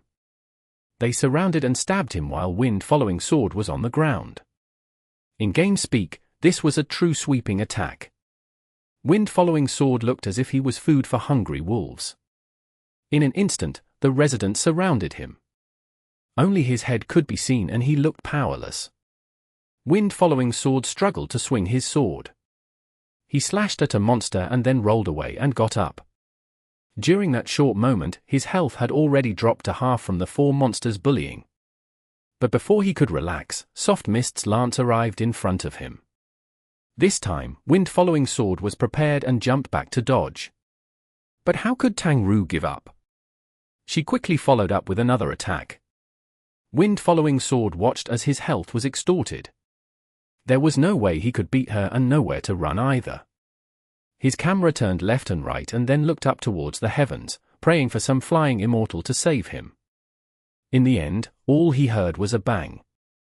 Wind-Following Sword's camera turned and saw someone on the rooftop. However, that someone wasn't his friend, but Cleansing Mist. His Spitfire friend had been blown back onto the streets, but he didn't give up and aerial fired his way back up to the rooftop. However, his attempt this time was even more of a failure than the previous 2 times. As soon as he landed, he saw a black barrel directly in front of his face and was directly blasted away. He was hit by consecutive explosions. Unable to even stand up straight, he was once again sent back down to the streets. And this time, Su Muqing no longer paid attention to anything else, concentrating on killing him.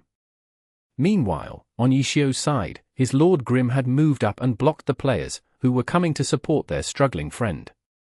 These players were obviously from excellent dynasty as well and knew of Lord Grim's strength. But they didn't know that he was Yi Qiu. If they had, then they definitely wouldn't have come to kill themselves. How large was the difference between normal players and pro players? It was hard to answer because every player was at a different skill level. But during events hosted by a team, the pro players would sometimes give a performance. They would invite normal players to fight against them. One pro player would fight against several normal players and the results of these exhibition matches didn't need to be said. However, these 5 excellent dynasty players didn't know that they were up against a top-tier god. They only knew that Lord Grim was good, but there was no way they could have predicted that. The difference in their skill levels wasn't something that they could make up for by being careful and cautious. In this battle, Yi Qiu was up against 5, but he took the initiative to attack. Lord Grim sprinted forward and easily dissolved the long-ranged character's attacks. The speed at which he closed in was out of their expectations. The melee players hastily attacked, but Lord Grim had already sent out a sword draw. The sword aura swept over. To jump over the sword draw like Yi Qiu did required quick hands and fast eyes. It wasn't something that just anyone could do. For normal players, the most common method of avoiding this attack was to move backwards. To think of jumping backwards to dodge this attack meant that their reactions weren't too slow, but Yi Qiu had already predicted what they would do. His attack had been placed just right. The jumping backwards method was just a bit worse than Yi Qiu's. Most people wouldn't be able to see the distance of the attack extremely accurately. The players thought that they had dodged it, but in the end, they were hit. The sword aura swept at them and looked as if it had jumped a bit farther than usual. Since they were in Sin City, they definitely weren't bad players. After being blown away, their quick recoveries had been completed beautifully. But in the next second, they saw a blue light surround their bodies. The blue light rose up into the air as well as their bodies. Rising Emblem. By the time they realized it, they searched for Lord Grim, who wasn't moving. It was clearly a shadow clone, but where was the real body? The real body was obviously below them. Lord Grim held his weapon and fired twice, sending one of the players away. Following after, the weapon changed to a battle lance. He raised it up and stabbed forward, sending another one flying away. He then turned around and raised his palm. A deafening noise followed, blowing away another. The battle lance then returned back into the gun form. Bang, bang, bang. 3 shots pushed another one away. During the time that they were launched into the air by the rising emblem, the originally clustered allies were suddenly split apart in two different directions. The sole remaining member landed at his original position. This member was a long-ranged class and was quickly beaten up by Lord Grim. As for those other four members, they experienced what Wind following Sprit experienced. Next to them were Sin City residents, who quickly attacked them. Each of them now had another partner. At this moment, should they get rid of their new partners? Or should they quickly rescue their long-ranged friend? Or should they continue trying to rescue the almost dead Wind following sword? They didn't have to think about it for too long because Tang Ru quickly helped them eliminate one of their options. Truthfully, if Wind following sword was in a true 1v1, with his experience and skill, he might not lose to Tang Ru. Unfortunately, he just had to play around. Now that Yishio had taken revenge, he had to worry about the aggroed monsters. As for Tang Ru, she was at the 7th stage of battle spirit. Her attacks were faster and stronger.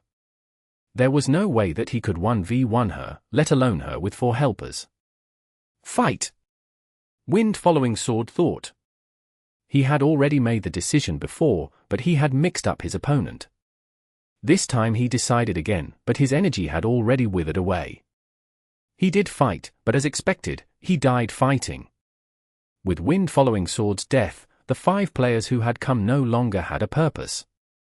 They had quickly charged forward to save the friend whom Lord Grim was beating up and now wanted to run away. But how could it be so easy? Leaving was going to be even harder. Tang Ru had cleaned up Wind following sword and Su Muqing had killed off that Spitfire as well. Now it was a 3v5 fight, something that the 5 players didn't notice. In a short moment, the first player on the other side fell. Quickly, the second and third players followed. Wind following sword had died and none of the friends he had called for help had survived either. Amidst the rain, Soft Mist stood up valiantly like before. She was the last to stay standing because she had 2 friends beside her. Amazing! Amazing! Chenghua commented. She had watched the entire course of action. Not just the culprit, but his other helpers were also all killed. And the entire process had been a steamroll. It really made her feel good. Chenghua was extremely happy. She only regretted that their allied launcher wasn't her. She was already looking forward to playing with Yishio and Tang Ru. And these two? These two must be happy after such a beautiful battle, right? Chenghua looked to the right and all she saw was Yishio as calm as ever. No, it looked like he was bored. The guy didn't look energetic at all and the way he looked sitting there made her angry. It's all good now. You can continue questing. Yishio said. Okay. Tang Ru replied. That's it? Just like that? Chenghua didn't want to believe it. A great fight had just ended. They didn't even talk about it for a bit. They were just going to quietly move on and continue questing? If this had been her, such an intense battle, where she had finally won in the end, was something that she could talk about with her friends for an entire week. Chapter 275. There must not be losses on the leaderboard. Wind following sword revived in Kanji City. None of his equipment had dropped, but the 10% experience drop was enough to make his heart ache. But what made him even sadder was the turning point mid-battle. He had originally thought that taking the Christmas thief was absolutely safe. How could he know that so many side issues would pop up? In the end, not only did he die, but his friends who had come to save him had also all died. Not long after Wind following sword died, he saw his friends come one after the other. They all revived next to him. The characters stood there stupidly and not a word was said. Go back and take revenge? With just them, Wind following sword didn't dare try. After all, he knew that Lord Grim was Yichio and obviously knew that Cleansing Mist was Su Muqing as well. In addition, that Soft Mist was also strong too. There was no use trying with just them. The only way was to rely on many and the only way to do that was to rely on the guild. But right now, the entire guild was working on the Christmas quests. Wind following sword had only done the kill stealing on a whim. He hadn't talked about it with Chen Yehue. Chen Yehue also never told them what to do if they encountered Yichio and his comrades. In the end, Wind-Following Sword acted for himself and left dejected and depressed. He didn't even know how he would report it to Chen Yehue yet. And the players next to him weren't his close friends, either. They were simply a part of the hunting group. At that time, they were nearby and had been called over by Wind-Following Sword to their deaths. Lord Grim really is incredible, someone finally said. He is. Wind-Following Sword parroted. Exaggerating Lord Grim's strength could ease their thoughts. If we knew earlier, then we should have called more people over, another said. He wasn't there in the beginning. Wind-Following Sword hastily excused himself. But he wasn't wrong. When he called them over, Lord Grim wasn't there yet. What do we do now? Call for more brothers. One of them clearly wasn't happy and wanted revenge. Wind-Following Sword was also thinking about this issue. Just as he was about to answer, a new message came. Wind-Following Sword opened it and saw that it was Chen Yehue. What happened? You know about it already. Wind-Following Sword felt awkward. Power leveling in the new server was extremely important. The teens' deaths had caused them to lose experience and morale, which was completely against what they were going for. It's being talked about in the chat. Chen Yehue replied. Oh, no. Wind-Following Sword immediately checked the guild chat. The brothers next to him were all talking about it angrily. No wonder none of them had been talking when they had revived. They had been chatting in the guild's chat room. I encountered Soft Mist, seeing that the guild leader already knew. Wind-Following Sword could only explain. He stressed that at that time, he felt like he had it 100%, which was why he had acted out. He didn't think that Soft Mist would be so tenacious and hold out for so long. When he had discovered that he was in trouble, he then called people over. But the other side had also called for help and then they all got wiped out. How could you guys be their opponents? Chen Yehue said. Yeah, Wind-Following Sword felt gloomy. Yichio. He really is bringing trouble to us wherever he goes. Chen Yehue said. Yeah. Wind-Following Sword added, while still being gloomy. Trouble? It was more like he was the one who had caused trouble and then their opponents had taken revenge, right? Did you look at the Christmas hunting leaderboards? Chen Yehue asked. I saw it. We're way ahead. Wind-Following Sword said. I'm talking about the individual one, level 31 to 35. Oh. Wind-Following Sword immediately went to check. The first page showed the first 20 places, with the rankings making Wind-Following Sword feel pleased. Of the first 20 places, their excellent dynasty held the first 15, with him at 9th place. Wind-Following Sword obviously knew the reason they were able to hold the first 15 places. This was something they had created. For example, for Wind-Following Sword's party, the other party members would gather all of their Christmas thieves to him. As a result, this let him easily take a high placing. As for the other 14 players on the leaderboards, they were all the same. This time, Excellent Dynasty's advantage in manpower was finally showing. The other guilds also had their first string players come to Sin City, but they didn't have nearly as many players as Excellent Dynasty did. The current Excellent Dynasty was quite weak in the Heavenly Domain though, because many of their experts went to the 10th server. In the Heavenly Domain, the competition there was in a deadlock. There was no way of breaking it in a short amount of time. Chen Yehue had put everything at stake and invested heavily into the 10th server. They had to be in a leading position. Currently, things weren't going too well. Even though they took down Frost Forest, Liu Hao stopped helping them and the later top dungeon records had come under the monopoly of Lord Grim. However, Chen Yehue had learned from this. Now whenever they moved out, they would always weigh the pros and cons first and wouldn't act out on impulse. Check the 11th page. Chen Yehue messaged Wind-Following Sword. Wind-Following Sword checked and immediately understood what the guild leader wanted him to see. Lord Grim, 218th place. This guy's rising so quickly. Correct. He wasn't even on the leaderboards an hour ago. but now he's already risen to the 218th place. Even though the difference in points is still very large between him and us, I've calculated it, and, at his speed, after 3 hours, he'll have entered our ranks. And you know who Cleansing Mist, the one on the 14th page, is, right? She'll also rise up, sooner or later. But for her, she probably won't have the time to maintain her record, so we don't have to worry too much about that. However, it's hard to say about that guy. Chen Yehue replied. But even if they rise up, we still have the majority. Wind Following Sword said. Do you still not understand? As long as he rises up, the public will be entirely focused on him. No one would care about how outstanding our achievements are. All they would pay attention to is the fact that Lord Grim has once again stepped all over us again. You look at any dungeon record from any other server. Can you say that the second place record is bad? But what about in the 10th server? All of the records he tramples over are all terrible compared to his. The entire guild immediately looks like trash. Has this ever happened in any other server? Here's the entire reason for this unhealthy trend. So you're saying, Wind Following Sword was starting to understand Chen Yehue's intent. That's why we definitely can't let him climb up the ladder. We can't let this little rat spoil our porridge.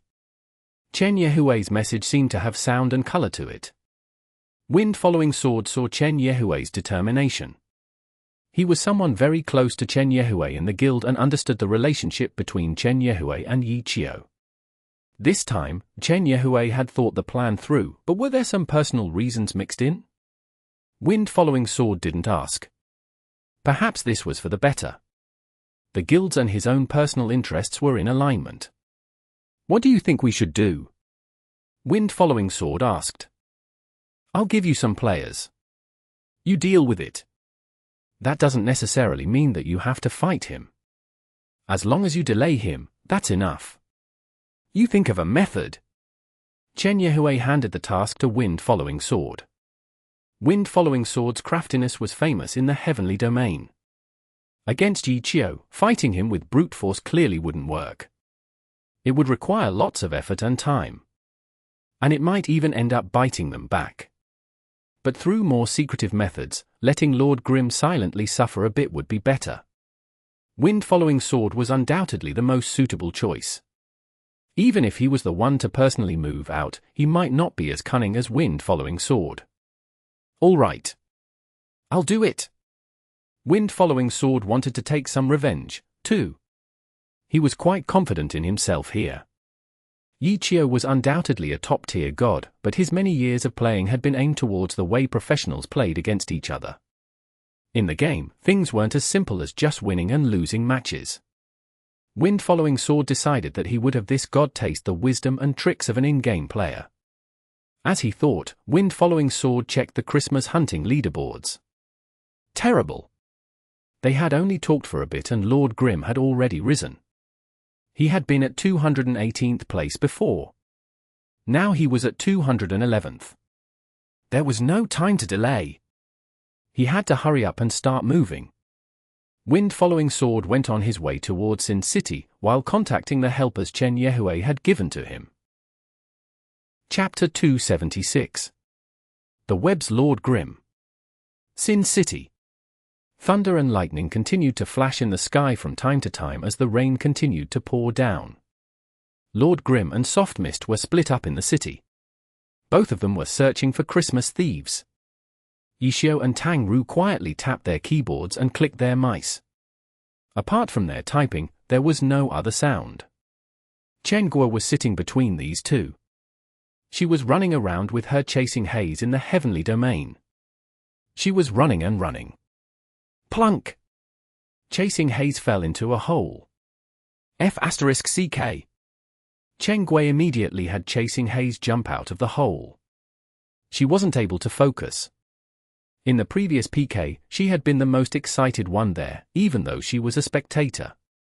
Helpless, Chen Guo drank a sip of water and continued to run around aimlessly without a destination. For Christmas thieves, this was her progress up until now. In the previous hour, she had killed 3 of them. But during this hour, she hadn't made much progress. Because she was watching the two of them play, she was still a bit distracted. Whenever she found one, another player would always snatch it first. When someone else got to it first, Chenghua would always quietly walk away. But this didn't mean that such situations were always peacefully resolved. Killing another player and stealing the monster was a common tactic that was taking place all over. The heavenly domain was truly a survival of the fittest world. Danger could come from anywhere. Since there wasn't any penalty for peeking here and the experience as well as the item drops were larger, killing other players for their items was a common occurrence. Perhaps not everyone liked the heavenly domain's atmosphere, but the heavenly domain wasn't a place that players were forced to go to. The players had a choice. However, the heavenly domain had better equipment, better materials, stronger bosses, and harder dungeons, which were enough incentives to make players constantly enter. If that enticement wasn't strong enough, most would probably stay in the normal servers to play. Chenghua had once been attacked and had her equipment drop. She had been so angry that she had stopped playing for a whole week and had even wanted to go back to the old server. But not long after, she had climbed back onto the heavenly domain. This place had this type of magic to it. But currently, Chenghua didn't feel good about the heavenly domain at all. She rigidly pressed forward. Her hands were almost numb. As for the two players beside her, both of them were clicking and tapping furiously. She didn't even need to look to know that they were constantly busy. In the new server, in Sin City, there were too many monsters and not enough players. They never needed to walk far to see a Christmas thief. As a comparison, how could she like playing on the heavenly domain? Running and running. She just couldn't snatch any Christmas thieves for herself. Chenghua would sometimes measure herself against the two of them on her left and right. Gradually, she discovered that Yishio had quieted down, too. He was just like her. He seemed to only press forward and turn left and right stupidly. Chenghua once again switched her attention to Yishio's screen instead of hers. Lord Grimm went through the street into an alley, looking everywhere. There seemed to be fewer Christmas thieves now. Or perhaps, there were more players now? Wherever Lord Grimm went, either the Christmas thieves had already been killed or there were already players fighting them. Yishio obviously didn't go and kill others to steal their monsters like Wind Following Sword did. All he could do was turn around and keep looking. But it always seemed to be this way. Chenghua watched for half an hour. He had only killed 2 Christmas thieves in that time. In an advantageous place like Sin City, where Yishio had previously killed 14 in an hour, killing 2 in half an hour was too strange. This could be seen from the leaderboards. During the half hour, Lord Grimm's name continued to fall. The system probably changed because you guys were too savage, no? Chenghua suddenly said. Yishio turned his head and looked at her. He lightly shook his head and said, "Something's not right." "What's not right?" Chenghua asked. Yishio didn't answer. He continued to patiently have Lord Grimm look around. Chenghua obviously knew that the system couldn't have changed. Tang Ru was still busy fighting. It couldn't be that the change was only directed at Lord Grimm, so that it would only change wherever he moved, right? Chenghua continued to watch. Another half an hour passed. It was even worse this time. He had only killed 1. 3 Christmas thieves in 1 hour was Yishio's achievement. Chenghua didn't take the chance to take delight in his misfortunes. She also felt that something wasn't right either. "I've been surrounded," Yishio said in response to Chenghua's doubtful gaze. "Surrounded?" "Yeah, there's always people nearby." Yishio pointed to a place not far away to a character who was killing a Christmas thief. "They've set up a net around me, moving along with me. They'll have gone to all the nearby areas ahead of time. If there are Christmas thieves, then they'll either lead them away or kill them. That's why I rarely find any I can kill." "Is that even possible?" Chenghua stared blankly. "There's quite a lot of them. I just counted. There's 24 total." Chenghua now understood that Yishio hadn't been blindly searching, hoping for some luck. After figuring out that something wasn't right, his movements about were to examine the situation. Through this half an hour of examining, he was able to come to a conclusion. Kill him, Chen Guo said. That evil. Yishio laughed. If they don't hurt me, then I won't hurt them. Chen Guo told him her reasoning. Then should I go and try? Yishio asked for her opinion. Go, Chen Guo said as if she was in charge. As a result, Lord Grim rushed forward. But before he could even get anywhere close, the player turned tail and ran. The Christmas thief obviously followed behind the player. No matter how good of a player Yishio was, it would be very difficult for him to catch and kill it. Chen Guo watched, dumbstruck. They've prepared well. Yishio sighed. He checked the Christmas hunting leaderboards and saw that his rank had gone down by a lot. Yishio checked the first page of the leaderboards. Whoa, Excellent Dynasty is so mighty! Chen Guo blurted out. The first 15 places were held by Excellent Dynasty. Yishio smiled, but didn't say anything. A fan of Excellent Era would obviously be a fan of the in-game Excellent Dynasty. But Chen Guo understood. This type of painstaking work trying to make sure Yishio didn't kill any Christmas thieves was clearly because of the competition between the two sides.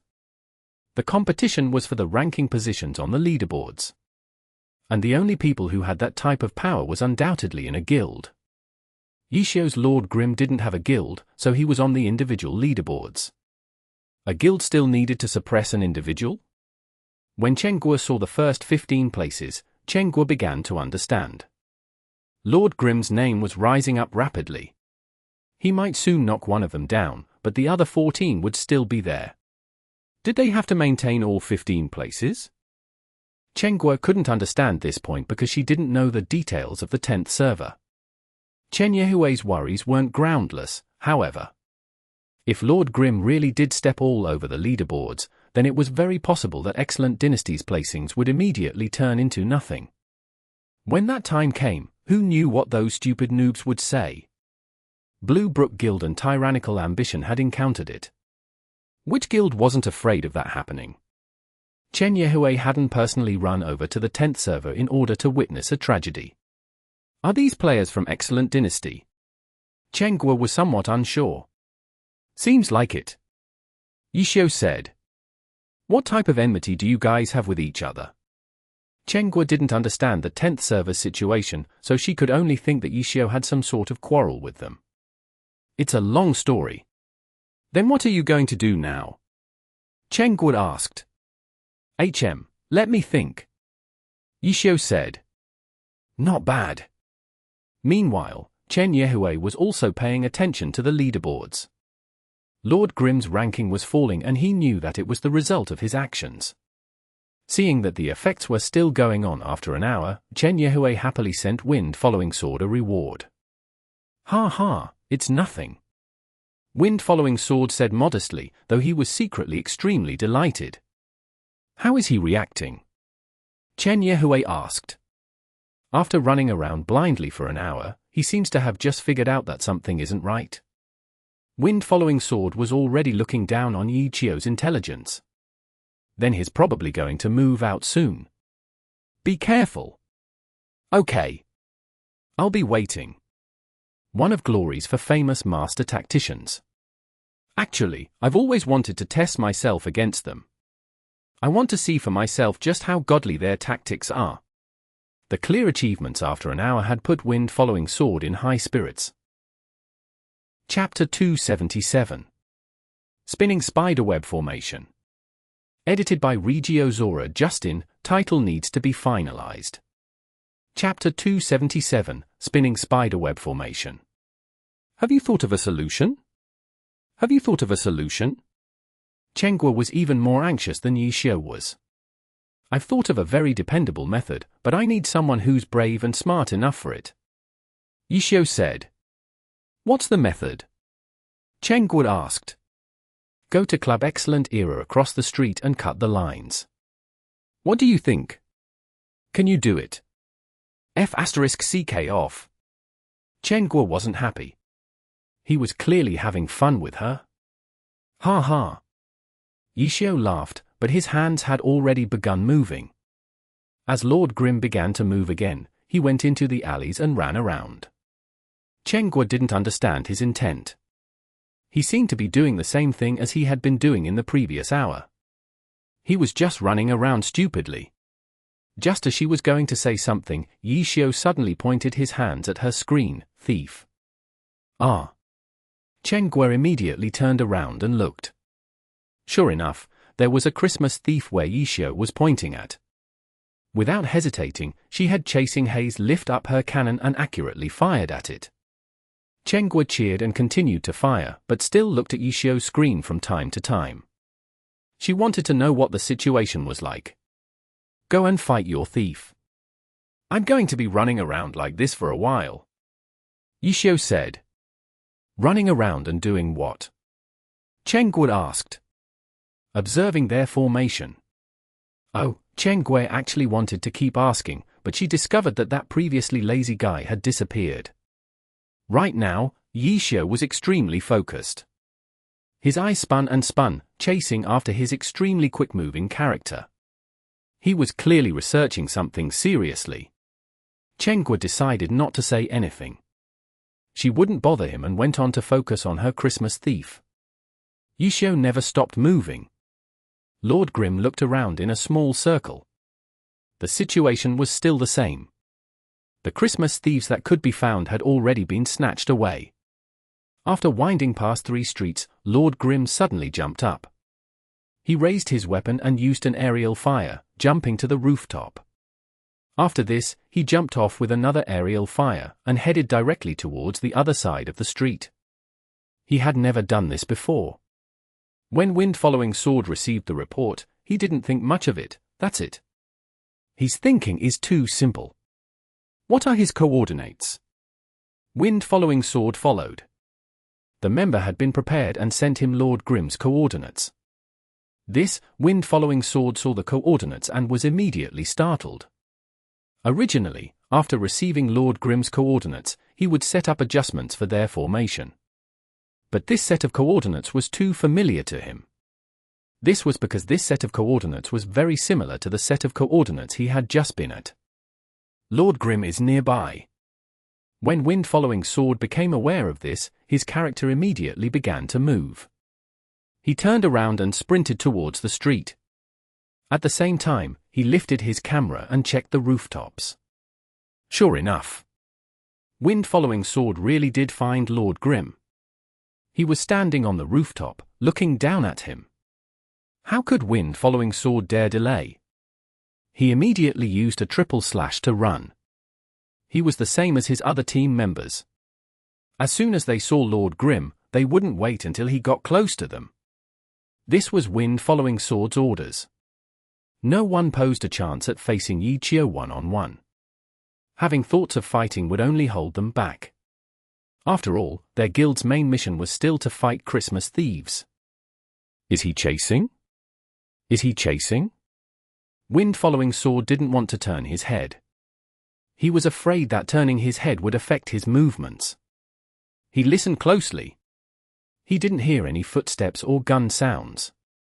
After a while, Wind-Following Sword finally turned around to take a look. He hadn't. There was no sign of Lord Grim. There was just an empty field. Wind-Following Sword let out a sigh. As for his previous position? Wind-Following Sword recalled it and then quickly sent orders to the other team members. Not long after, another teammate reported back, sending him Lord Grim's new coordinates. Wind-Following Sword looked and saw that he was still in their formation's range. He couldn't help but laugh coldly. Running around on the rooftops truly made things a bit more difficult, but was that it? Yishio isn't anything much. Wind-Following Sword said to himself. Just as he closed the message, he glanced at his own coordinates. Who? Why did it look familiar? These coordinates were very close to the ones that the team member had reported for Lord Grim. Wind-Following Sword was startled again. He immediately wanted to run, but a figure suddenly landed in front of him. If that wasn't Lord Grim, then who else could it be?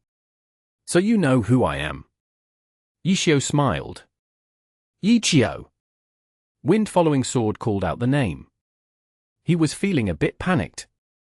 Since they were a bit too close to each other, it was very possible that he wouldn't be able to get away.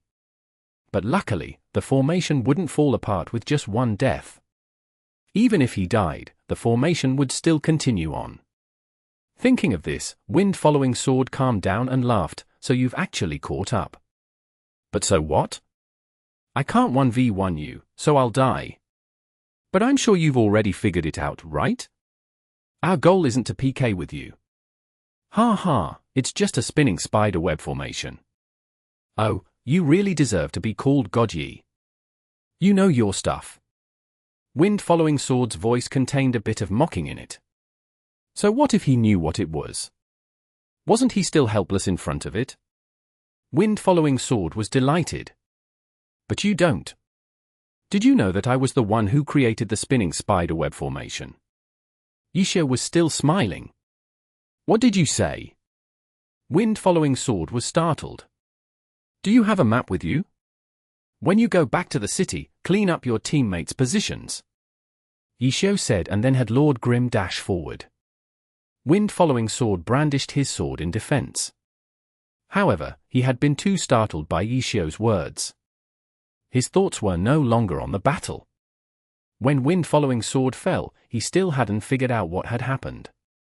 He immediately decided to revive and have his teammates report their positions. Yichio had created the spinning spiderweb formation? Wind-following sword didn't know that.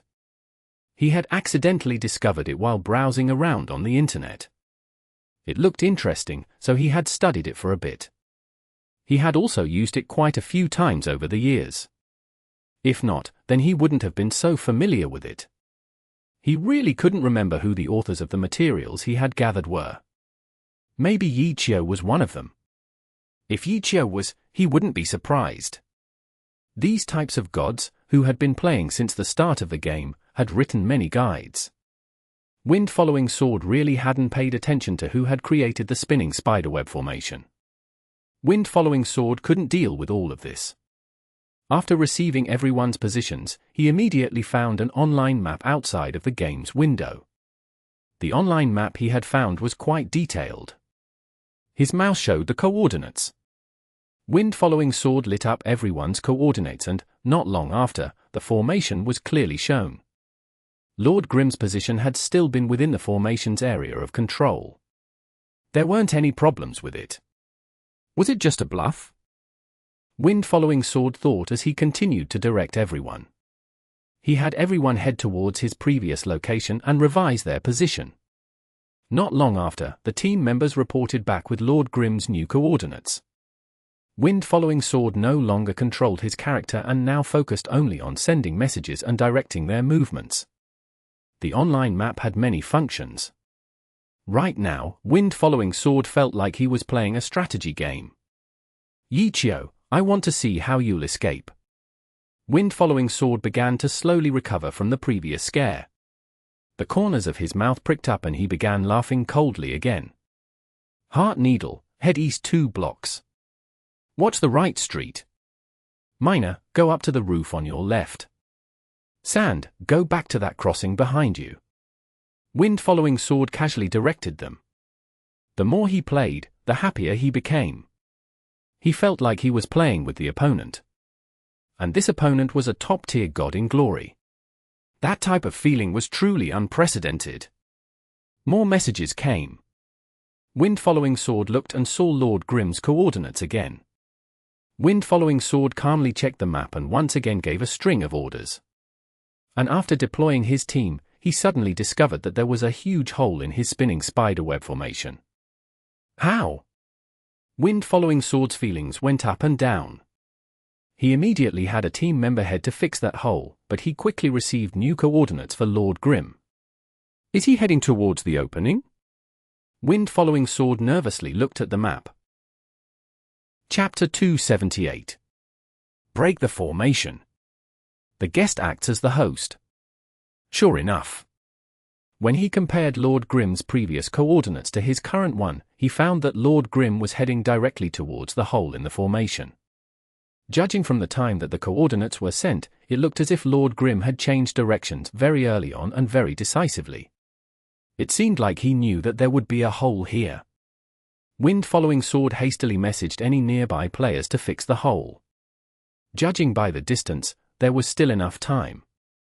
However, his sudden dispatch caused another area without anyone there to appear. Based on the direction that Lord Grim was moving towards, Wind-following sword decided that he should dispatch those who were far away from Lord Grim to fill the gap. That was how the spinning spiderweb formation worked. But as soon as he had sent out the messages and heaved a sigh of relief, he then discovered that he had received another report of Lord Grim's coordinates. Wind-following sword checked the report and immediately exploded. Lord Grim had changed directions again. He had just given a bunch of orders and now they were all pointless. Lord Grim was currently heading towards the gap they had left after adjusting their positions. Wind-following sword couldn't pay attention to anything else but Lord Grim. He hastily sent another round of orders. And this time, in order to fix the gap, he had to adjust even more people, which meant he had to send out more messages. Wind-following sword hastily moved his hands and increased his hand speed. But instead of using them on playing the game, he used it to type faster. His character stood still in Kanji City. He didn't have any time to take even a single step. In Sin City, Lord Grim continued to advance, rushing forward in a straight line. No one was more clear on the principles of the spinning spiderweb formation than Yi Xiu. Actually, he didn't know who exactly was giving out the commands, but during his hour of running around, which Chen Gui had assumed he was still searching for Christmas thieves, in reality, Yi Xiu was actually observing his opponents. After an hour of observing, Yi Xiu understood how many players were on the other side's formation. Every time he saw their positions, he gradually grasped the positions of everyone in the spinning spiderweb formation. The 24 excellent dynasty players and their positions were constantly revolving in Yi Xiu's head. After this, Yi Xiu could predict what his opponents would do with every change in direction he made. However, he still had to confirm it. After all, if the person executing the formation was different, then the person's habits and adjustments might not follow his predictions. Yi Xiu was especially worried that the other side hadn't learned the formation well. If that was the case, then his carefully made predictions would be thrown off. However, in that case, breaking out of the formation would also be just as easy. If that were the case, he wouldn't need to do anything too technical. By testing the reactions in the formation for a bit, Yi Xiu discovered that his opponent knew what he was doing. His opponent had already grasped and understood the spinning spiderweb formation extremely well. But unfortunately, even so, the spinning spiderweb formation wasn't unbeatable. As the creator of the spinning spiderweb formation, even if there weren't any holes, Yi Xiu could create one. This type of hole couldn't really be considered a hole, but an innate flaw of the spinning spiderweb formation. This flaw laid in the commander. Because the orders given had to be extremely precise, every time there was a change in direction, the commander had to give almost every character in the formation an order. When the situation changed too quickly, the commander would have a hard time keeping up. And Lord Grim, the spinning spiderweb formation's prey, was causing this to happen. After grasping the other side's formation, Yi Xiu immediately began to execute his plan. Killing Wind-following sword was the plan's first step. Wind-following sword was already killed, thus that area temporarily became empty. The commander had to make up for this and, from then on, the formation came under Yi Xiu's lead. Even though he wasn't the commander, in a sense, he was the guide for the formation. How they moved depended entirely on him. And from here on out, Yi Xiu became the guest that acted as the host. By following the movements he had planned out beforehand, he would ultimately drive the other side's movements and continuously hasten his speed, creating an opening and allowing him to break through. A hole? There was one, but the hole wasn't big enough, yet. Continue. Even though Yi Xiu didn't have an online map that he could use to grasp the entire situation, the map he had in his head was even clearer. The points on the online map were static, but in Yi Xiu's mind, the points were constantly moving. F***CK. When Wind-following sword received another set of coordinates, he wanted to rock the table in frustration, but he was too busy moving. Lord Grim once again headed towards the fault in the formation. There shouldn't be a fault in the spinning spiderweb formation, so why was there one here? Wind following sword hastily gave orders as he pondered. He was reflecting back step by step to find where the problem had occurred. Finally, Wind following sword's reflection found an answer. He locked onto the moment when he had died. The problem started there. Wind following sword suddenly understood. The spinning spiderweb formation didn't require a precise number of players to work. If there was one fewer or one more, the movements were the same. However, the instant that he died, a blank space appeared in their 24-player formation. When he revived, he immediately went to fix it. The appearance of the crack was only for a brief moment.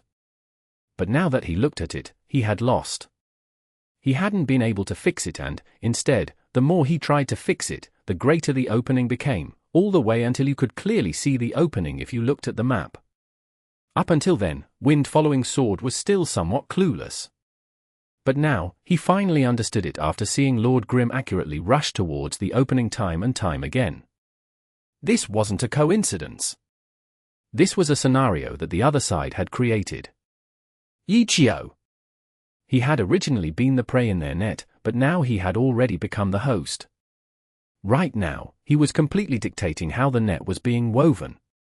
And he himself? Even after understanding the situation, he still couldn't fix it. Wind following sword hastily gave out more orders. It was the same as before. He was pulling down one wall only to put up another. The opening in his spinning spiderweb formation was growing larger and larger. Not good. Sweat had already started forming on Wind following sword's head. He wasn't fighting, but his two hands sounded like they were tapping the keyboard even more furiously than they were in a battle. I can't keep up. Wind following sword discovered that with so many adjustments to make, by the time he sent them all out, would there still be enough time to keep Lord Grim in the middle? Wind following sword grew nervous and worried, but his hands never stopped moving. Just a bit more. Just a bit more. Wind following sword encouraged himself repeatedly. Of the 23 players, Wind following sword was only able to give out 17 orders this time. He had to look at each player's position, determine each player's movements, and then give them an order. This wasn't as easy as it sounded. After sending the 17 orders, Wind following sword felt his hands becoming fatigued and his head ached. And then another message came. No way. Wind following sword fell into despair. Whenever an adjustment was made, someone would report Lord Grim's coordinates. After this, he would go into a frenzy once again. How many times had he done this now? Wind following sword's fatigued hands opened the message and tears immediately began streaming down his face. And sure enough, Lord Grim once again changed routes. Wind following sword didn't even need to look at the online map to confirm it, because he already had experience with this. Lord Grim must be going towards the opening. Where was the opening? How could Wind following sword not know? He didn't want an opening to be there, but there was nothing that he could do about it. This was because ever since the first crack in the formation had appeared as a result of his death, Lord Grim had led the way to widen the opening. Wind following sword hoped that he could have some time to fix it, but he didn't. Lord Grim's movements never gave him the chance to. In other words, up until now, Wind following sword hadn't been able to switch from a 24-player formation to a 23-player formation yet. Everything began when he died. But Wind following sword continued to persevere. Thinking, making the decision, and giving the orders. His head hurt and his hands almost felt like they weren't his own. This time, Wind following sword gave orders to 19 players. This was a contest. Wind following sword clearly understood that even though he couldn't see his opponent, the movement of the red dot on his map was in a struggle with him, as if they had fiercely clasped hands together and were arm wrestling. This was no longer the casual and easygoing leading that he did in the beginning. At this moment, Lord Grim was repeatedly battering and tearing down his net. He won't break out. Wind following sword finished 19 messages. He had done it. In that instant, he felt extremely satisfied because he had completed a difficult challenge. Before this, he hadn't believed that he could accomplish such a feat in such a short amount of time. It was all simply a miracle. Sure enough, his true potential only came out against a worthy opponent. Wind-following sword looked at the red dot on the map as well as the opening that had appeared again. Lord Grim once again headed towards it. He wouldn't be flustered this time, because he had already accomplished a great feat. He was confident that he could continue on with this situation. He was completely prepared. Wind-following sword's spirits roused. He waited for the report back and waited for those coordinates. This time, he had built up his confidence and suddenly began to enjoy this type of challenge. Wind-following sword waited and waited. But this time, the prompt report never came. Wind-following sword began to ask for it himself. He asked the players in front of Lord Grim, 1, 2, 3. He asked them all, but none of them had seen Lord Grim. Wind-following sword fell dumbstruck. If the spinning spiderweb formation couldn't grasp the prey's location, then that could only mean one thing: the prey had escaped the web. Chapter 279. I can persuade them. The feeling of falling from the heavens down to the earth was something that Wind-following sword understood now. Letting Lord Grim escape wasn't too bad, but the worst part was that Lord Grim had crushed Wind-following sword's confidence. He had just built it up and was filled with tremendous self-confidence, only for it to be destroyed in an instant. He had originally thought that what he had been doing was amazing, but it had actually been pointless work. When he pulled off the feat, Lord Grim had already rushed out of the opening. In the end, he had been able to escape. Wind-following sword's fingers had turned numb for real this time. Spinning spiderweb formation. The word spinning pointed to maintaining a constant circle around the target. Even if the target didn't react intensely, the players in the formation had to keep on moving. Especially since, this time, Excellent Dynasty's goal was to clear away all the Christmas thieves around Lord Grim, which required them to move even more.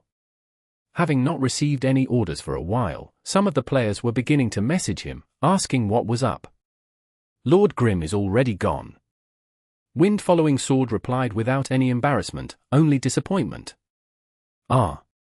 Wind-following sword sent another round of orders, but this time, it was to have the players pull back and monitor the entire area. The visibility in Sin City wasn't good. Maybe Lord Grim had intentionally stopped moving in some spot? This seemed to be their last line of hope, but Wind-following sword wasn't expecting anything. The reality was as Wind-following sword had predicted. Lord Grim was already outside of the spinning spiderweb formation. Where did he go? He didn't know at the moment and would have to look. We failed, Wind-following sword messaged Chen Yehue. What? Lord Grim escaped from our control. Wind-following sword said. That doesn't matter. You guys were still able to delay him for an hour. In this hour, his ranking has been dropping. This is all because of your efforts. Keep up the good work. Chen Yehue said. Wind-following sword was startled. Clearly, Chen Yehue didn't care that Yi Qiu had broken out. Even if he did, it had still delayed him for an hour. If they kept on doing this and maintained this type of delay, then Chen Yehue's goal would be reached. Wind-following sword understood this too, but he was no longer in the mood to continue doing this. In his heart, he was already the loser. And now, the loser had to keep on getting trampled by the other side. How could that be fun? But he would still accomplish their goal. Wind-following sword forced himself to look from Chen Yehue's point of view. After replying to Chen Yehue, he renewed his spirits and rushed towards Sin City, while sending his players to search for Lord Grim. If he was going to do it, then he would try his hardest to do it well. Wind-following sword changed his attitude and his line of thinking. Sin City. Even though Yi Qiu had successfully escaped from the spinning spiderweb formation, he knew that it wasn't over. He understood Excellent Dynasty's goal, to hinder his progress in the event and prevent him from messing with Excellent Dynasty's lead. They're too crazy. Such a large guild intends on competing with you. Chen Guo was filled with disbelief. There's a lot of pressure as an expert. Even if you don't want to, you can't help but become another person's obstacle. Yi Qiu sighed, making Chen Guo really want to smash his head into the table. Even though he really was an expert, couldn't he be a little bit more modest? As an expert, you obviously won't concede, right? Chengguo asked. Concede? How? Not to the Christmas quests. Yishio replied. Try a different angle. For example, you can join Excellent Dynasty. For an expert like you, if you're willing, then I'm sure they'll accept. Chengguo felt that her suggestion was quite good. After all, Excellent Dynasty was her guild. And having her guild get into a fight with her friend didn't seem right, so Chengguo finally concluded on this. If he joined, then wouldn't everyone be happy? Yishio turned his head to look at Chengguo. Don't tell me you were sent by Chen Yehui. Yishio had used Chengguo's account, so he obviously knew that Chengguo was a member of Excellent Dynasty. Who? You even know the guild leader? Chengguo was astonished. Of course. He's the one leading the work in the 10th server. Yishio said. Really? Even the guild leader went to the 10th server to pioneer? No wonder I haven't been seeing him very often. A lot of experts have been coming on less too. Could they have run to the 10th server, too? Chengguo mumbled. Oh? That's a thing? Yeah. Look. Chengguo opened up her Chasing Hazes guild interface. On the guild list, she pointed out a bunch of grey names to Yishio. She also proudly gave them a short introduction. Yishio only quietly listened. He had actually heard of some of these names before. He was once Excellent Era's team captain after all. If there were any experts in the guild, then the guild would definitely report to the team. This was the most established way of finding new players, choosing from the experts in-game. Testing the guild's experts was a task that Yishio had frequently done. All of Excellent Dynasty's top-tier experts had a datasheet of them in the club. Some of them had even been done by Yishio. These types of characters left some impression on him. So it's like that. Now that Yishio saw Chengguo's guild list, he knew that Excellent Dynasty come to the 10th server in full force. But unfortunately, their guild with their high ambitions met him, who oppressed all of the guilds. Of course, with oppression, there would be resistance.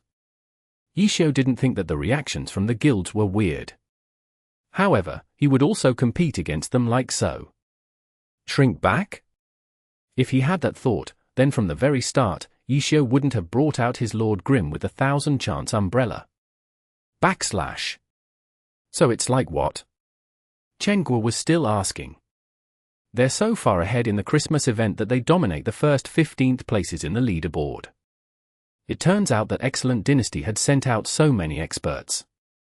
No wonder. Yishio said. You could also be one of them. Completely unaware of the situation, Chengguo was still trying to persuade him. If I really can't go on any further, then I'll consider it. Yishio smiled. Do you want me to talk to them for you? I'm actually pretty familiar with a few experts. I can persuade them. Chengguo didn't say it without pride. Yishio didn't know whether to laugh or cry. Okay. If I need to do it, then you have to help me. Yishio didn't make fun of Chengguo's good intentions. Chengguo nodded her head in satisfaction. She then looked at Yishio's Lord Grim, who was still running around randomly. She couldn't help but ask, from the looks of it, you should hurry up and consider it. It's been almost 2 hours and how many Christmas thieves have you hunted down? Relax. You can still help. Yishio laughed. When the entire Excellent Dynasty is crying, you can tell Chen Yehui that you can come to my place and persuade me. Your place? You're too arrogant. I'll kick you out. Chengguo reminded Yishio to pay attention to his status. She was the boss, after all. An employee dares to order her around? If I tell you to go east, then you go east. That's the way it should be. Yeah. Yishio nodded his head repeatedly. In the end, Chengguo pointed at his screen and yelled, Christmas thief. Hurry. I see it. Yishio replied and fired at it. The Christmas thief immediately rushed towards Lord Grim, but Lord Grim didn't meet with the thief. Instead, he jumped into the air with an aerial fire and flew onto a rooftop. What are you doing? Chenghua didn't understand. Aren't Christmas thieves designed in this way? The thief is very evil and merciless. He hid his identity and stole Santa's carefully prepared presents. So as soon as he's been discovered, in order to continue hiding his identity, he will attack the player that has found him to shut his mouth. Yishio said. Sounds right. Chenghua said. I plan on testing this setup. How are you going to do that? Chenghua asked. I want to see if he'll continue chasing to try and kill me. Yishio said, and, at this moment, the Christmas thief chased after him up onto the roof. This Christmas thief was an assassin class. He was good at jumping and didn't even need to climb the walls. At the highest point of his first jump, he jumped again.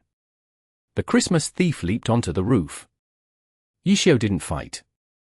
He had Lord Grimm turn around and run and jump to the other side of the street. On this street, there was unexpectedly a Christmas thief sneaking about. Lord Grimm opened up his 1,000-chance umbrella and fired at it. How many Christmas thieves do you think there are in Sin City? Yishio suddenly asked Chenghua. Chapter 280. Gathering a mob. What are you planning on doing? Chenghua's tone carried a hint of disbelief. Yishio had aggroed 2 Christmas thieves, but he hadn't gone to fight them, making her feel like he had gone insane. Should we count them? Yishio said. You're crazy. Chenghua watched, dumbstruck. Right now, I count 2 of them. Yishio actually started counting, while Chenghua continued to watch in disbelief. Is this guy planning on aggroing all of Sin City's Christmas thieves onto his body? Why would he try to commit suicide? 2 Christmas thieves chased behind Lord Grimm. The Christmas thieves' levels, classes, and stats were different, so they moved at different speeds as well. The newly aggroed Christmas thief held a greatsword and really did look like a berserker. His movement speed was relatively normal, but the assassin Christmas thief was clearly faster. However, because Yishio was using aerial fire to fly backwards, he held the advantage in movement speed. Not only were they not getting any closer, they were growing farther and farther apart, up until the point where the berserker had been left behind. If this was any normal monster, Yishio would have already escaped from the thief's aggro range and would then stop being chased by the thief. However, this Christmas thief wasn't going to give up. The thief was quite similar to a dungeon's elite monster. Bang! Lord Grimm once again fired another round, hitting a 3rd Christmas thief, who immediately took out his weapon and began chasing after him. 3. Yishio turned his head towards Chenghua and reported the number he had counted. Chenghua had completely turned to stone. She didn't have any reaction. Her head seemed to have already turned into a broken machine. Seeing Yishio act like this, was he serious? There was no information on how many Christmas thieves were in a leveling area. However, the number of monsters in a leveling area had a limit. For example, if the limit was 100, then if there were 100 monsters, a 101st monster wouldn't spawn. If the 100th monster died, then another monster would spawn after a certain amount of time. Chenghua had guessed what Yishio was trying to do. She had also guessed what the result of his actions would be. However, was it even possible to do what he was planning? Could he guarantee that he could survive having so many Christmas thieves, all of different classes, chasing after him? Wasn't that too much pressure? Number 4. Chenghua was still thinking when Yishio reported that he had counted to 4. Because of the differences in movement speed, the 4 monsters were chasing after him in different places, but they were still quite a bit of distance away from Lord Grimm. Aerial fire's movement speed was determined by the character's firearm. The higher the physical attack on the firearm was, the greater the recoil would be and the faster its movement speed would be. Yishio's 1,000-chance umbrella was considered a rifle with a recoil second only to the hand cannon. It was also a level 25 silver weapon, so its stats were equivalent to a level 30 orange weapon. The movement speed from its aerial fire was exceptional. In addition to his skilled playing, his aerial fire never seemed to stop, except only whenever he needed to land on the ground. It looked as if he was moving backwards in a perfectly straight line. Chen Gui had no way of seeing this type of result through Yishio's first-person camera though. Otherwise, she would have definitely been astonished. All she could see was that Yishio's playing was quite quick and precise. 5. Yishio continued to count. The number of Christmas thieves that he had gathered became 5. 6. 7. 8.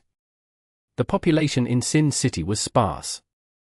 Since Yishio was only looking and not killing, his speed was naturally faster.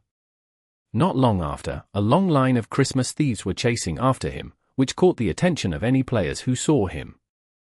That many Christmas thieves in one mob? Lord Grimm's so greedy. Sure, he's greedy, but he's good if he can actually kill them all. No one had yet to figure out Yishio's crazy idea. The players who had seen him had only thought that he was gathering a mob and then proceeding to killing them all at once, which was a common technique for leveling. However, Christmas thieves were quite strong and their respawns weren't concentrated in one area, so most players decided to kill them one by one. Only Chen Gui understood everything. The train that Lord Grimm had created was growing longer and longer. Right now, there were already 18 Christmas thieves. Lord Grimm was completely safe, which was Chen Gui's greatest astonishment. Among these Christmas thieves were long-ranged classes who were firing bullets and magic at him. But none of these attacks affected Lord Grimm's movement speed.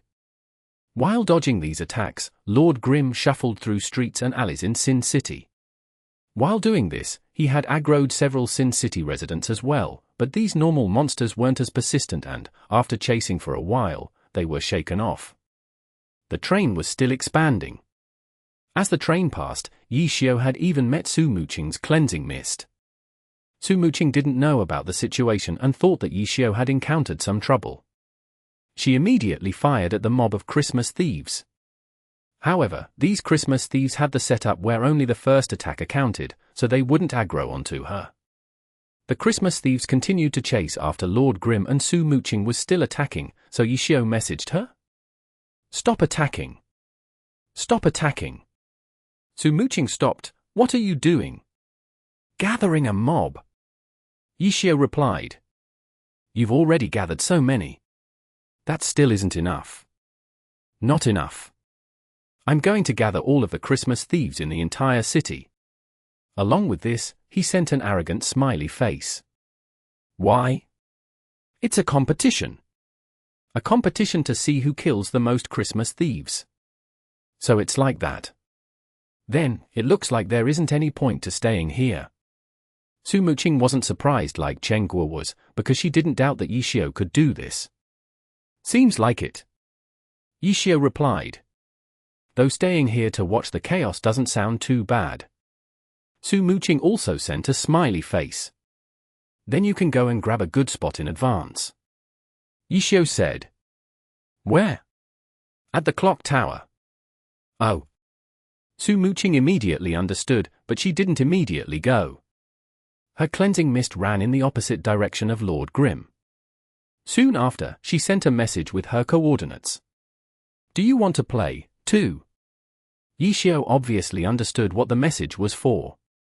"I'm afraid that I'd mess it up, so it's better if you did it on your own." Su Muqing replied. Yishio led the train to the coordinates and saw Su Muqing guarding a Christmas thief, which hadn't yet been attacked. Another carriage was added to the train and Su Muqing was now running around helping Yishio find new targets. 30. Yishio had stopped counting out loud, but Chen Gui was still silently counting.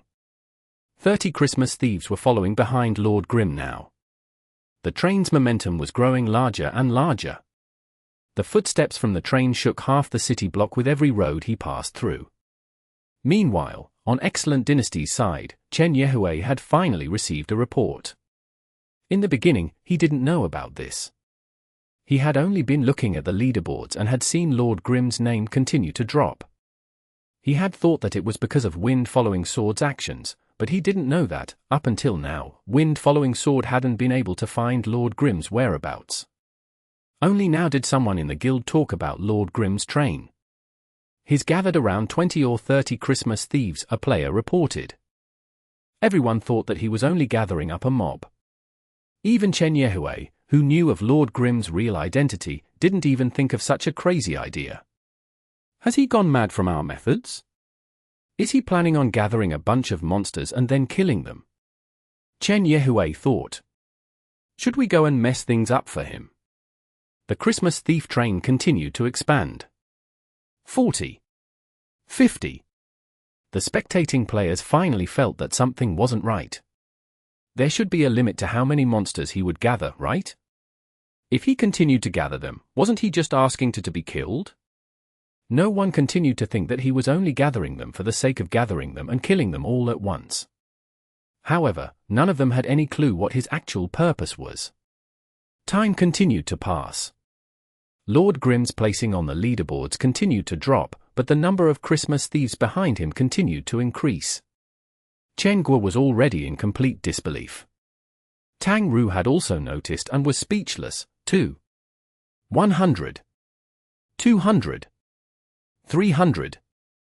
The number of Christmas thieves continued to increase.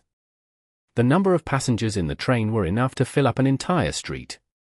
A full 6 hours had passed. Yishio hadn't left his seat the entire time. He hadn't eaten dinner, nor had he had a drink of water. He hadn't gone to the restroom yet, either. All he did was continue with his insane plan and winning Chen Guo's special approval, who personally helped him light up a cigarette.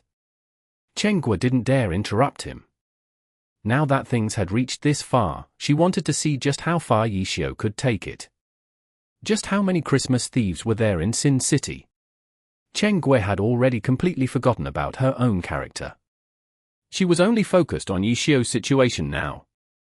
The pressure of 300 Christmas thieves was quite enormous. Yishio's expression was completely focused. His gaze never left the screen and he had maintained this concentration for a long time already. Chapter 281. Confusion. Christmas Eve. Even though Chen Guo had decorated the internet cafe in a Christmas fashion, it had only been done for attracting business. Her dinner was even simpler and cruder than usual. She took her bowl to the computer and finished eating it there. She still had to count how many Christmas thieves Yishio would eventually end up gathering. The count continued to grow. Chen Guo stopped being astonished at every increase. She currently felt like she was watching a thriller. Just how many Christmas thieves would be gathered? That was the answer she was waiting for. Meanwhile, the other experts in the 10th server Sin City were no longer able to sit still any longer. The number of players who came to spectate grew larger and larger. With such a long train running around in Sin City streets and alleys, no matter how bad the visibility was in the city, it was still possible to see an abnormal situation like this quite easily. What everyone had thought was impossible was slowly becoming a reality. What is he trying to do? The leaders of the big guilds were all discussing this. The most sensitive among them was Excellent Dynasty.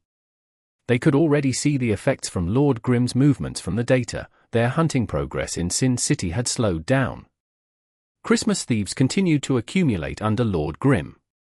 No matter how hard Excellent Dynasty searched, it was becoming harder and harder to find available Christmas thieves to kill. Even worse, none of the Christmas thieves Lord Grimm pulled were dying. If they weren't dying, then they wouldn't respawn, which meant that the number of Christmas thieves the other players could kill in Sin City was becoming less and less. Excellent Dynasty was leading on the Christmas hunting leaderboards and needed Sin City to form a solid foundation. But now, their foundations were slowly crumbling. Their advantage in experts was unable to be displayed. Chen Yehui obviously didn't want to lose their advantage. After sending out Wind following Sword and his troops, he picked other experts to react as well. And this time, they weren't going to just hinder him. If they found Lord Grimm, then they were to immediately kill him. After Lord Grimm died, they would then be able to gather many Christmas thieves. This profit was enough to make Chen Yehui excited. Chen Yehui wasn't the only one with this thought process. In front of such a profit, killing others was bound to happen. Everyone understood that Lord Grimm was a skilled expert, but under this type of situation, what did it matter if he was a god-level expert?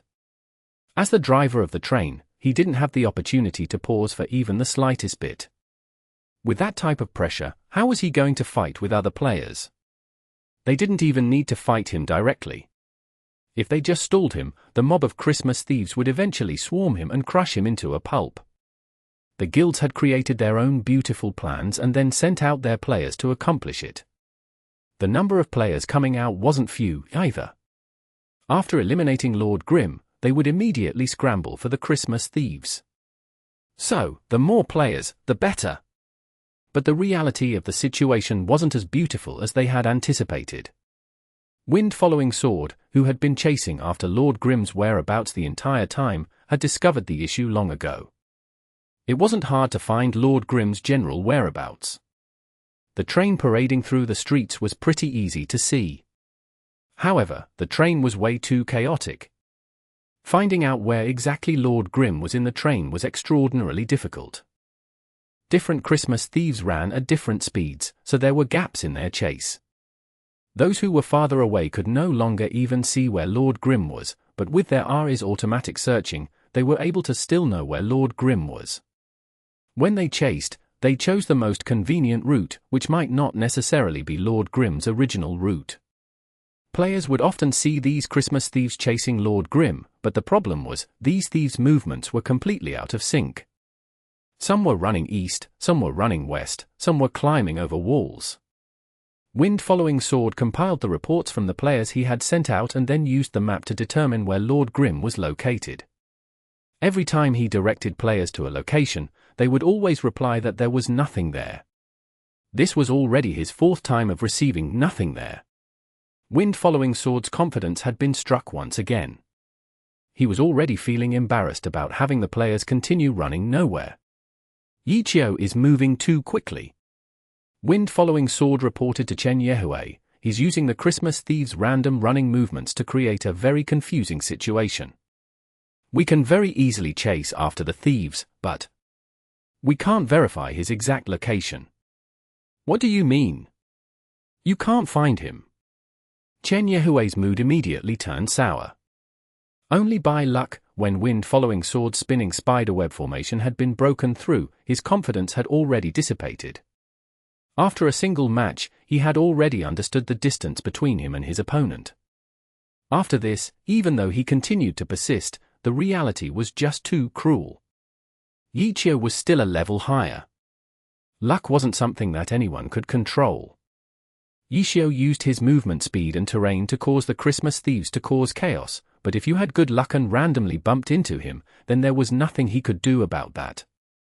Currently, there really were a few players like that. When they ran past a street, they turned their cameras. Lord Grim. The players were surprised to discover him. Even though they weren't able to see his ID, with a single person in front and countless Christmas thieves behind, if that person leading the mob wasn't Lord Grim, who else could it be? They then saw Lord Grim jump and, with a gunshot, hop onto the roof. After 3 seconds, all they saw were a bunch of Christmas thieves climbing up the wall. The players immediately ran to the nearby street. Who? There were thieves climbing up the walls by the nearby street too. Lord Grim was still on the roof. And that rooftop wasn't a place that just anyone could reach. Those who could go, went up. Those who couldn't, ran along the 2 side streets and hastily called for help. After that, they saw Lord Grim run onto the street and then jump onto another roof. After doing this several times, the majority of players immediately lost him. A gunner was able to catch him though. He was also very familiar with going up and down like this and was able to chase Lord Grim onto the streets. Lord Grim began using aerial fire. The gunner began to sweat. When they used aerial fire, they were flying backwards, so they wouldn't use aerial fire to chase. Because if they chased while going backwards, their backs would then be exposed to the opponent's gun. So if you used aerial fire and the opponent used aerial fire, you'd be hit by the opponent's bullets. Under this type of situation, chasing would be very difficult. Everyone knew that Lord Grim was a great expert. The gunner didn't dare play anything difficult in front of Lord Grim, so his only choice was to run instead, while reporting the situation to his boss. Those Christmas thieves were also following closely after. From this, the gunner was able to personally feel just how chaotic Yichio's train was. Lord Grim rushed to the end of a street and then made a right turn, disappearing from the gunner's line of sight. The gunner immediately turned back and used aerial fire to increase the speed. How could he know that Yishio's Lord Grim would turn around and glance at him? Seeing the gunner use aerial fire, Yishio immediately took advantage of the fact that they were still far from each other to sneakily slip away to a nearby street. This type of trick might not be enough to trick the opponents, but these small details were what allowed Yishio to create such a confusing situation. The orders from many guilds were very simple: follow the Christmas thieves.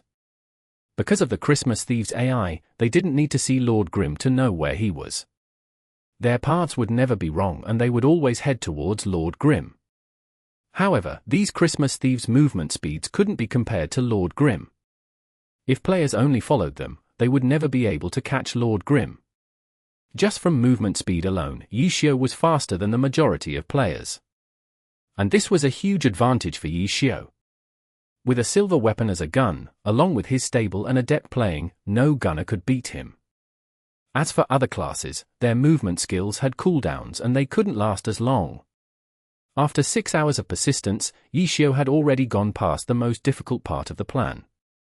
The more Christmas thieves behind him, the greater his advantage was and the more difficult it was for players to find his position. 322 Christmas thieves. No guild knew of this terrifying number. The only person who knew of it was Chen Gui, who had been quietly counting the entire time. Chapter 282. Dark. 323, Chen Gui watched as Yishio pulled another Christmas thief. The 323rd quickly joined the flood of Christmas thieves behind Lord Grim and was instantly submerged. Yishio controlled Lord Grim and, under his plan, the actual number of Christmas thieves he was facing wasn't as crazy as others had imagined it would be. If Chen Gui hadn't been counting the entire time, then if she looked at Yishio's screen, she wouldn't have even thought that he was facing a terrifying 323 Christmas thieves. As he pulled 323 Christmas thieves, the number of remaining Christmas thieves decreased, which made it ever more difficult for Yishio to find new ones. But he wasn't done yet and Lord Grim continued to rush about. The game settings had changed to a windowed screen. Alongside the windowed screen was a map of Sin City, similar to what Wind Following Sword had done. If he was just running around randomly with the Christmas thieves, it wouldn't anything difficult for Yishio. But as the guilds began to react, Yishio had to implement more variables into his plan. Chen Gui saw his look of concentration, so she didn't bother him and only watched quietly as he played. The map was filled with Christmas thieves running around. These Christmas thieves could obviously be attacked, too. However, those players wouldn't gain any points from killing these Christmas thieves, so doing so was equivalent to doing free labor for Yishio. Players could only watch as the grandiose flood of Christmas thieves swept past them, since killing them wouldn't benefit them. It made the players truly feel gloomy. They continued to search for Lord Grim's whereabouts and also looked for any Christmas thieves that had escaped from the net. The progress with the Christmas thieves hunting for the guilds grew more and more disheartening, but there was nothing they could do. They had already been working hard at it for several hours, but Lord Grim was still as alive as ever. Quite a few had seen him, but not a single one was able to follow and block him. But if we kill them, then at the very least, there'll be new Christmas thieves that'll respawn. We shouldn't be just standing around without any monsters to kill. On Blue Brook Guild side, Blue River and his friends were discussing amongst each other. They hadn't made any progress in the past hour. What was happening in Sin City was completely unimaginable. But so what if we kill them? When new ones respawn, won't Lord Grim just gather them again? If he can do it once, then he can do it twice, Blue Brook Guild's Bound Boat said. Kill Lord Grim. Flower Lantern was more impulsive. Do you think that no one else has thought of that yet? And what are the results? Bound Boat said. Blue River also let out a long sigh. Then what do we do? Are we just going to watch? Flower Lantern said. I'm thinking. That is doing this to create a situation where there's nowhere for us to go, so we'll have no other choice but to kill the Christmas thieves. But if we can restrain ourselves, he'll also be in a situation where it'll be too late to stop. With so many Christmas thieves, how was he going to kill them? Bound Boat said. He also knew Lord Grim's true identity, so he didn't doubt Lord Grim's skill. However, Lord Grim killing the mob by himself was still impossible. Oh, everyone felt that Bound Boat's analysis made sense. Blue Brook Guild wasn't the only guild bound in a knot. Herb Garden, Tyrannical Ambition, Samsara, Misty Castle. Which guild wasn't scratching at the wall helplessly? In the end, every guild came to the same conclusion as Bound Boat's analysis. No guild wanted to help Lord Grim by working for free, especially Excellent Dynasty. They didn't know how many Christmas thieves Lord Grim had accumulated exactly, but if they helped him kill all of them, then Chen Yehue didn't doubt that Lord Grim would immediately jump onto the top of the leaderboards, stepping on their Excellent Dynasty's first 15 places. This was something that Chen Yehue didn't want to see, even more so than not being able to kill Christmas thieves. At the very least, their Excellent Dynasty would be in the lead. Why would Chen Yehue personally help him just for him to step on them? Every guild entered this type of overcautious state. Even though Yishio's routes were mapped out and planned, the pace at which he was gathering monsters was getting slower. He was gradually entering the stage where he could no longer move forward. 341. After achieving this number with great difficulty, another half an hour passed, but Yishio still wasn't able to find any new ones. How many Christmas thieves were in Sin City? It was just something that he had said. How could a single person figure this out? The guilds were all gloomy, but they would sometimes be able to find a fish that had escaped from the nets. When these Christmas thieves were killed, another would then randomly spawn. It was just that the number of Christmas thieves that spawned were very few now, so it was already no longer possible to find one just by casually strolling around. They've all been stolen by him. I haven't killed one in a long time. Tangru was also one of those in Sin City struggling for a penny. She was also affected by the situation and her progress was becoming more and more miserable. Pretty much. Yishio suddenly said. What are you going to do now? Chengguo excitedly asked. She had wanted to ask this question for a while. TSK. I originally thought that these guilds would move out. However, it seems like this time, they're very reserved. Yishio sighed. The guilds had clearly determined the pros and cons of the situation this time. Even though they had been chasing to stop him the entire time, none of them had attacked the running Christmas thieves. If they're not going to move, then I'll have to do it myself. Yishio sighed. How? How are you going to do that? Chengguo asked. She felt as if she waiting for the final climax in a suspense film. Just keep watching and you'll know. Yishio grinned. Still stalling. If you weren't busy, then I'd have beat you to death already. Chengguo was gloomy, but she didn't do anything. She mindlessly attacked monsters as she glanced at Yishio's screen from time to time.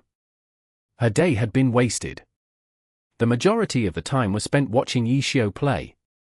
Especially true when those players had come to stop him, which had made Chengguo extremely nervous. Meanwhile, Lord Grim had already shifted directions. After aerial firing for a bit, he turned around and rushed straight forward. In that direction was an enormous clock tower. Under the flashing lightning bolts, it appeared extremely menacing. Hey hey! Tangru called for Chengguo. HM. Chengguo turned around. Tangru was tapping her screen. Oh. Chengguo returned back to reality. She had been watching Yishio the entire time and her chasing haze was now surrounded by monsters. She quickly dealt with the monsters. When Chengguo looked at Yishio's screen again, Lord Grim had already run to the bottom of the clock tower. Are you planning on? While still in mid-sentence, she saw Lord Grim jump up and fire. Gunshots rang out and Lord Grim flew diagonally, landing on a protrusion on the clock tower. I'm going to jump up. Yishio grinned. D*MN, do you think you're mooching? Chengguo called. In Glory, there were a lot of these types of high buildings, weird trees, and precipices. Under normal circumstances, it wasn't possible to climb them. But it was possible to challenge this through one's skills and through meticulous research. The methods for doing this were something the game developers had never anticipated. Sin City's clock tower was one of these buildings. The clock tower didn't have any stairs. In order to climb up, your only choice was to jump. But so far, very few had been able to accomplish this. There was a video of a successful climb of Sin City's clock tower on the web.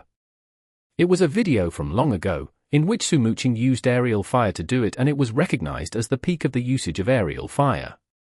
And now, Yishio just said that he was going to do it too. How could Chenghua not jump to her feet at this? Oh? You watched the video? I'm going to do the same thing. Yishio nodded his head and expressed his approval to Chenghua. Let's see you do it. Chenghua startled. Chenghua had also tried to climb Sin City's clock tower before and clearly understood the difficulty of this task. The footholds weren't meant to be footholds. Some of them were just a small bulge from the wall. Landing steadily on them required extremely precise playing. Chenghua had already recognized that she didn't have the skill to do it, which only made her respect Sumuching, who could do it. But now? Yishio was going to do it? Chapter 283. To live high and look down. By the time Chenghua finished saying this, Yishio's Lord Grim had already jumped twice and began to fire. His character flew through the air in a perfect arc, landing steadily onto the required place. How was the clock tower climbed? In theory, Chenghua knew the answer. She had studied Sumuching's video quite a bit. When she watched Yishio's playing, sure enough, it was the exact same as that video. Every foothold that he took was the exact same as how she knew it. However, every time she tried, she would always fail. Yishio, on the other hand, had already succeeded twice. Chenghua began to grow nervous again. She understood very clearly that, for this type of jumping, if a single mistake was made, then all of the previous efforts would be wasted. She had experienced this many times before. Guigui, look here. At this moment, Tang Ru pulled at her. Chenghua turned her head and looked. Soft Mist had also run to the bottom of the clock tower. Her camera was directed towards Lord Grim. Jump, shoot, jump, shoot. There was almost no pause between Lord Grim's jumping and shooting. Apart from the times that he needed to turn his body, every time that he landed, he would then immediately begin to jump. His character looked like it was sliding along the wall of the clock tower. After only a short while, he had already reached a quarter of the way up the clock tower. Slow down. Chenghua's hands were sweating from nervousness. Her earphones felt like they were squeezing her head. She took them off, which let her listen to the sounds of Yishio's playing. A stop, a pause. The clicking of his mouse and the tapping of his keyboard had a rhythm. With every beat, his character jumped. It felt as if she was watching a movie, where the sound perfectly synced together. Beneath the clock tower, on the streets, were incoming Christmas thieves. 341 Christmas thieves had finally gathered at one spot. At this moment, more and more were accumulating underneath the clock tower. They surrounded it, restless and noisy. Then, one after the other began to climb the tower. Chenghua saw that Yishio had no way of turning back. If he ever made a single mistake and fell down, then he would immediately be drowned in the flood of Christmas thieves and be killed instantly. The suspense film turned into a horror film. Chenghua's heart had leaped up into her throat. She almost didn't want to watch anymore. Up! Up! Lord Grim continued to ascend without any hesitation and without any mistakes.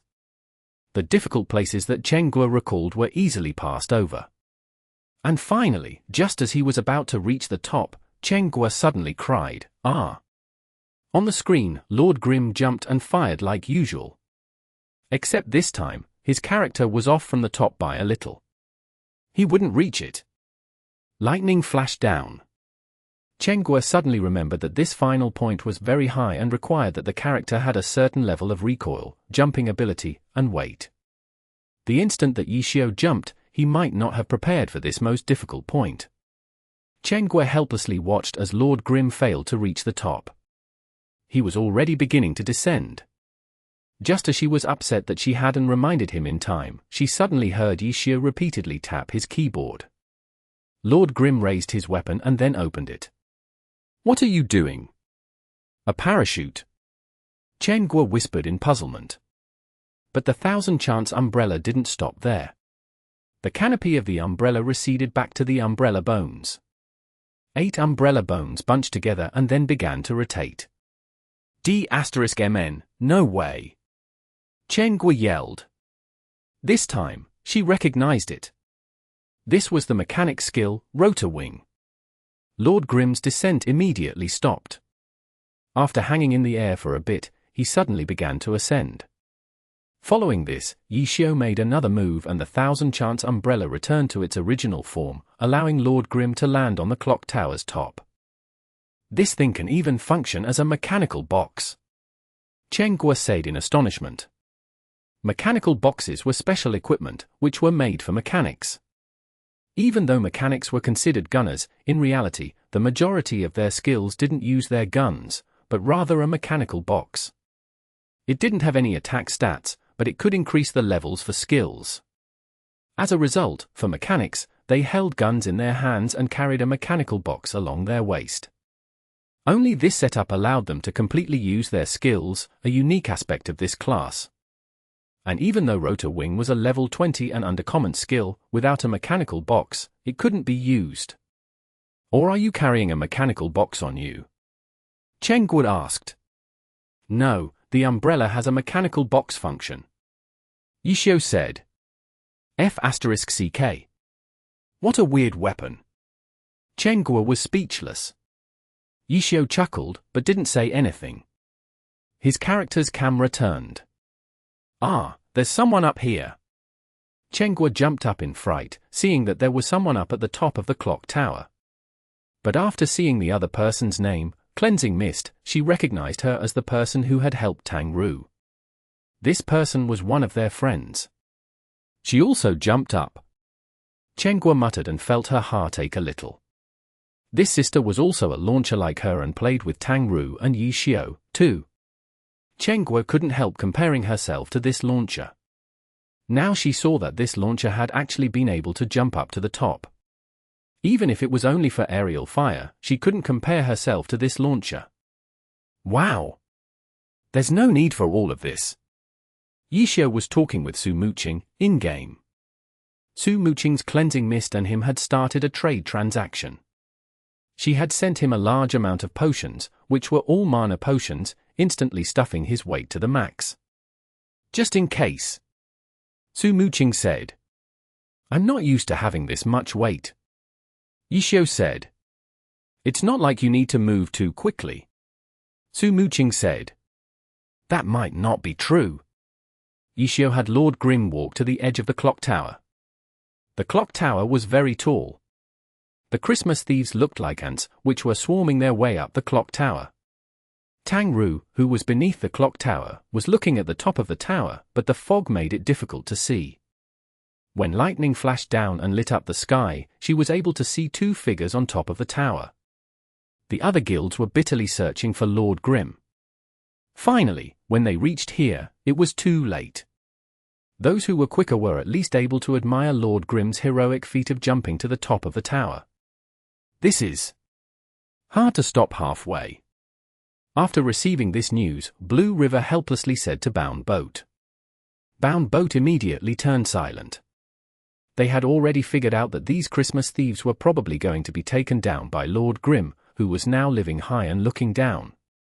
And the other players, who didn't know Lord Grim's true identity, were still amazed at the fact that he had jumped up to the top of the clock tower. Chen Yehue was extremely vexed. He wasn't surprised in the slightest that Yishio was able to jump up to the top. But why hadn't he thought of this place?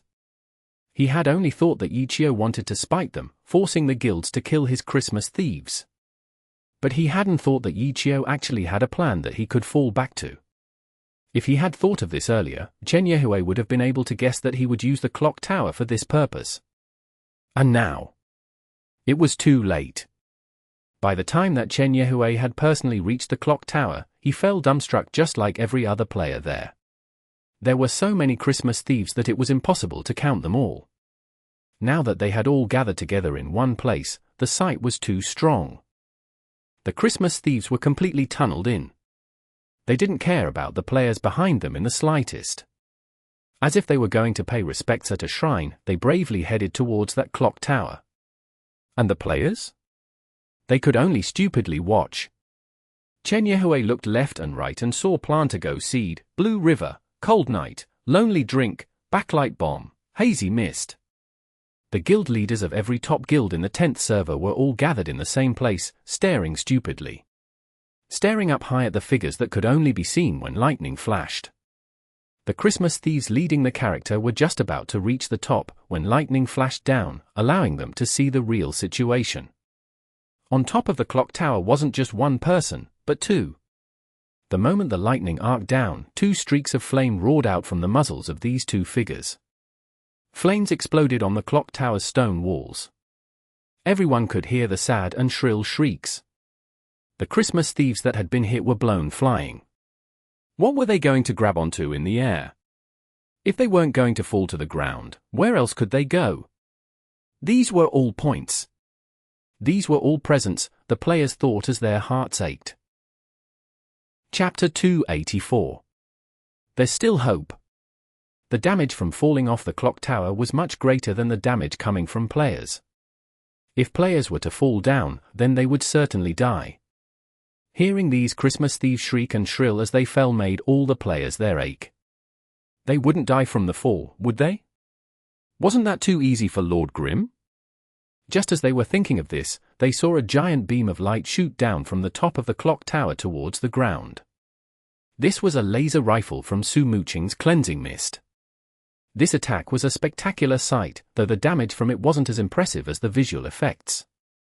The thieves at the front of the charge ate the laser rifle and were pushed apart, falling down from the clock tower. Afterwards, the laser rifle's damage gradually decreased. In the end, the attack had only pushed down 3 Christmas thieves. Even though the others had been hit, they were able to cling onto the clock tower's walls. Whether the monsters could be shot down depended on the skill's effect. The most optimal skills were the ones with a strong blow-away effect. Knockbacks, such as from a charged-up laser rifle, could knock the Christmas thieves into each other and push a few down. If the skill effect was weaker, then the Christmas thieves would be pushed, but they wouldn't fall. Yishio and Su Muqing naturally understood this well. All sorts of skills were shot down from the top of the clock tower. Layer after layer of Christmas thieves continuously plummeted. Some quickly fell to the very bottom, while some only fell halfway, and some only just began to fall. Gradually, the shrieks from the falling Christmas thieves combined into one like a chorus, accompanying Sin City's sinister atmosphere. Players that heard this felt a creeping coldness climb up their spines. The guild leaders got together again. Some shook their heads in helplessness, while others sighed. Some looked up towards the sky in shock. The worst among them was Chen Yehue. This was because his guild currently ruled the leaderboards. The other guilds had already begun to feel the effects from Excellent Dynasty's huge investment in the 10th server. Ignoring all else, the number of experts in the Heavenly Domain's Excellent Dynasty had become fewer. Everyone was aware of Excellent Dynasty's movements now. Though even if they knew, every guild had their own plans for their development in the new server and didn't immediately invest more into it in order to keep up with Excellent Dynasty. And this time, in the Christmas event, Excellent Dynasty monopolized the 10th server's leaderboards as a result. The other guilds knew that they wouldn't be able to compete with Excellent Dynasty. They saw this, but didn't bother with it too much. From a different point of view, Excellent Dynasty may look great in the 10th server, but what about the Heavenly Domain? Without their experts, they were doing extremely poorly in the event. Their performance could even be compared to guilds that had been made by casual players. As a result, even though everyone was watching Lord Grim show off his might, everyone felt differently about it. Other guilds would only profit a bit less because of Yishio's move, but no one felt worse than Chen Yehue. Should we go and kill them? At the very least, the Christmas thieves will begin respawning sooner. With his method, who knows how long it will take for him to kill them all. I sent some people to check. These Christmas thieves won't die with a single fall and will even continue climbing. We really don't know how many times it will take for one of them to die from falling. There were already players beginning to discuss whether they should kill the Christmas thieves or not. After realizing that there was no way they could reach Lord Grim, quite a few players were beginning to have this thought. Kill them and gift Lord Grim free points? After that, he'll just gather up more of them and then we go and help him again. F***ck, disgusting. There were also voices who disagreed, especially from those who detested Lord Grim. Chen Yehue didn't want to just do nothing either. He wanted to start another alliance to oppose Lord Grim. But this time, he failed. All the other guild leaders just laughed and cut off the conversation. Chen Yehue also knew that, in this Christmas event, their excellent dynasty had profited the most so far. If they were to oppose Lord Grim, their excellent dynasty would still profit the most from it. What guild would agree to that? Chen Yehue was helpless.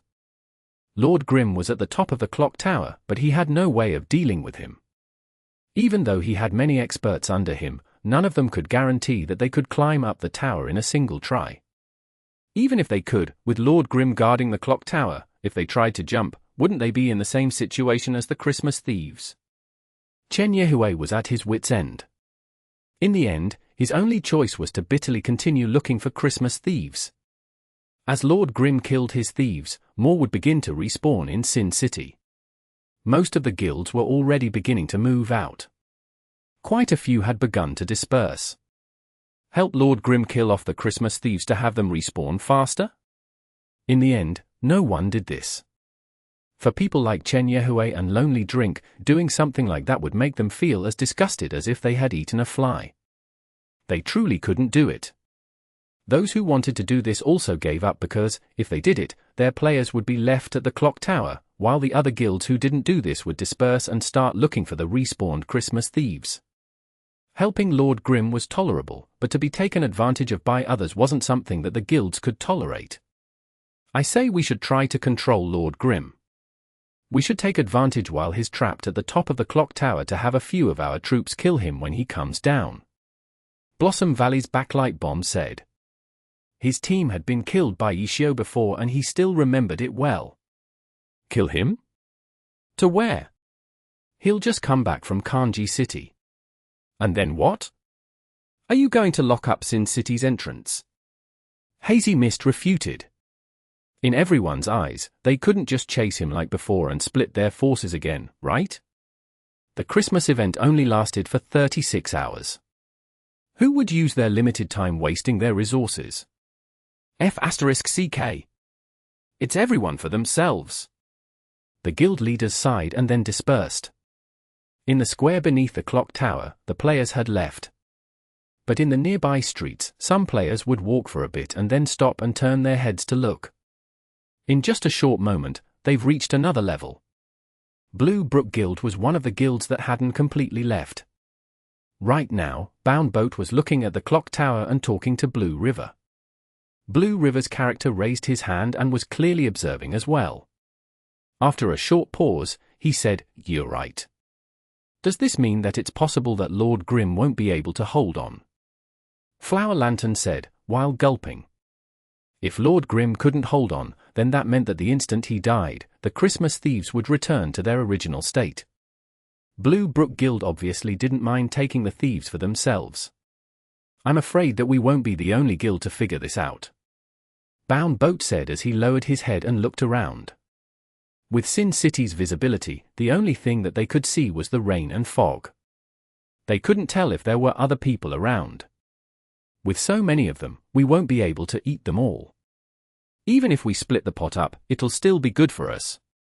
Blue River laughed bitterly. Our guild wouldn't be able to finish the meal and that guy wants to do it all himself. Let him die from overeating. Flower Lantern said fiercely and hoped that the Christmas thieves would hurry and submerge the clock tower. What do you think? Can you hold on? Chen Guo was worried about this.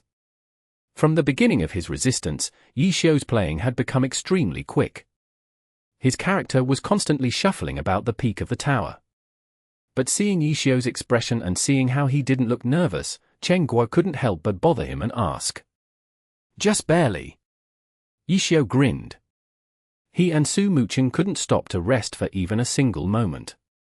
The Christmas thieves had climbed up all around the tower, but they weren't going one at a time. Luckily, the clock tower became narrower the higher up it went. At the very peak of the tower, there was only enough space for 5 thieves to climb. According to these 5 spots, Yishio and Su Muching split the tower into 5 sections, which were A, B, C, D and E. B. Su Muching called. Lord Grim hastily rushed over.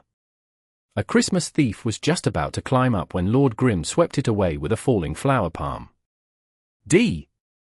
Lord Grim turned around and ran back. This Christmas thief was a gunner. As he climbed, he even fired at Lord Grim. Yishio hastily dodged. He extended his arm and threw a grenade at the Christmas thief. Bang! A. Su Muching called again. Almost, almost. Below the clock tower, squatting under the darkness, countless players looked up towards the tower, nervously awaiting the future's results. Chapter 285. We can't let it go to waste. The clock tower's peak was high and distant. From the streets, the only thing that could be seen was a vague, dark shape.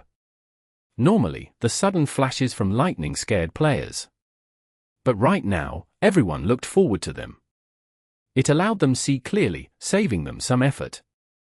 They've gotten up, a player shouted. He saw a hazy figure leap onto the clock tower's peak. Go! Chen Yehue yelled. He hadn't given up yet. He had also noticed a Christmas thief breaking in. He had plenty of players handy and immediately split them into 2 groups. Half of them were to disperse and look for the newly respawned Christmas thieves, while the other half were to prepare to scramble for the pile of Christmas thieves. Hearing their guild leader's orders, Excellent Dynasty's players immediately rushed to the streets. With so many players flooding the streets, it was quite easy for others to take notice of them. After all of the guilds were positioned in a circle, so everyone had a different viewing angle. When Excellent Dynasty saw the Christmas thief go up, the Blue Brook Guild's players hadn't seen it yet. However, once they saw the players on the opposite side of them rushing forward, even though they didn't know which guild they were from, they easily figure out why they had moved out. Go! Blue River also shouted an order and Blue Brook Guild's players rushed forward as well. And like this, they tipped off each other and, in a short moment, 6 different troops had rushed out from the surrounding 6 streets, forming a giant circle around the clock tower. Cough! Someone gently coughed. This scene was a bit awkward. But many of them didn't care about this at all and had their heads raised, watching the Christmas thieves' movements. The Christmas thieves were still climbing though, which meant that Lord Grim was still alive. F***CK. Someone cursed on Excellent Dynasty's side. They watched as the blurry figure that had flipped onto the top of the clock tower made a distant shriek and then fell onto the ground. Were we too impulsive? A player seized the moment to ask. They had only seen a blurry, dark figure flip onto the clock tower and had rushed out simply because of that. It truly was somewhat impulsive. The players who had positioned themselves and prepared to press the buttons for their skills unhappily loosened up their hands. Everyone waited a bit, but they didn't see any other Christmas thief reach the top. Should we go back? The guilds whispered amongst themselves. What do you mean, go back? The player said, while looking left and right. Everyone was out in the open. In any case, they stayed. Everyone understood that there was no point in hiding things from each other. As a result, everyone raised their heads in unison and watched. A. C. D. Su Muching was constantly calling out. I say, are your cooldowns really that long? Yishio figured out that there was a problem. Su Muching's launcher didn't have as many skills as his unspecialized, so there was no way she could continuously shoot Christmas thieves down like Lord Grim could. A lot of her time was spent observing the thieves' positions. However, why did it seem like she was attacking less and less? Ha ha ha, they're not. I just thought that it'd be fun like this. Su Muching laughed. Are you trying to mess with me? Have you eaten dinner? Su Muching asked. Not yet. Really? How sad. Then, I'll help you out, Su Muqing said. She sent an anti-tank missile towards a climbing Christmas thief in Area C. The explosion that resulted from it brought down 2 other Christmas thieves as well. Have you eaten? Yishio asked. I have. Su Muqing hadn't been gathering monsters the entire time like Yishio, who didn't even have time to take a sip of water. She had first helped Yishio look for Christmas thieves and after that went to the main city to buy a bunch of potions. She then came back and jumped up to the peak of the clock tower and waited with plenty of time to eat some food. After Su Muqing started trying again, they moved like butterflies floating past flowers. After a short while, the Christmas thieves, which had almost been about to break through, were pushed back down once again. This scene was something that the guilds didn't want to see. Maybe it's only temporary. Everyone silently thought. In the blink of an eye, half an hour had passed. It was a bit too long for it to be temporary now. Chen Yehui, who was looking at the Christmas hunting leaderboards, discovered that Lord Grim, who had fallen off the list, was now shooting up on it like a rocket. The Christmas thieves that had fallen off from the clock tower might not be dead, but they were pretty much halfway to being dead. As a result, when they climbed up and fell 2 or 3 more times, they would eventually die. Right now, it was time to seize the prize. Every time that Chen Yehui refreshed the page, he saw Lord Grim leap forward. Accompanying this was the repeated cries of the Christmas thieves falling down. Chen Yehui refused to give up. He raised his head and prayed that the Christmas thieves would grow fiercer.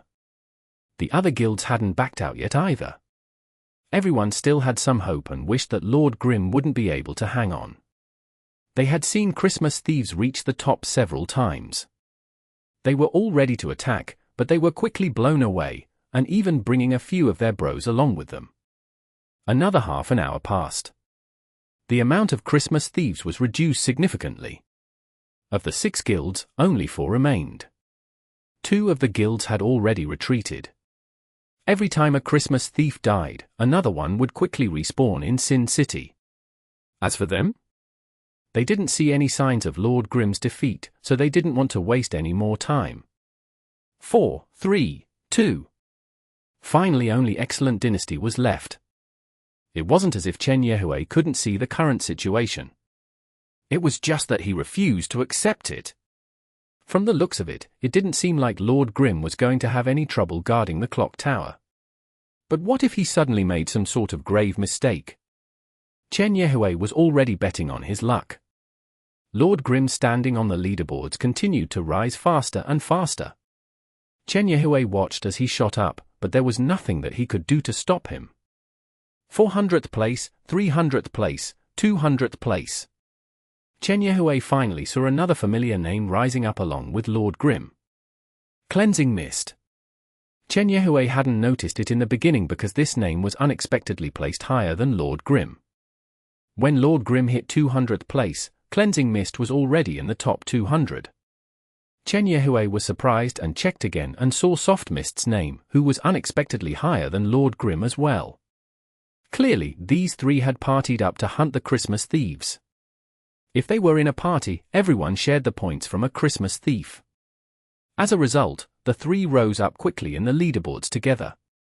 Chen Yehui had only been paying attention to Lord Grim.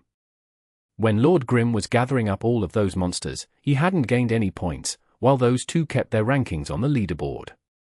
At this moment, after working hard for several hours, it was finally time to harvest the fruits of his labor.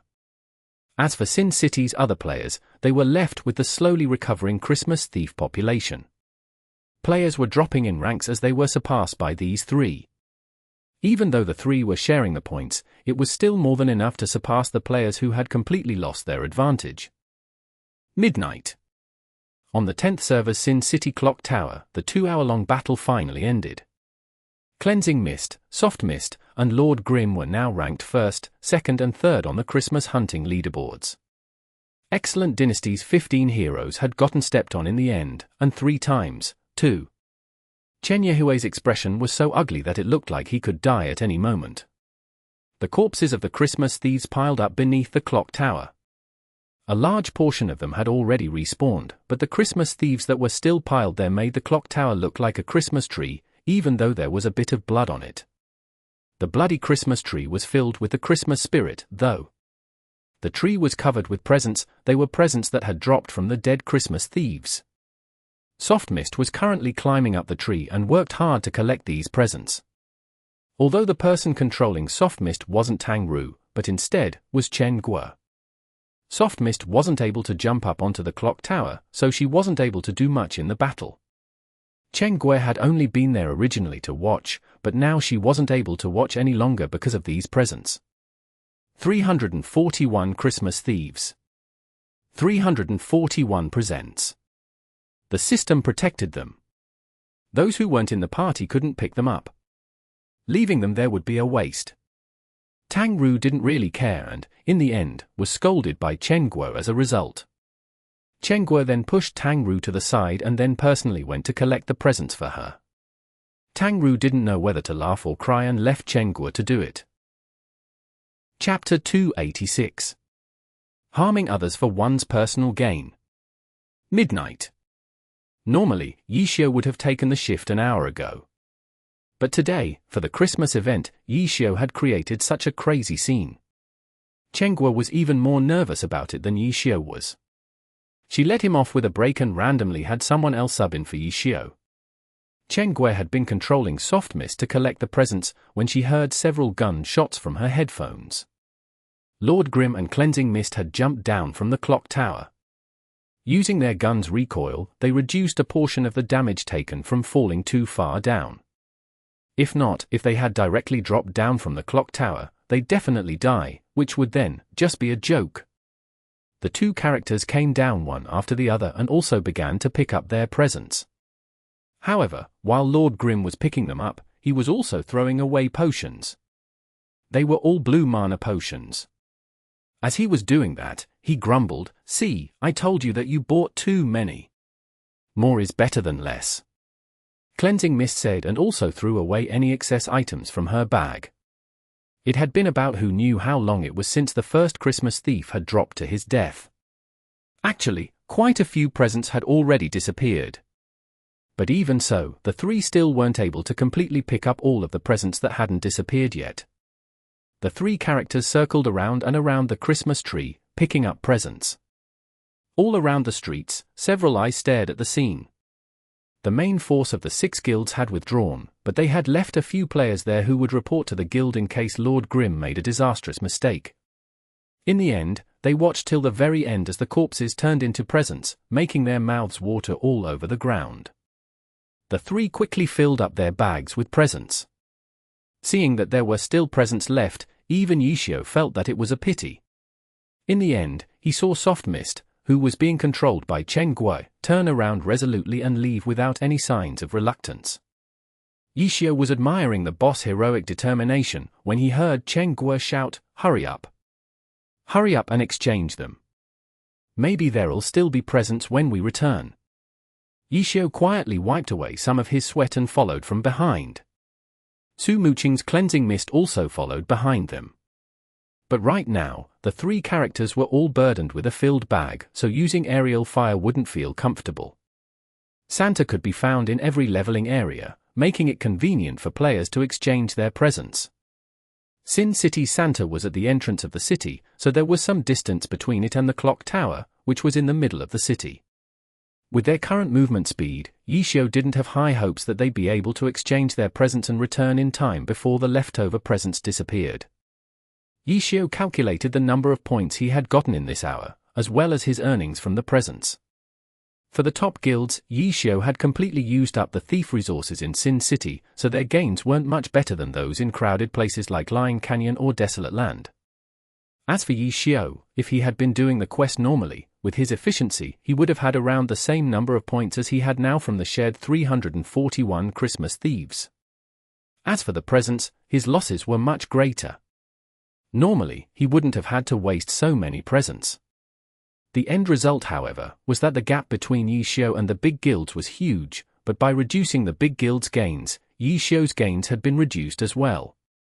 What he had accomplished was, in reality, harming others for his own personal gain. And truthfully, this wasn't what Yishio wanted. He would have preferred to quietly gather up points and rewards.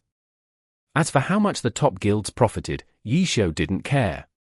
Unfortunately, there just had to have been people making things difficult for him. Regarding this, Yishio also felt bad. He hoped that, in the next 24 hours, everyone would eventually come to an understanding. For a rare event like Christmas, no one would gain anything from hurting each other. As he thought about this, the three reached Santa. They naturally returned the lost presents back to Santa. Chenghua hastily exchanged all the presents, turned around and dashed back to the clock tower, opening the rewards as she ran. Her luck was quite good and, after opening up all of her rewards, she appeared on TV 3 times. She received 2 purple equipment and even a skill book. Chenghua had only realized this after she finished cheering that Soft Mist wasn't her own account. Even so, she was still happy about her luck. Yishio and Su Muqing's luck unfortunately wasn't as good as Chenggua's, although they both made it onto TV once. The two didn't care as much, though. But while opening the presents, they leveled up from level 31 to 32. This event was an amazing time to gain experience and earn money. It was hard to come by such a prosperous time in the cold game. Otherwise, why else would all the players be going crazy for the thieves? Seeing that they leveled up, Yishio opened up his friends list and checked. Steam Bun Invasion still wasn't online and there was no sign of Qiao Yifan either. Yishio didn't really know that much about Steam Bun Invasion's situation. As for Qiao Yifan, it was very likely that the pro team would host some sort of party or activity on Christmas to bond with each other. Thinking about this, Yishio messaged Su Muqing, "It's Christmas Eve. Doesn't the team have anything planned?" "They do." Su Muqing replied. "Why didn't you go?" "I'm sick." Su Muqing said. "What happened?" "There's an event today, so I got sick. I had to participate in the event to cure it." Su Muqing quibbled. The three quickly returned back beneath the clock tower, though they hadn't rushed there for nothing. There were still a few presents remaining there that hadn't disappeared yet. There were only 10 or so presents, which were then split by the three of them. With the presents gone, the corpses also went away. The area around the clock tower looked as if it would quickly return back to peaceful times. Chenghua wanted to continue, though. She got up and let Tangru use Soft Mist again. She pushed Yishio and said, "Hurry up. Gather them again." Yishio laughed bitterly. "Boss, think about it carefully. If I did it again, what's the difference between me killing them normally and gathering them all at once?" Chenghua stared blankly. She then thought about Yishio killing 14 Christmas thieves in 1 hour. Gathering all of the thieves didn't earn him much more and he earned even fewer presents, right? However, the three of them were now way above everyone else on the Christmas hunting leaderboards. Thinking of this, Chenghua felt happy. But as for Yishio, he preferred earning more presents. Did he really care about being ranked against normal players? Did he need to stoop that low? Yishio pushed away Chenggua's hopes of him gathering the monsters all up again and then left his seat. Having been doing the same thing for so long, he had to do something new. He used the restroom, ate, and drank some water. Thinking about how there were so many players harboring evil intentions towards him, Yishio cautiously decided that he wouldn't stay online and chose to log out instead. Lord Grim logged off. When the guild suddenly noticed this, they were startled at first and then became excited. As the Christmas thieves at the clock tower were killed, the thief population in Sin City began to recover back into its prosperous state, as it had been before all of this. Everyone was actively plundering about. Knowing that Lord Grim had gone offline was unbelievably good news for them, especially for Chen Yehue. The news felt as amazing as if finally having a thorn removed. Chen Yehue immediately checked the leaderboards. Even though the three were still ahead of them, the distance wasn't hopeless. Yichio had logged off, but they hadn't, which meant that they had time to catch up and surpass him. Chen Yehue excitedly gave the orders and formulated a plan to surpass Lord Grim in 4 hours. After 5 hours, their 15 heroes would once again dominate the leaderboards and obtain the first 15 places. Unfortunately, the good news didn't last long. After half an hour of joy and hope, a system prompt notified everyone and struck everyone's hearts. System notification: Friend Lord Grim is online.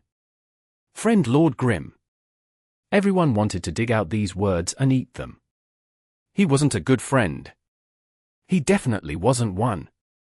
Some angrily gave him a tag, giving Lord Grim a nickname of lowly thug, robber, bandit, evil beast.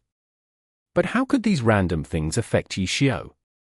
After entering the game again, Yishio sat in a comfortable position and looked at Chenghua strangely. Boss, you're still not going to sleep. Event. Chenghua said as her chasing haze ran about the heavenly domain. TSK.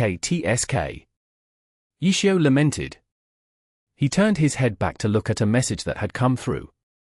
He checked it and saw that it was Blue River. God, are you still planning on playing like that? After Blue River knew of Yishio's identity, he addressed him differently and no longer called him brother anymore. Chapter 287. Collaboration. Blue River wasn't the only one to message him. Cold Night, Plant-A-Go Seed, Misty Castle's Hazy Mist and a few other guild representatives came over to ask us if they hadn't been involved in Yishio gathering up the Christmas thieves. It depends. Yishio replied to everyone with the same 2 words. God. If you stall like that, then it isn't good for either of us. Blue River replied. He had left a few players beneath the clock tower, so those players had seen that Yishio's group only consisted of 3 players. Many of the presents had disappeared and weren't picked up. The scene truly made their hearts ache. His one-wave gathering was a rather heavy blow to them.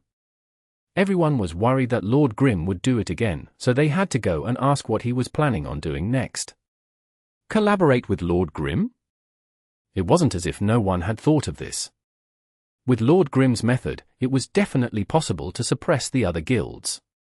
When the time came, as long as their guild members were a part of the same team as Lord Grim, then they would guarantee a profit.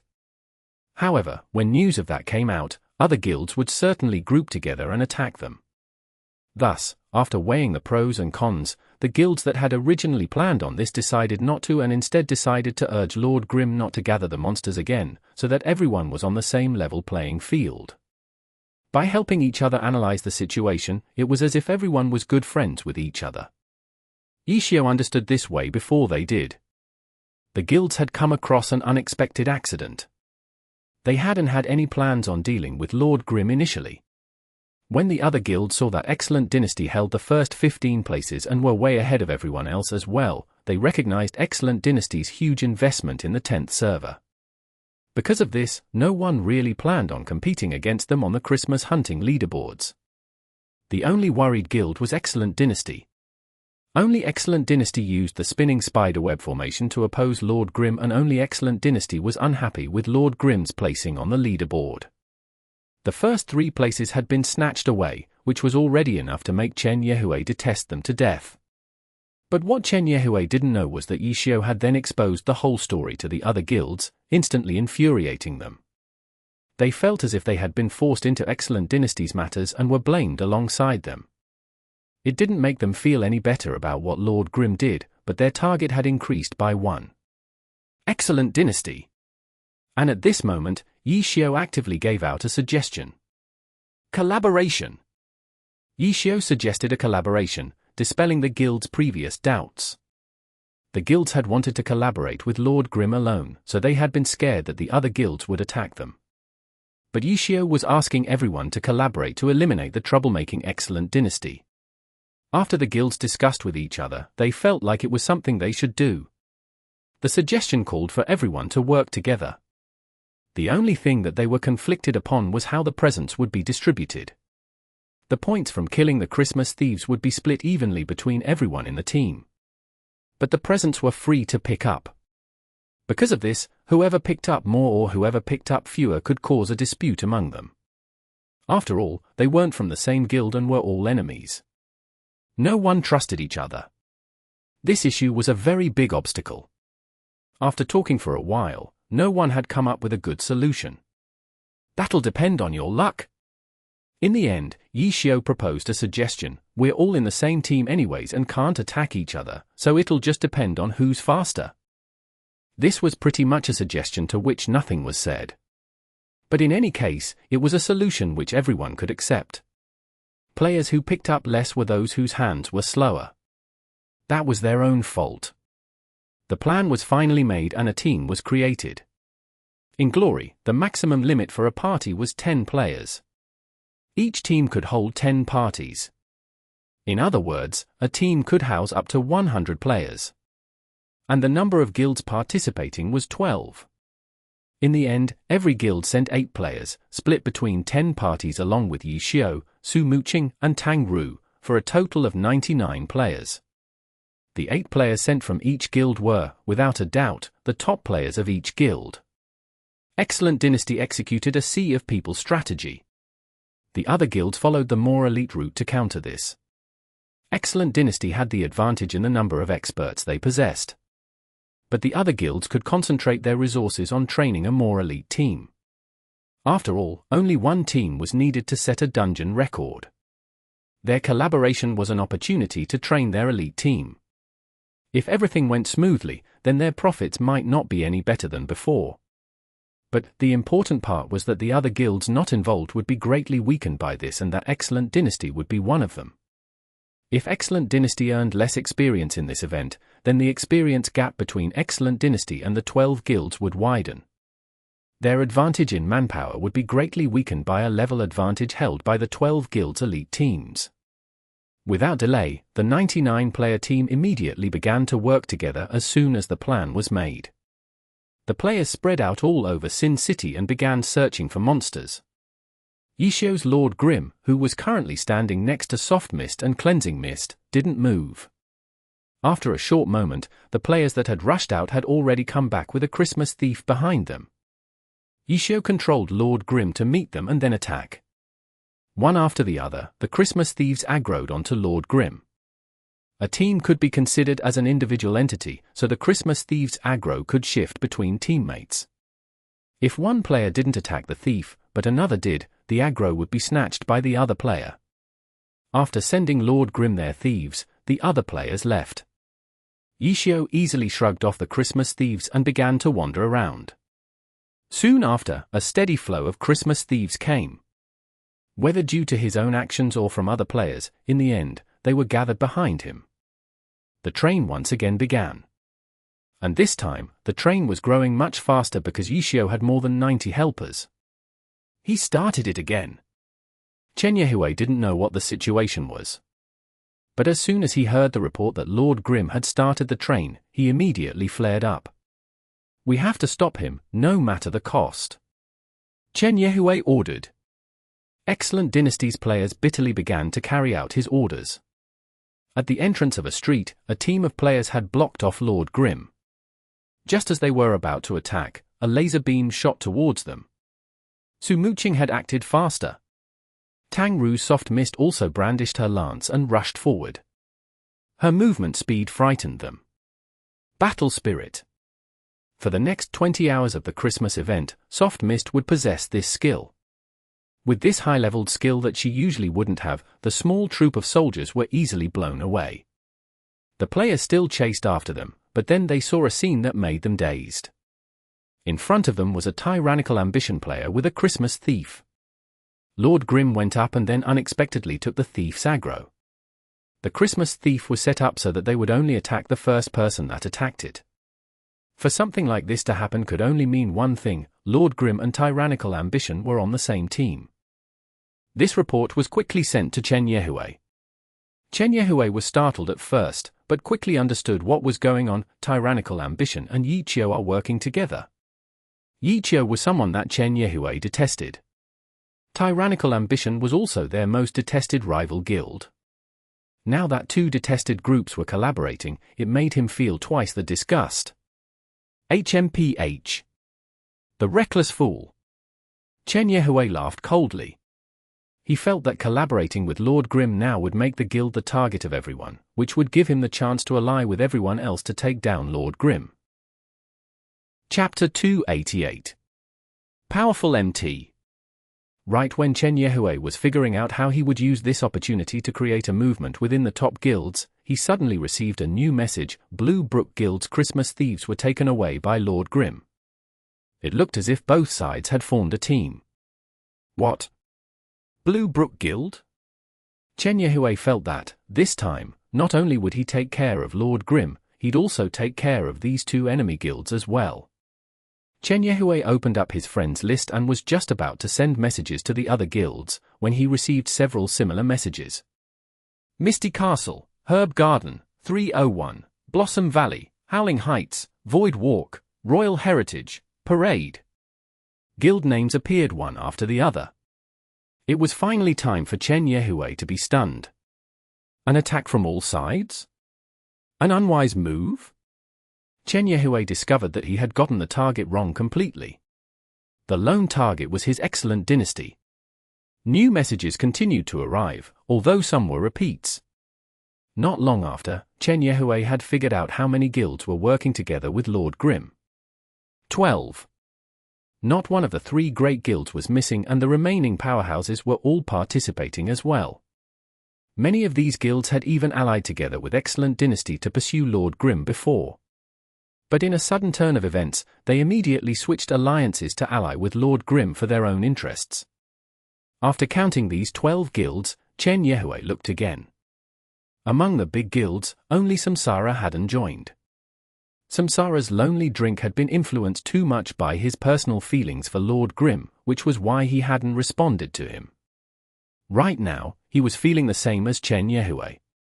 He felt a cold chill run down his spine. They had no strategy left to try and were powerless to stop the opposing guilds. Against an alliance between 12 guilds, how could they stop them? Sin City's Christmas thieves quickly flocked behind Lord Grim. The more than 90 players each carried at least one and sometimes more Christmas thieves when they returned. Half an hour. After only half an hour, Lord Grim had already gathered 415 Christmas thieves, surpassing the number of thieves he had reached after 7 hours by himself. At this moment, the number of available Christmas thieves had turned into a shortage. The 99-player team all headed towards Sin City's clock tower. Without any pause, Yishio had Lord Grim begin climbing with the Christmas thieves gathered below him. Except this time, Lord Grim hadn't jumped to the top yet, when many surrounding players began to attack them.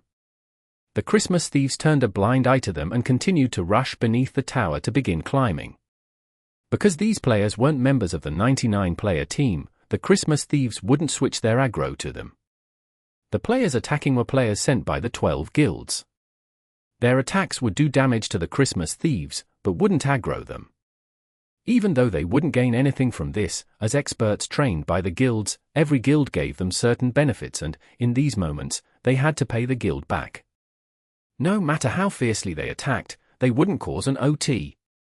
Because of the Christmas thieves' special aggro setup, these attacking players were able to enjoy this advantage.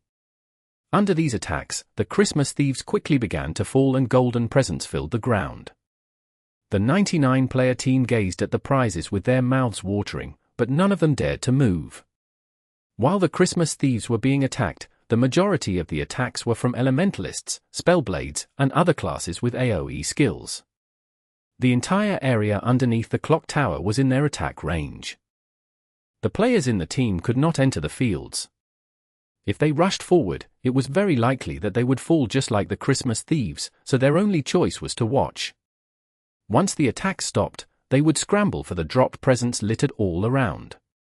Under these attacks, very few thieves were able to climb up and chase after Lord Grim. Those who were able to climb up were obviously struck down by Yishio. After dropping to the ground, their only option was to turn into a corpse. Who knew how much more efficient this was than just Yishio and Su Mooching attacking? After only a short moment, the grounds beneath the clock tower were scattered with corpses. This spectacular scene made Blue River somewhat dumbstruck. He suddenly thought of the first time he worked together with Lord Grim in a dungeon. One wave rush. It's one wave rush again. Blue River muttered to himself. It was the same as the one wave rush that they had done in Frost Forest, and an important part of the strategy was that Lord Grim was the powerful MT once again. It didn't matter that he had jumped to the clock tower or whatever.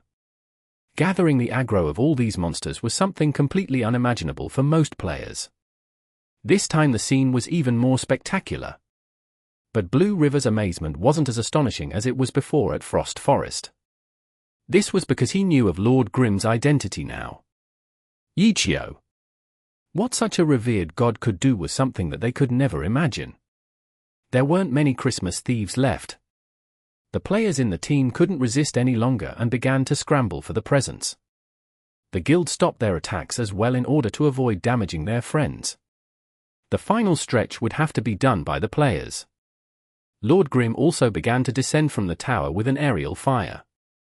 With a god descending, the players couldn't help but move out of his way. These team members would have to fight amongst themselves, but for Yichio and his two friends, their gains were fixed.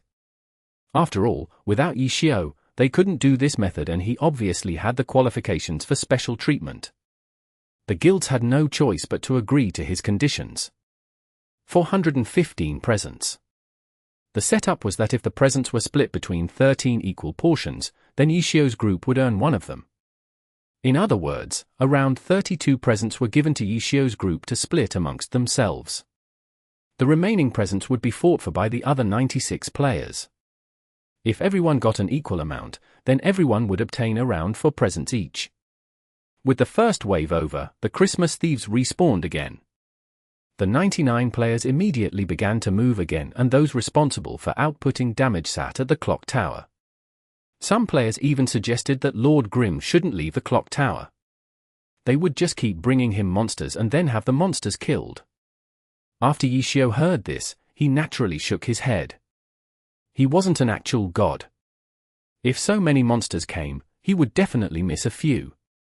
How could he control hundreds of monsters in one spot? That was too unimaginable. The second round was actually even more efficient than the first. The players returning would normally come back with 2 or 3 Christmas thieves. If they had to fight 2 or 3 at the same time, it might be a bit difficult for them. But if they were just running with them, then let alone 2 or 3, 4 or 5 wouldn't be a problem for them. As a result, they gathered around 400 to 500 Christmas thieves in one round and then killed them and picked up the presents. The entire process took less than 30 minutes. Everyone was extremely happy. Earning these points and rewards was unbelievably easy. Even better, the players in the 12 guilds were shooting up the Christmas hunting leaderboards, while Excellent Dynasty and the other guilds were already slowing down. Originally, they had no way of competing against Excellent Dynasty. But with Lord Grim, everything changed. Not only on the level 31 to 35 leaderboard, but even on the guild leaderboard, the 12 guilds were beginning to catch up to Excellent Dynasty. Excellent Dynasty and Samsara were painfully bitter. Right now, it was as if they were picking up scraps off of the floor to eat. They had to wait for Lord Grim and those guilds to eat their fill and then take the few crumbs that had accidentally fallen to the floor to eat. And these crumbs had to be fought for, too. After the 12 guilds sent their members for the team and for the damage output, they even had a few left over. These players would run around Sin City, looking for these crumbs, infuriating Excellent Dynasty and Samsara. If they wouldn't even let up the pressure for those crumbs, was there still justice in this world? Chapter 289. A Night Without Sleep. The day of crumbs was difficult to bear, but Chen Yehue clenched his teeth and persisted. Even so, Sin City's crumbs were much worse than the other leveling area's crumbs. He could only watch as the distance between them and the first 3 places grow wider and wider and the numerous players behind them grew closer and closer. Chen Yehue was worried, but there was nothing he could do about it. There was only a single ray of hope left for Chen Yehue. The event lasted for 36 hours in total. Lord Grim wasn't like their guild members with 2 or 3 players changing shifts. Lord Grim could only be played by Yichio. Other players definitely wouldn't be able to do what he was doing right now. Chen Yehue planned how he was going to increase their advantages while Yichio was resting and widen the gap so far that Yichio would have no way of catching up when he got online.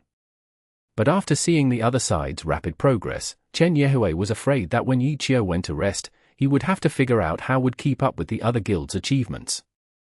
No matter what though, he only had an idea. Hurry up and go rest. Chen Yehui prayed. In the internet cafe, Yi Xiao, Tang Ru, and Chen Guo were all brimming with energy. It was already midnight and, even though there was an event going on, the game couldn't replace real life. When midnight came, many players logged off. Whether it was in the new server, the old servers, or the heavenly domain, it was the same everywhere. Those who were able to stay online undoubtedly won a lot of free space. At 3 in the morning, the complaints about not being able to find any Christmas thieves had clearly gone down, and Chen Guo clearly had the results to show this. She had finally gotten out of the worst of it. Sin City might be the only place in the 10th server that hadn't really been impacted heavily by this. The highest leveled characters in the server from the big guilds were all online for 24 hours, and all-nighters were very common. Everyone online was busy playing. Yi Xiao was naturally busy, also.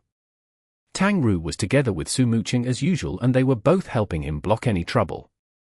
However, after handling Excellent Dynasty's players a few times, they no longer saw them anymore.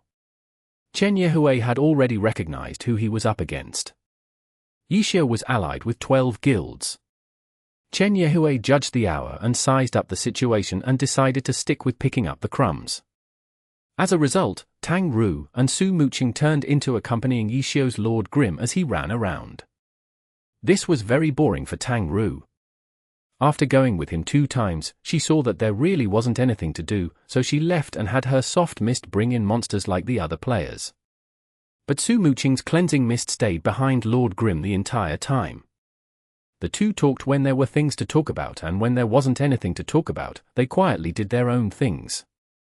Su Muqing also had the ability to gather a few monsters, so whenever something sudden popped up, she could help Yi Xiao out. The players from the various guilds were no longer as excited as they were before. Their moods gradually leveled out. But when they saw their names continuously rising up the ranks on the leaderboards, they still worked at it 100%. The night was growing deeper and deeper.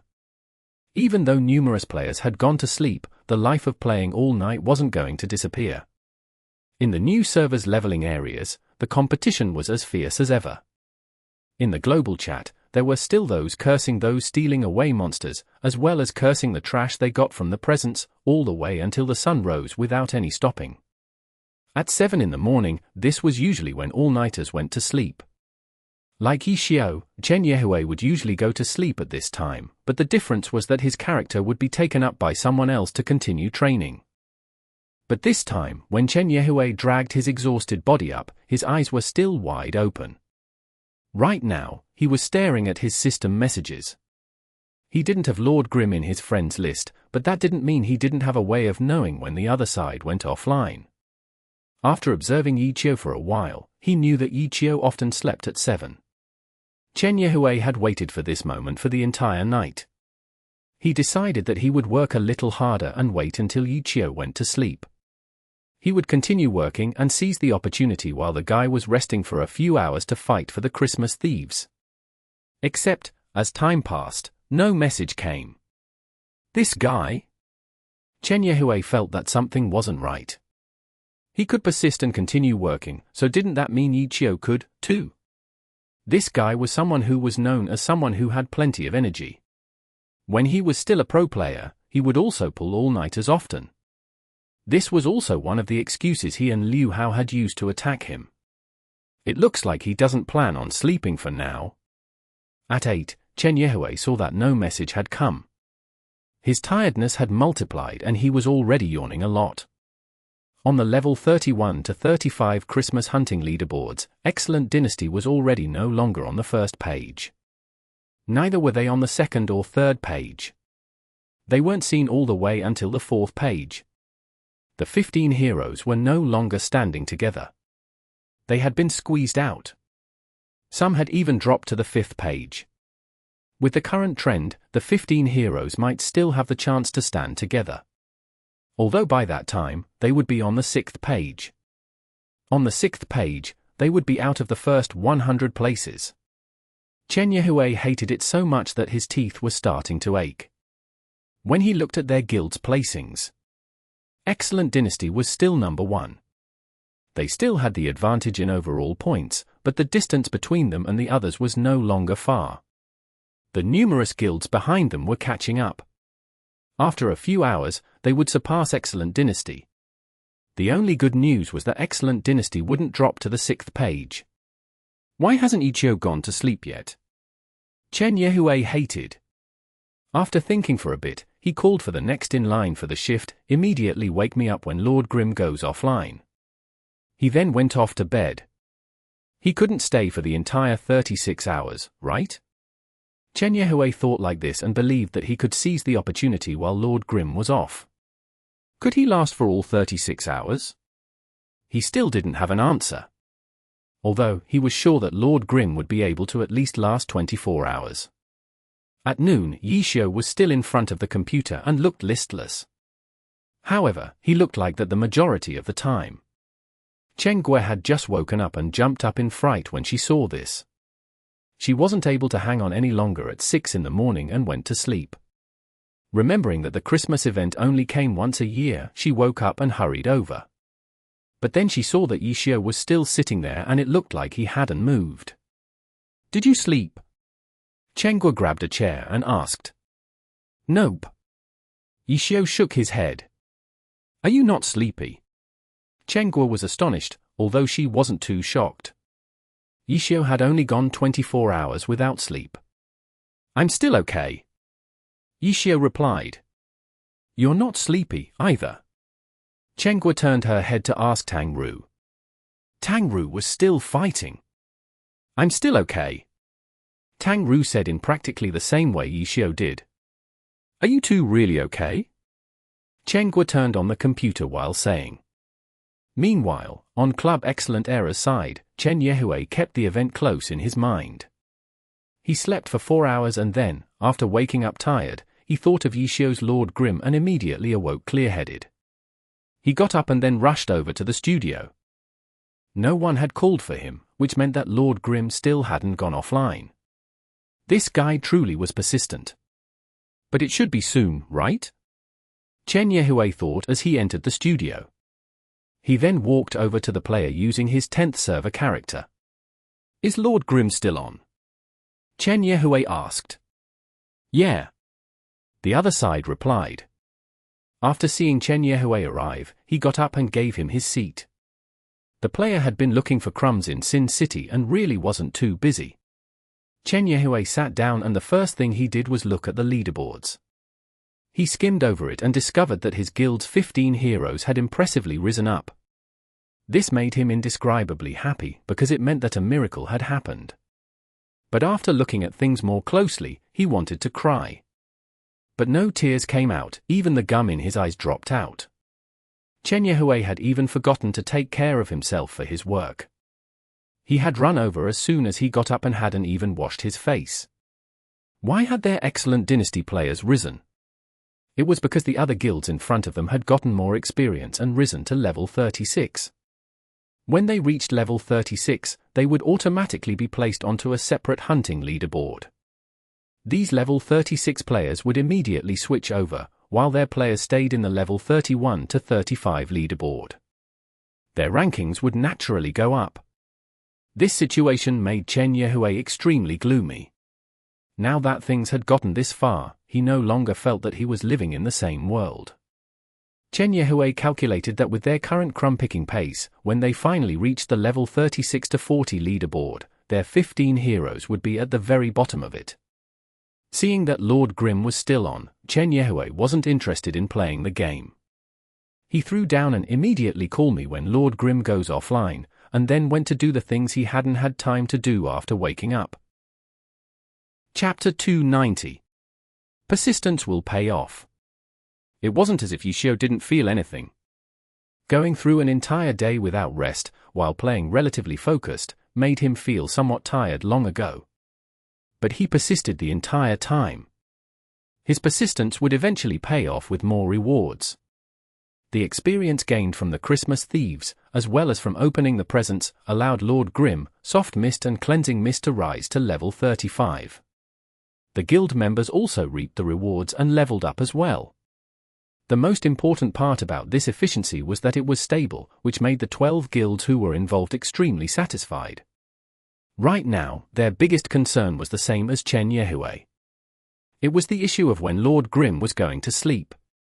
Lord Grim, their Super MT, was someone that no one could replace.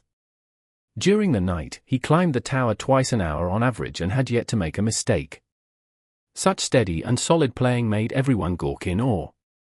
There were many players in the 12 guilds that could jump up the clock tower.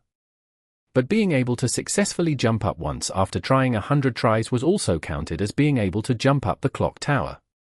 As for Lord Grim, it seemed like he could jump up 100 times and succeed 100 times. That couldn't be compared to those players who could jump up the tower. Without Lord Grim, they had no way of conducting this sort of tactic, but staying up for 36 hours wasn't an easy task. Even though the guilds were worried, no one went up and asked him, in case Lord Grim was so absorbed into it that he forgot about sleep. They were afraid that, if they reminded him of it, he would immediately remember and hurry to sleep. Everyone harbored this type of uneasiness in their hearts. Every time a wave of Christmas thieves were killed, they all worried about receiving a message from Lord Grim that he was going to stop. If you're sleepy, go rest. Within the game, Yi Xiu said this to Su Muqing. He was the only one who was needed for the strategy.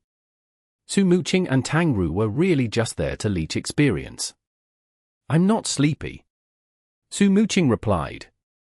Aren't you sick? Yep. Insomnia. Yi Xiu laughed, but didn't say anything more. He turned his head to look at Tang Ru. This sister looked like she was about to doze off. Before Yi Xiu had come to Happy Internet Cafe, Tang Ru was someone like Chen Gui who had a strict work and rest schedule. Chen Gui, who was in between the two of them, noticed Yi Xiu's gaze and turned her head. Tang Ru, who had only just recently said that she was fine, already had heavy eyelids. It was hard to even tell if she could see the screen clearly anymore. If you're sleepy, then go rest. It'll only be a few hours. Chen Gui said to Tang Ru. I'm not sleepy. Tang Ru put in great effort to widen her eyes. What do you mean not sleepy? Go. Take a nap and I'll wake you up in a bit.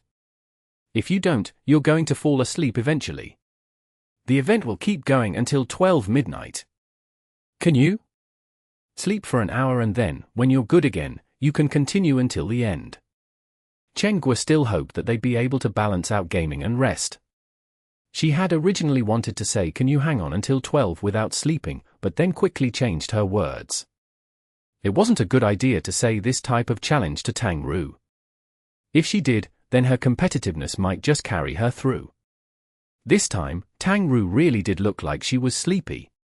She had woken up even earlier than Yi Xiu did yesterday and had stayed awake longer than Yi Xiu. Then, I'll be going to sleep for a bit. After hearing Chen Gui's urge, Tang Ru finally gave in and went to log out of the game. You don't need to log out. Yi Xiu suddenly said. Tang Ru stared blankly. Chen Gui immediately understood. She had been sitting between them for the entire day, so she obviously knew how they were killing the Christmas thieves. It was true, Tang Ru's character didn't need to log out. She could just stand there, under the clock tower, and leech experience. Yeah. You don't need to log out. There's no point in wasting the experience. Chen Gui said. Tang Ru nodded her head, then, you can have my share of the presents. This was directed at Yi Xiu. Okay. Tang Ru left shortly after. Chen Gui turned her head to ask Yi Xiu, and you? Can I take a day off? Yi Xiu said. For what? Sleep. You? Actually planning on staying up? Chen Gui asked. You know that without me, it won't work. Yi Xiu pointed at the screen and said. Let's see how long you can last. Chen Gui wouldn't try and persuade Yi Xiu. I still need to smoke. I hope you can last, too. Yi Xiu said. HMPH. Yi Xiu had been smoking the entire night. Chen Gui had persisted through. Seeing Yi Xiu light another one, she humphed, but didn't say anything. Day was even busier than at night. The event was growing nearer to the end and the players were all focusing harder. Yi Xiu was still persisting. On the other side of the screen, many players were saying in their minds, he's still not sleeping. Some of these thoughts were filled with gratitude like the 12 guilds, while others were filled with complaints like excellent dynasty. Guild leader Chen had kept an eye out for a long time. It was already 4 in the afternoon. A new wave of sleepiness hit the tired Chen Yehui, but there were still no signs of Lord Grim going offline. This guy. He's not planning on staying up for all 36 hours, is he? Chen Yehui was in a terrible mood. The more time passed, the more Chen Yehui felt like Yichio was planning on doing exactly this. He began growing uneasy. On the guild leaderboards, Excellent Dynasty had already been passed. They had recently fallen to 7th place and, as the 6 guilds in front of them passed them, the 6 guilds behind them were closing in. What to do? Happy Internet Cafe. Chen Yehui knew that Yichio was staying there. Could he do something with that knowledge? Cut their power lines? Make a fake emergency call? Do some sort of online attack? Send people over to act like they needed Yichio for something? What Chen Yehui was pondering over wasn't in his area of expertise. He was just letting his imagination run wild and letting more and more ideas rise. Chen Yehui had already vetoed these options. Seeing how everyone around him were merely gaming nerds who played the game the entire day, he had no way of carrying these ideas out. There's no way out. The sun was about to go down. Chen Yehui hadn't played the game yet and was circling about in worry. The guild leaders had slept. When they woke up and returned to the game, they saw that Lord Grim was still there. They were in admiration. In the afternoon, Lord Grim had finally made a mistake while jumping up the tower, giving everyone a false alarm. Just as he was about to fall from his mistake, amidst everyone's cries, the 1000-chance umbrella turned into a rotor wing and he flew back up to a foothold. Even with a mistake, Yichio had ways of fixing it, making them feel like the strategy was even more solid than it was before. At 6, Tang Ru came down and began controlling her soft mist again. She looked at her bag and saw lots of presents. Someone had clearly helped her pick them up. The probability that Chenghua did it was very high, but she acted like she hadn't done anything. At this time, cleansing mist was no longer moving. Yichio had called twice and hadn't gotten an answer. It seemed like she wasn't able to hang on much longer. Her character was still in experience range though. It was just that no one could help her pick up presents. Yichio called Tang Ru over for her share, but she refused, so Yichio could only keep them for himself. Su Muqing had fallen asleep for 3 hours. At 9, she suddenly woke up and immediately began playing the game again, as if nothing had happened. In the blink of an eye, midnight was closing in. Yichio moved his Lord Grim to the top of the clock tower and let out a long sigh of relief. Finished! Even though there was still a bit of time, there wasn't any time to gather another wave. He had lasted for 36 hours. Yichio had originally been extremely tired, but the instant everything was over, he suddenly felt his body relax. These 36 hours of playing hadn't been wasted. Chapter 291. Crazy Rewards. Midnight. The system announced that the Christmas event was over. From this point onwards, Christmas thieves would no longer respawn.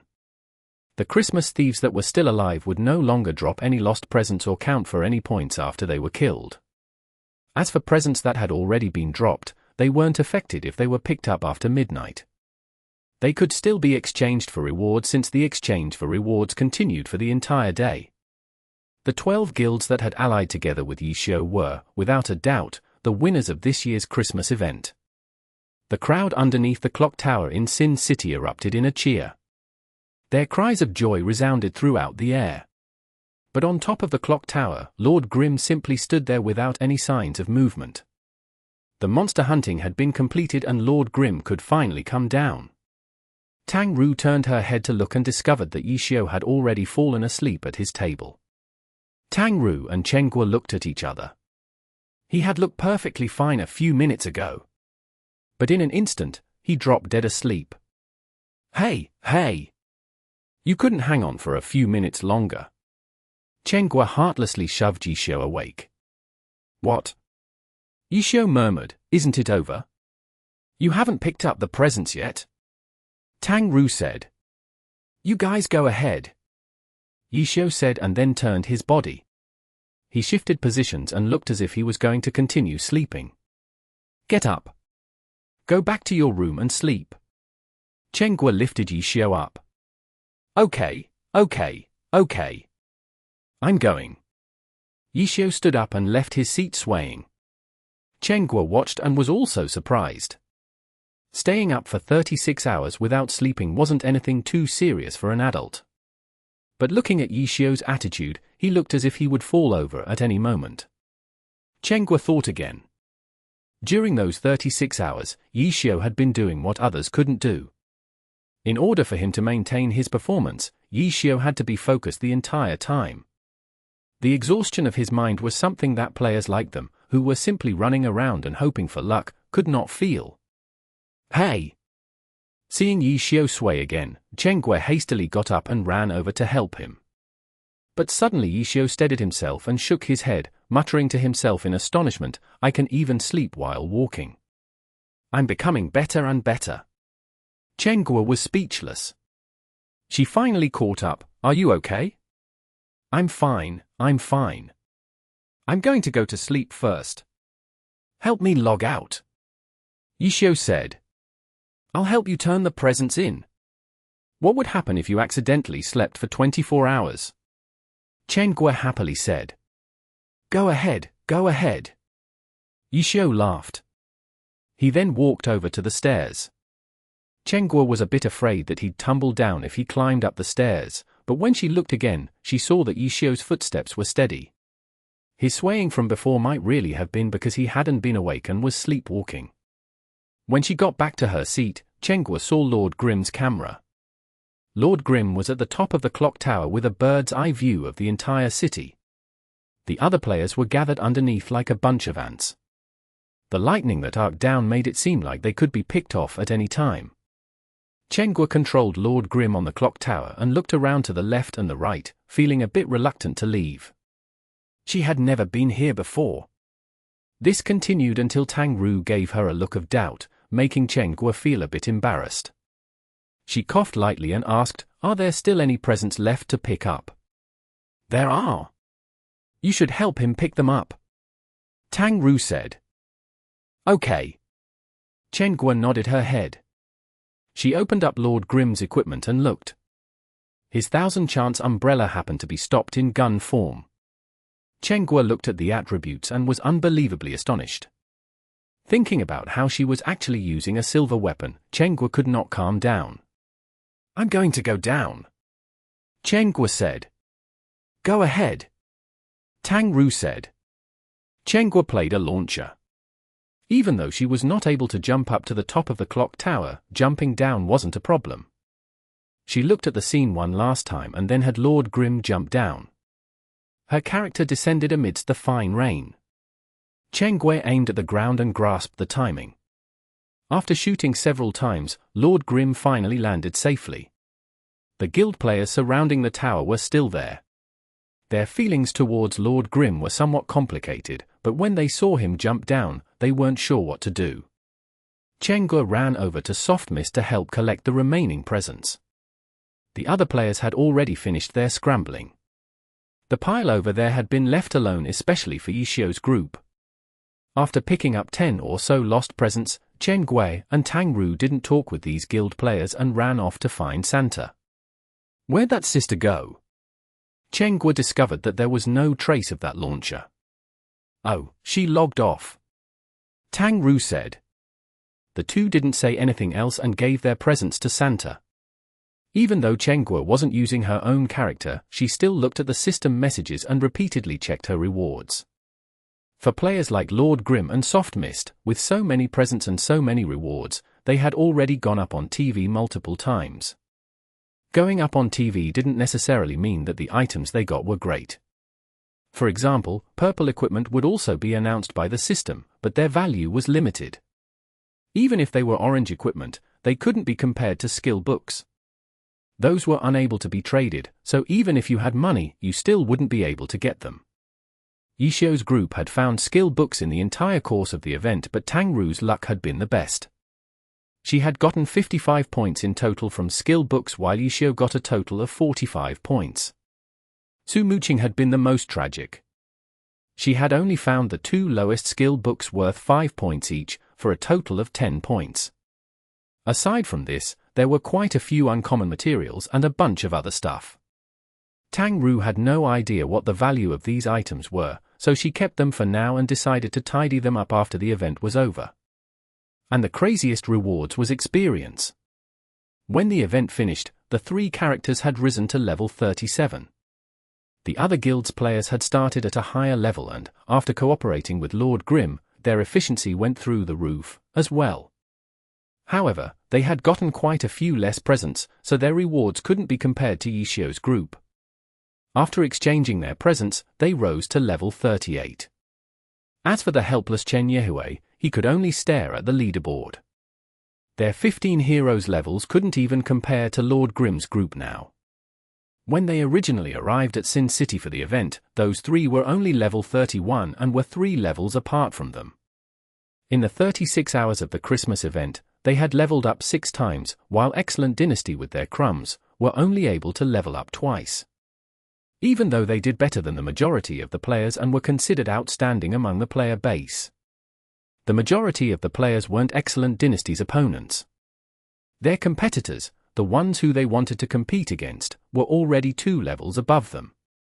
Chen Yehui was helpless towards these results. Even though they were at the bottom of the leaderboard, they had fortunately made it onto the level 36 to 40 leaderboards. As for Samsara, they had fallen to the middle of the level 31 to 35 leaderboard. The higher leveled leaderboard had its advantages. The higher the level, the greater the rewards of experience, gold, equipment, and material became. The rewards for the level 36 to 40 leaderboard was much better than the rewards for the level 31 to 35 leaderboard. It's all over? Chen Yehui finally determined that the leaderboard wouldn't change anymore. Chen Yehui let out a deep sigh. At this moment, he wasn't too annoyed because he already recognized that he had been defeated this time. Chapter 292. The Aftermath. At the end of the Christmas event, the chat was filled with players announcing their rewards. After a wave of noisiness, things gradually began to calm down. When players received a notification that the event had ended, the majority of them finished exchanging their presents and then proceeded to log off. Apart from the rewards exchanged from the lost presents, the greatest rewards came from rewards based on the total points accumulated.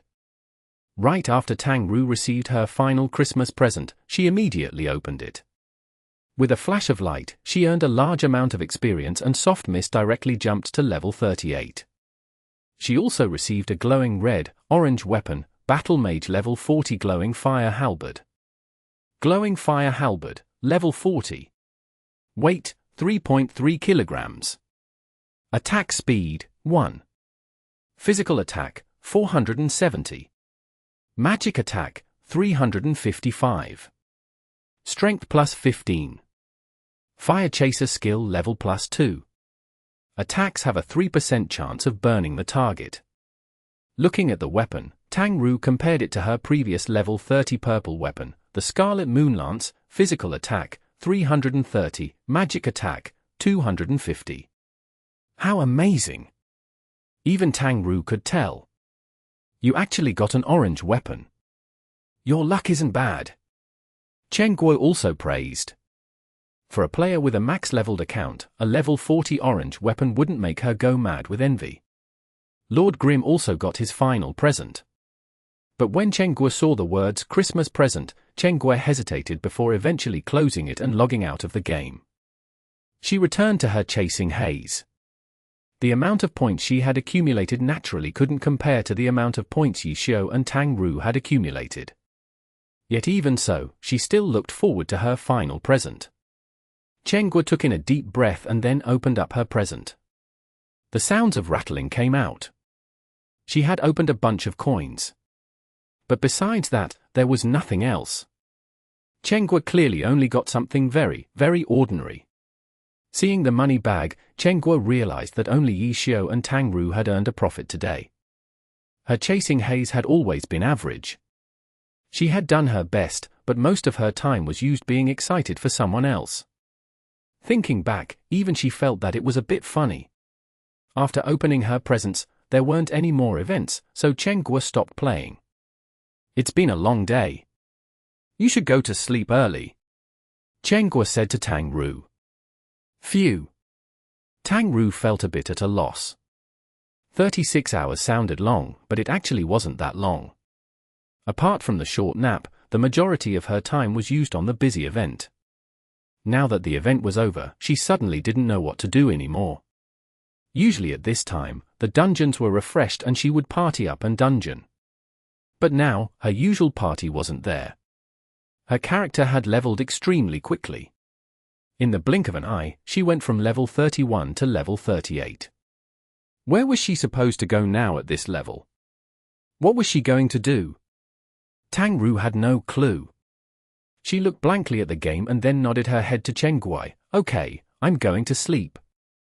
As a result, there was no Tang Ru in the corner tonight, nor a Yi Xiao at the front desk. Everything seemed like before Yi Xiao had come.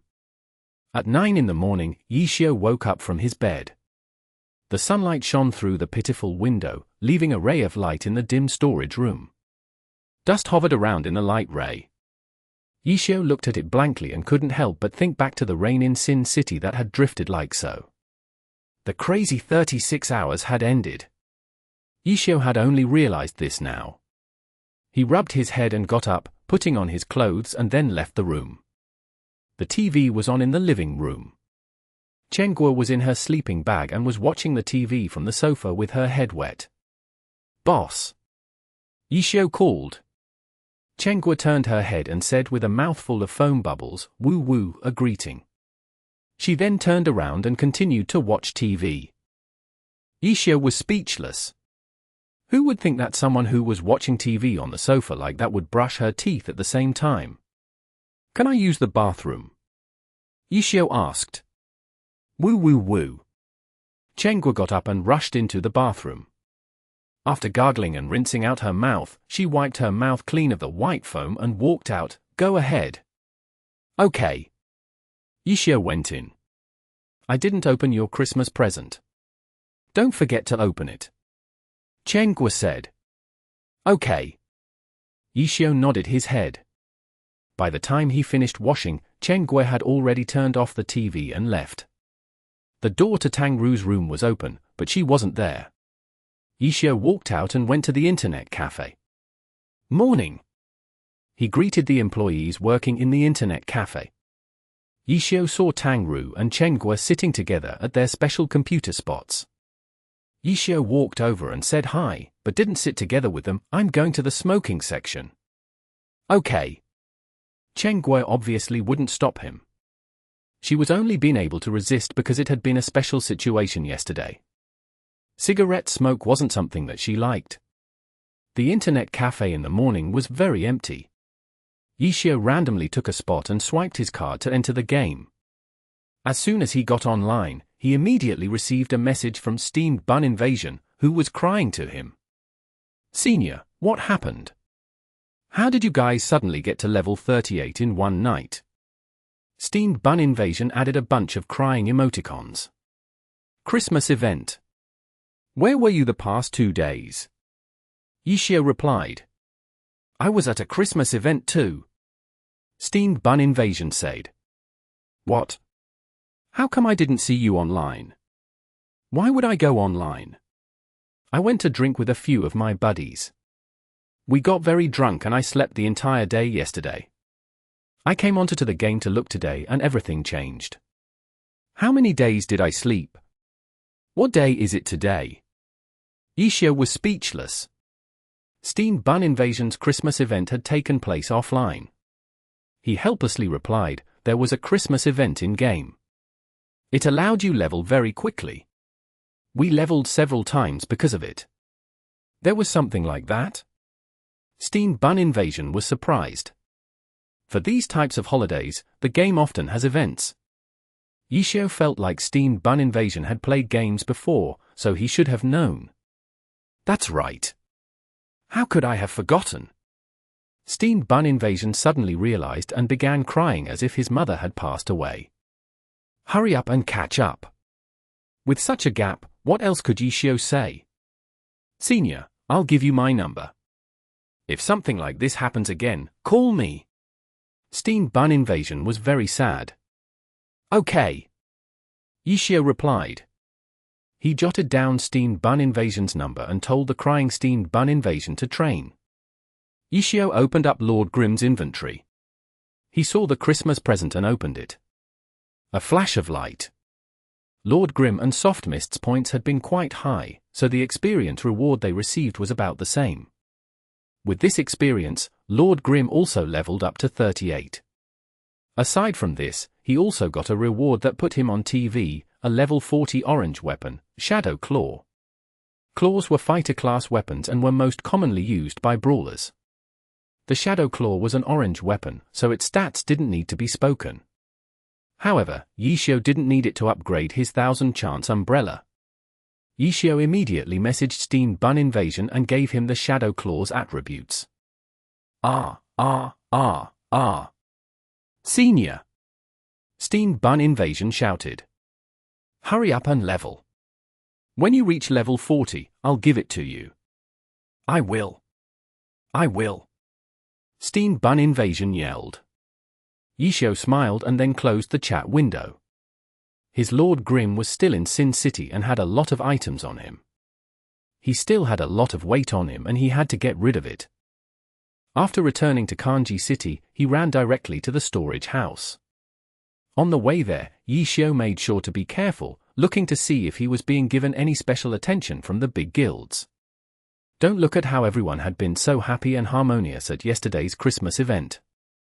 This chapter had already closed. What followed wouldn't change. For enemies like Blue Brook Guild and Herb Garden, they definitely wouldn't suddenly become friends after a single short alliance. As for Yishio, in the guild's eyes, had returned to being that dungeon record kidnapper, especially now that Lord Grimm's level could be compared to theirs, which would make them fearful once again. Yishio didn't find anything unusual after observing his surroundings. When he went to the storage house, he quickly tidied it up. Even though he had a lot of materials, in order for him to level up his 1000-chance umbrella to level 35, he still didn't have enough. For the missing parts, should he run to the market or should he sell some more guides? Yishio thought and opened up the Dungeon Records leaderboard. He looked and was surprised. Line Canyon and Fire Forest. These two dungeons' fastest times were quite frightening. Chapter 293. Lance Form. Level 35. Line Canyon's new record beat the record made by Misty Castle, who had used Yishio's guide, by 2 minutes. The record holder was Tyrannical Ambition. Even though they also had Yishio's guide, the current record surpassed the limit that could be reached by Yishio's guide. Yishio had no idea how they had done it. Looking again at Fire Forest's record, the current record holder was Blue Brook Guild. Their record was unbelievably high as well. Apart from this, not only were the top records astonishing, the first 10 records were all enough to make players dumbstruck. In the Christmas event, the players were all focused on the event. The announcements of records being broken would be washed away by the frequent notifications of rewards from presents. Yishio hadn't noticed the intense fighting for the records during those 36 hours. Thinking of this, Yishio figured out what had happened. These records had appeared because of the Christmas event. Similar to how Tangru's Soft Mist could temporarily have battle spirit, the guild's record-setting teams clearly took advantage of the Christmas event to obtain skills that they shouldn't have at this level in order to create an extremely strong team, temporarily. This type of team would no longer exist after the event ended, but their records would stay. Using this opportunity, Tyrannical Ambition dropped a ridiculous Line Canyon record. Even though no one noticed it at that time, there would definitely be ways to have people notice. And the ones who most urgently needed it was Blue Brook Guild, who was able to successfully seize the opportunity and take down Fire Forest's record. The guild's embarrassing crisis could finally be relieved. After thinking of all this, Yishio smiled. There was no longer anything of value that could be obtained from these two dungeons. Yishio opened up Sin City's dungeon records and checked them. Sin City's records were more normal. This dungeon required players to be level 37 to 39. The only players who had reached this were those 99 players from Yishio's team. Excellent Dynasty's high-leveled players were still in the level 36 range and wouldn't be able to participate in Sin City's dungeon competition, for now. The Christmas event awarded quite a few good pieces of equipment. The 12 guilds that had allied with Yishio had already allocated their equipment to create an extremely strong team. After yesterday night ended, Sin City's dungeon record was set. The current record holder was Herb Garden. Tyrannical Ambition, Blue Brook Guild, Herb Garden. Glory's 3 top guilds fully utilized this event. It had to be said that their ability to surpass other guilds wasn't without reason. Seeing that the dungeon competition had already reached Sin City, Yishio had to hurry. He hadn't yet researched the dungeon. After all, there was no way he could have known that they'd hit level 38 with this event. It would now be useful to begin his research for the guide he intended to sell. Guides, videos. Yishio opened up a browser to look up materials. Yishio wouldn't create an idiot's guide like Concealed Light. He had to find the crucial points and come up with something new. He moved the game to one side. Yishio flipped through guides and watched videos, while creating a new computer file to write things down in. After coming up with a few ideas, he still had to go back to the game to test them. Yishio returned to the game, but didn't go directly to the dungeon. He instead went to the game's equipment editor. He didn't have all of the materials necessary to fully upgrade the 1000 Chance umbrella yet, but he could upgrade a few of the forms. He had the rest of the materials from Line Canyon apart from Illusion Swordmaster Ahong's orange weapon, Scarlet Illusion Blade. 40 Sandworm Silk were used to upgrade the 1000 Chance umbrella's canopy to level 35. The piece connecting the umbrella bones, canopy, and pole needed the extremely rare amber crystal, an uncommon material dropped by the wild boss, Cliff Ronin Alpine. The connecting piece wasn't very eye-catching, but it was extremely important. During the research for the 1000 Chance umbrella, many of the tests were done for this piece. At that time, many materials were used. But after changing forms, the 1000 Chance umbrella would immediately fall apart after everything was put together. In order to find materials that could be used for the different levels, a lot of effort was put in. And right now, Yishio was adding the amber crystal into the template. After he disassembled the 1000 Chance umbrella, he just had to replace the original piece with the new one. After that, Yishio used the Scarlet Scorpion Tails and the Scarlet Stingers. 8 of each were needed. At this moment, they were used to replace the umbrella tip's 8 White Wolf Sharp Fangs. On the newly changed umbrella's tip was shown a pitch-black Scarlet Scorpion tail. Along the barb-like structure's back were streaks of black along with fine lines of blood red, the Scarlet Stingers. After exchanging everything, Yishio saved the new edit and then went back to the game.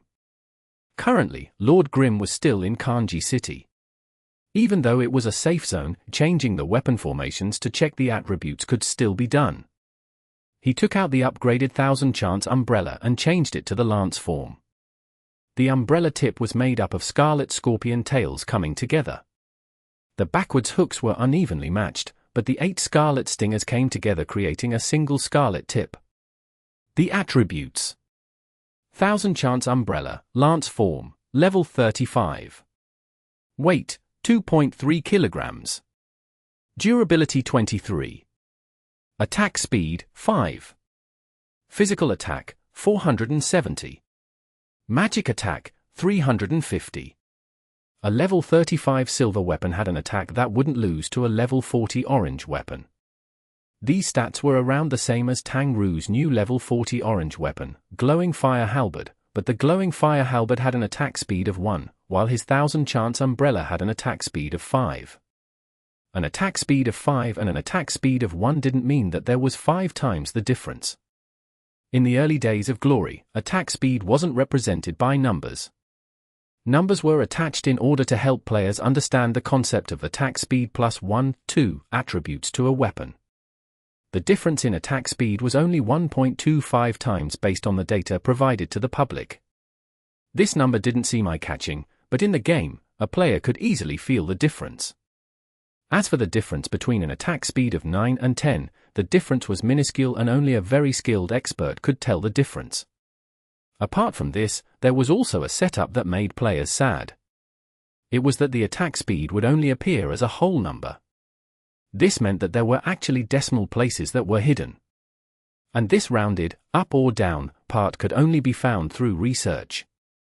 But in any case, no matter the difference in decimals between the attack speed of 5 and the attack speed of 1, as long as the difference between the two attack speeds was greater than 3, it was enough for the majority of players to feel the difference. And compared to the glowing fire halberd's additional attributes, the 1000 chance umbrella was finally no longer completely blank. The level 35,000 chance umbrella had an 8% chance to poison and an 8% chance to bleed. Chapter 294. Creating a blade. Up until now, apart from a silver weapons attack, the 1000 chance umbrella didn't have any additional attributes. It was like a white equipment. Even those green equipment from quests frequently added strength, intelligence, etc. But the 1000 chance umbrella? It never had any. Not until now. At level 35, the 1000 chance umbrella finally possessed additional attributes. The Scarlet Scorpion Tails and the Scarlet Stingers added bleed and poison effects. Comparing it to the Glowing Fire Spear's 3% burn chance, it wasn't hard to see how incredible the 1000 chance umbrella's 8% chance was. After inspecting that there weren't any problems, Yixia relaxed. The attributes of self-made weapons depended on the details. If the length of the 8 Scarlet Scorpion Tails were different or if the 8 Scarlet Stingers were assembled in a different way, it was possible that the weapon's attributes would be negatively affected. The current results had only been made through countless experiments. Seeing that the lance form was as he expected, Yixia tapped his keyboard. Lord Grimm's hand shook and opened up the 1000 chance umbrella's canopy, opening into an open umbrella. For the 1000 chance umbrella, this was the shield form. The sandworm silk didn't add any additional attributes to the level 35 shield form, but the fundamental defense and ability to absorb damage had been upgraded. However, the 1000 chance umbrella's durability didn't change. This meant that the higher the level, the more the shield couldn't be used. This shield form could only be used at the most crucial moments. The lance and shield forms had been upgraded well, but the 1000 chance umbrella's other parts such as the umbrella bones, pole, sword, etc. couldn't be upgraded yet because he didn't have enough materials. Besides the Scarlet Illusion Blade from Line Canyon, the other materials came from the level 34 to 36 Fire Forest. There still weren't many materials from Fire Forest in the entire 10th server, so it was quite difficult to gather them now. As a result, Yixia wasn't too rushed about searching for materials yet. As for the Scarlet Illusion Blade, Yixia had asked Tyrannical Ambition about it twice. The first time, it was left out because they didn't accept his price for him not acting. The second time was in Zhong Xinjia's bet, where the orange weapon was put up. Unfortunately, Tyrannical Ambition said they didn't have it and made up for it with other materials. Whether Tyrannical Ambition really had it or not, Yixia didn't know, but he could at least see that orange weapons truly were rare. I could try and buy the weapon, Yixia thought. He typed into the global chat asking to buy a Scarlet Illusion Blade.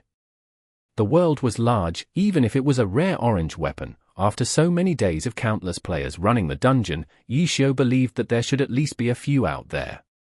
Sure enough, several friend invites were quickly sent to him. Yixia added them one by one and asked. Of the 5, one of them had heard wrong. The player thought he was selling the blade instead of buying it. With a quick flip, he became Yixia's competitor. Yixia ignored him and asked the other 4. Yixia had an idea on what the cost of the Scarlet Illusion Blade was. He only hoped that he wouldn't meet that type of stubborn noob who wouldn't let go of a high price. Even though Yixia didn't spare any expenses with his 1000 chance umbrella, that didn't mean he was going to spend more than what made sense. Of these 4, one of them was only curious about the price. He didn't even say whether he had the item or not. As for the other 3, 2 of them went up and asked for Yixia's price. Yixia naturally gave them a fair price. In the end, one of them directly replied with a buy as if he had met with a scammer. The other didn't reply for a while after hearing Yishio's reply and was considering it. As for the last one, he directly gave a price to Yishio. His starting price was much higher than Yishio's fair price. This was normal though. The seller would always try to sell it for more. Yishio didn't hurry to reply and waited for the player who didn't reply back yet. In a short moment, the player replied, a bit low. Yishio didn't say too much and made his asking price higher. He then replied with the same price to both of them. The price was higher than his original asking price, but compared to the price given by the other guy, it was lower.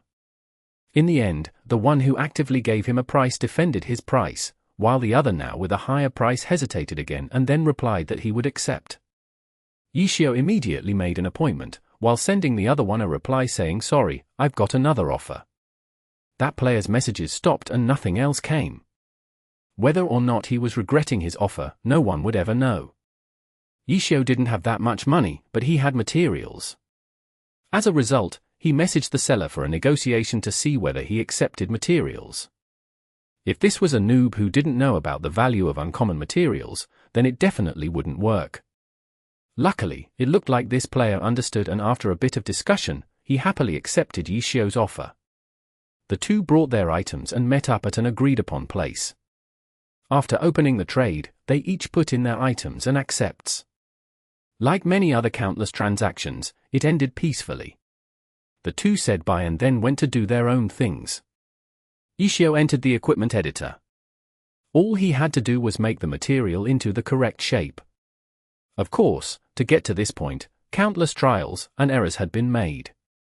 Yishio thought back on all of this with a tinge of emotion. The Scarlet Illusion blade had already been made into the correct shape. He switched the sword and saved the editor. He then entered the game and took out the sword from the 1000 Chance Umbrella's handle. Apart from the red color of the blade from the Scarlet Illusion blade, everything else changed.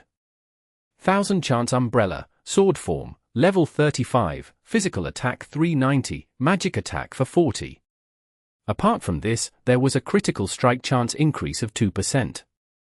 This was an additional effect that was originally in the Scarlet Illusion blade and hadn't disappeared after being put into the editor.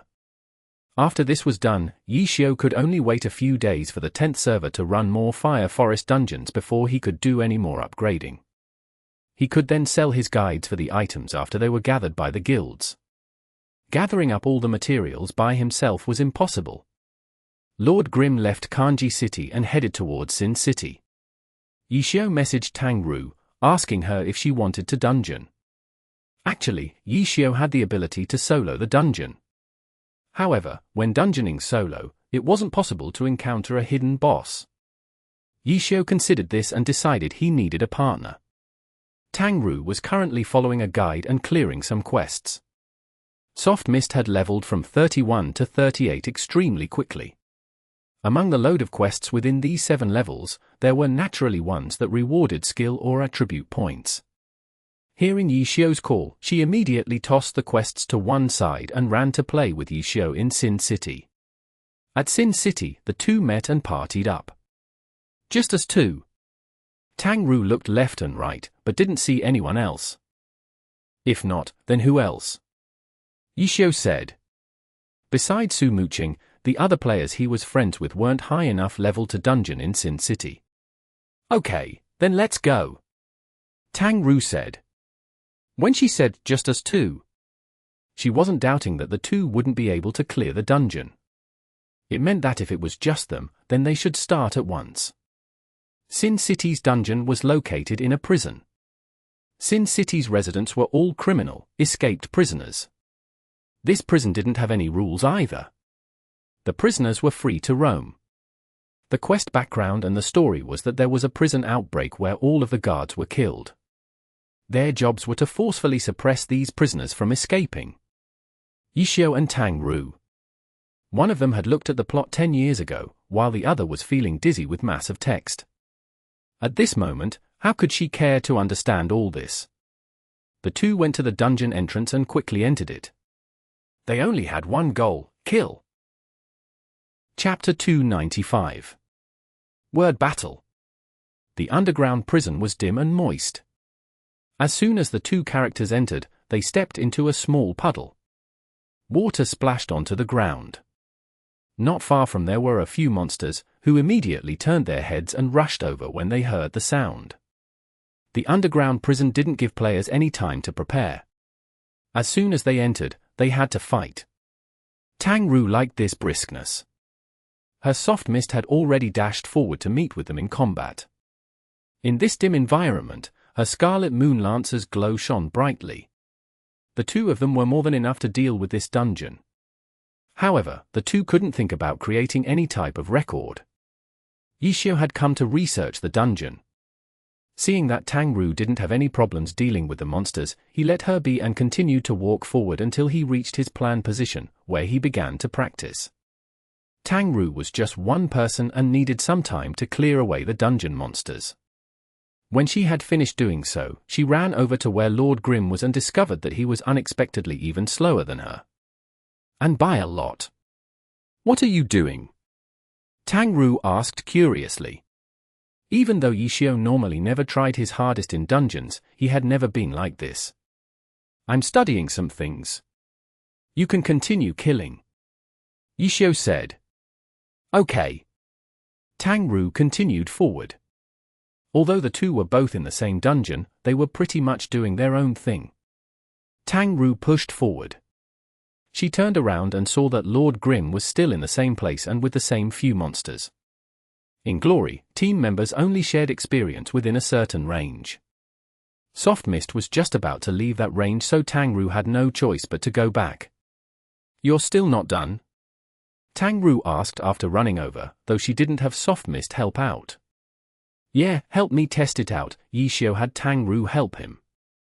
As a result, in this dungeon, the majority of the monsters were killed by Tang-Ru, while Yishio was often stopped at some spot. Once he was stopped, he would be there for several minutes. With the two going back and forth like this, the dungeon took almost 2 hours to complete. After the first run, Tang-Ru didn't say anything. During the second run, Yishio was no longer running and stopping like he was before. He began killing monsters extremely quickly, especially in the places where he had stopped at before. When he rushed forward in those areas, he was a lot more focused and more efficient. "What do you think?" Tang-Ru asked. She had helped Yishio a few times and heard Yishio's explanation. She already understood that Yishio was studying new strategies in order to clear the dungeon faster. Not bad. Yishio's research had gone smoothly. "Is it going to be used for setting records?" "Yeah, though we won't be using it." "Then what is it for?" Tang-Ru asked. "As a textbook to be sold to the big guilds." "They can't do it themselves?" "They have to rely on you." "That's hard to say," Yishio admitted. Yishio had pushed away the old and brought out the new in order to increase the dungeon clearing efficiency. Was he really the only one who could do this? Yishio understood that this might not be the case. The dungeon was fixed. For many new players, as long as they spent some effort researching it, they all had the ability to come up with a new strategy. Yishio's advantage was that he was able to use the shortest amount of time to find the most precise strategy. In Sin City's underground prison, Yishio spent his morning and afternoon running the dungeon 3 times in order to determine the strategy. However, for others, the amount of effort and time they had to put in would be far greater than Yishio. For example, Tyrannical Ambition. Tyrannical Ambition could see that the guide they had bought from Yishio was mostly the same as the usual strategy. There were only a few places that had been changed. However, these few places immediately increased the efficiency of the entire guide. This type of strategy gave Jiangyu a great enlightenment. Jiangyu obviously wasn't confident that he could compare to God Yishio. However, this was only a dungeon, which was their in-game expert's area of expertise. Some of the reasoning in Yishio's guide gave him some enlightenment. Perhaps they didn't need to exchange materials for his guide. They might be able to create their own guide. Jiangyu was currently doing just that. From yesterday night till now, he had used all of the accounts he had on hand. He didn't know how many times he had run this dungeon. Only just a moment ago, he had discovered something new again and was writing it down in a document. Jiang Yu's mood was extremely good and the guide was almost done. Guild leader, it's time to eat. When the call for lunch came out from an underling, Jiang Yu typed in the last punctuation mark. Excited, Jiang Yu erased the period he had put in and put in an exclamation mark to express his mood. He saved it and then closed the document. Jiang Yu stood up with a glowing face. What are we eating for lunch? Jiang Yu didn't feel tired at all despite his all-nighter. It was all because he was feeling extremely happy. They had benefited a lot from the Christmas event and had used that opportunity to take back their Lost Line Canyon record. And now, it was time to take Sin City's record as well. Spring had already come for Jiang Yu. Guild leader, it's going well in the 10th server, HM? A subordinate asked. Yeah, it's going well, it's going well. Jiang Yu smiled. Everyone was happy. Ever since Jiang Yu's interference in the 10th server, a dark cloud seemed to loom above the studio in Club Tyranny. Even those who weren't involved in the 10th server were affected by the 10th server's situation. Jiang Yu's repeated running into a wall in the 10th server had put forward an even harsher environment in the studio. These past few days, the atmosphere in the room had constantly been going up and down. And now, finally, it seemed like in the most recent 2 days, the skies had cleared from the storm. The guild leader had a big smile across his face and he no longer admonished them as frequently. He would even say a few jokes for them to hear, even if they weren't funny. After lunch, Jiang Yu didn't go to sleep. He directly logged into the 10th server and contacted Cold Knight. However, at this moment, Cold Knight himself wasn't there. It was a different person who had taken the account to level. Though in order to use the same account, the two people were definitely together. After a while, the real Cold Knight switched over. Jiang Yu sent him the guide he had personally researched and had Cold Knight hurry and choose players to practice it. From Yi Chio? Cold Knight asked after receiving it. Yi Chio? Aren't we only going to use that when we have no other choice? I made this guide myself. Jiang Yu said. Oh. Cold Knight didn't dare say too much. In his eyes, Yi Chio would definitely continue to sell his guides. The guild leader had gone to do battle with him and so he had also created a guide. Even though Cold Knight respected his guild leader greatly, when comparing the two, no one in their right mind would think the guild leader was better than Yi Chio, right? Cold Knight still called players to get ready to practice. They had to first understand the guide well. Each member complied as they were informed. Cold Knight received another message and saw that it was from Lord Grim. Brother, do you want a guide? Sorry, we already have one. Cold Knight replied. Oh? From who? Zhong Xinjie. Yi Chio asked. Cold Knight didn't reply for a while. The other side thought the guide was from Zhong Xinjie. If he said that it was from Jiang Yu, it would clearly be lowering themselves. It was as if the other side asked if you had gone to a banquet. You couldn't proudly say that you had actually eaten instant ramen. Instant ramen couldn't help you win any sense of superiority. You don't have to worry about that. Cold Knight replied. He felt a bit ashamed. He didn't want to say that the guide came from the guild leader, because if he did, then he'd feel like he'd be lowering the guild leader's name. It was a bit shameful. Even though Yi Chio was their tyranny's rival, he was still Yi Chio. For them, Cold Knight felt like they didn't even have the qualifications to be his enemies. Chapter 296. Can I buy out? Tyrannical Ambition had made their own guide. Yi Chio wasn't too surprised by this. With a few prompts to guide their reasoning, it didn't matter how good they were, anyone would want to try. After all, researching it was free. Not only Tyrannical Ambition, but Misty Castle was the same. When he asked Hazy Mist also evasively laughed, meaning that they didn't need it for now. Yi Chio understood and didn't expose them. Even if the two guilds researched their own guides, it would only reduce the number of his clients. This type of secret weapon definitely wouldn't be shared with other guilds or else they would be creating more competitors.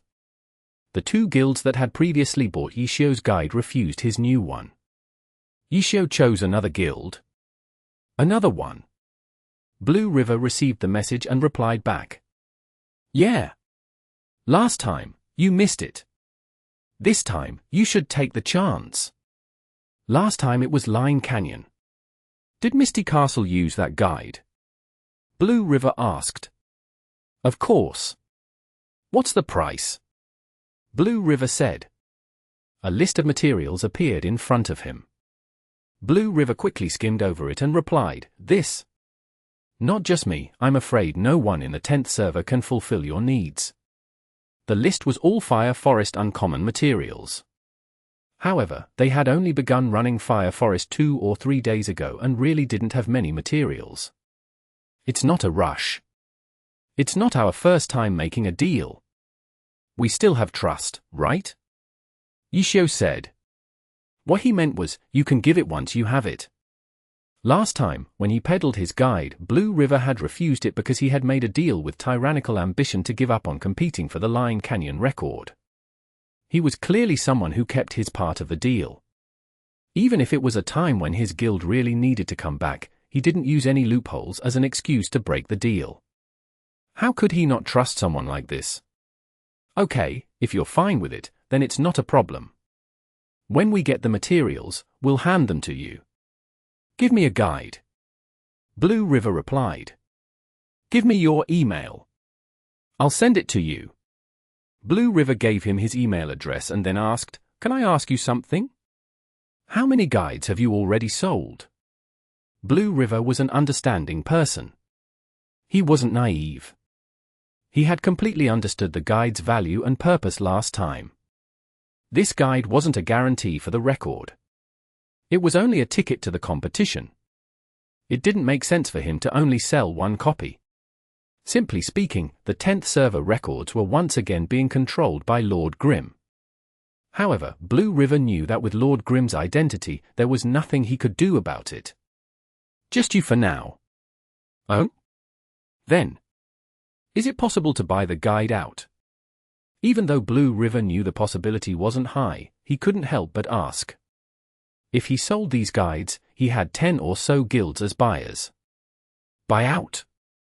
That would mean that the price would be 10 or so times higher. It wasn't something that they could pay. Ha ha. Buy out. I'm going to check the mail. Blue River saw that Yishio was avoiding the topic, so he said something to break it. Unexpectedly, Lord Grim messaged him again with a new list. If you're going to buy it out, then this is the price. Blue River was startled. He discovered that the buyout price, which he had originally thought wasn't possible, looked possible. Compared to the previous list, this buyout price only added a few more items. From the value of the list, it wasn't 10 or so times the price, but only 2 times the price. Such a cheap price was completely out of Blue River's expectations. No way. Blue River mumbled and scrolled up and down. That was it. There was nothing after it.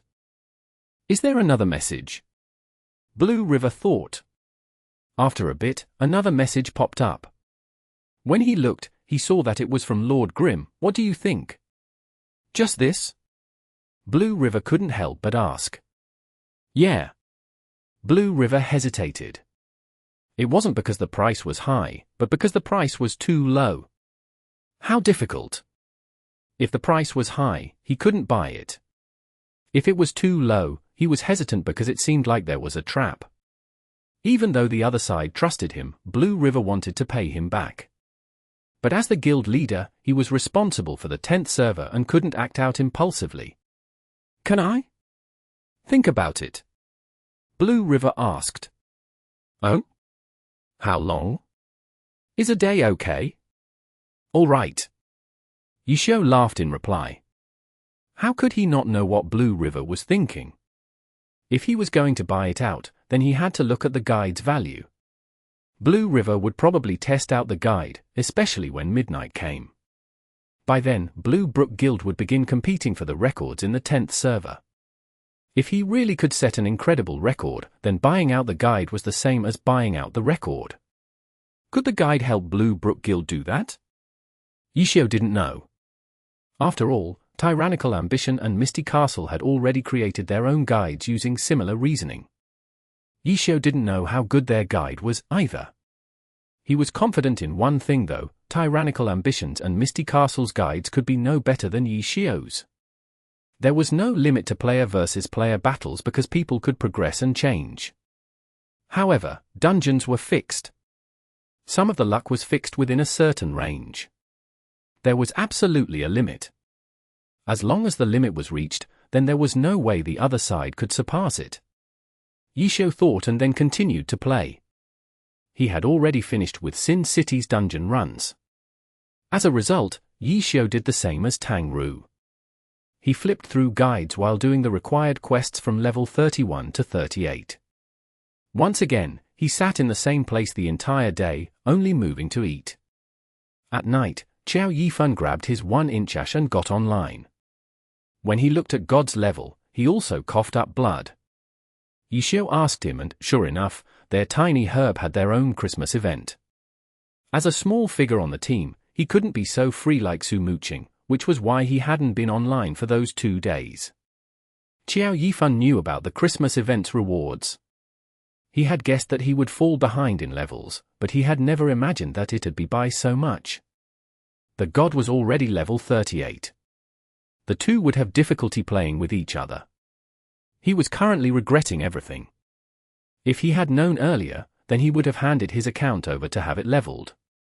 Xiao Yifan sighed, but was helpless. There was no way he could catch up on his own, he'd have to have someone level it for him. As a result, Xiao Yifan didn't really play much that night. He hastily greeted God and then logged off. He immediately contacted the substitute leveler and handed his account over. In the blink of an eye, it was midnight again. The entrances to the dungeon areas were packed with players. Yishio was at his spot during the shift. Tang Ru was in her designated spot as usual.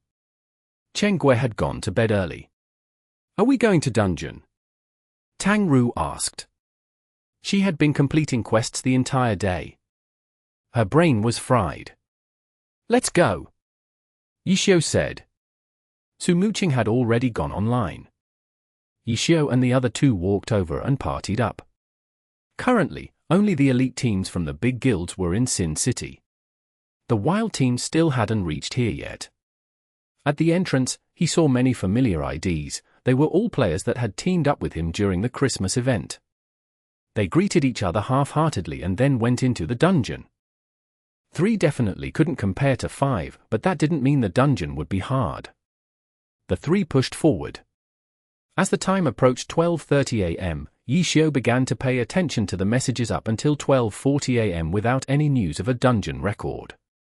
Yishio was currently thinking that the first round of running the dungeon has resulted in the guilds all having made mistakes, when he heard an announcement: Tyrannical Ambition had taken down Herb Garden Sin City dungeon record. Chapter 297. I once had a guide. The Sin City's teams from the top guilds were all undoubtedly from the Christmas event. Through their final presents rewarded experience and a day of leveling, they were now level 39. It didn't need to be said that through the Christmas events, the guilds had obtained quite a few pieces of level 35 equipment. The members of these teams already had a full set. It could be said that the competition in Sin City had reached a new level of intense fighting. The record previously held by Herb Garden had already been a fairly impressive record. If it was simply a record being broken, then it wouldn't be too astonishing. However, Tyrannical Ambition's record of 29 hours 34 minutes 71 seconds had beaten Herb Garden's by nearly 3 minutes. Such a large improvement clearly wasn't possible to achieve through luck. There had definitely been some sort of trick. The world was shocked, but when Yishio saw this, his heart relaxed. "Was it through your guide?" Tang Ru asked. "No." "Oh? Then how does it compare to your guide?" "Slightly worse," Yishio said. This was his reason for relaxing. If Tyrannical Ambition hadn't made any mistakes during their record-setting run, then Yishio was sure that their guide had a few oversights and wasn't at the limit yet. As long as Blue Brook Guild precisely did what the guide required, then breaking the record shouldn't be a problem. Then, who bought your guide? Tang Ru asked. Blue Brook Guild. Yishio said. Oh. Tang Ru had learned these names by now. It was hard to avoid a discussion in the global chat. After all, 3 days ago, Tyrannical Ambition had been beaten full of cuts and bruises from public ridicule. But with 2 back-to-back astonishing records in Line Canyon and Sin City, they came back with a powerful counterattack. With such a record, Tyrannical Ambition's voice sounded righteous and self-confident. TSK, TSK, TSK, people from Tyranny are always like this. Su Muqing said. As someone from the pro scene, she was used to calling the teens name this. To Su Muqing, Tyrannical Ambition was the same as Tyranny. Yeah, they're the type of people to never stop provoking others. Yishio said. If their record gets beaten in a bit, where will their face go? Yeah, they're too impulsive. They could have at least asked me. Yishio said.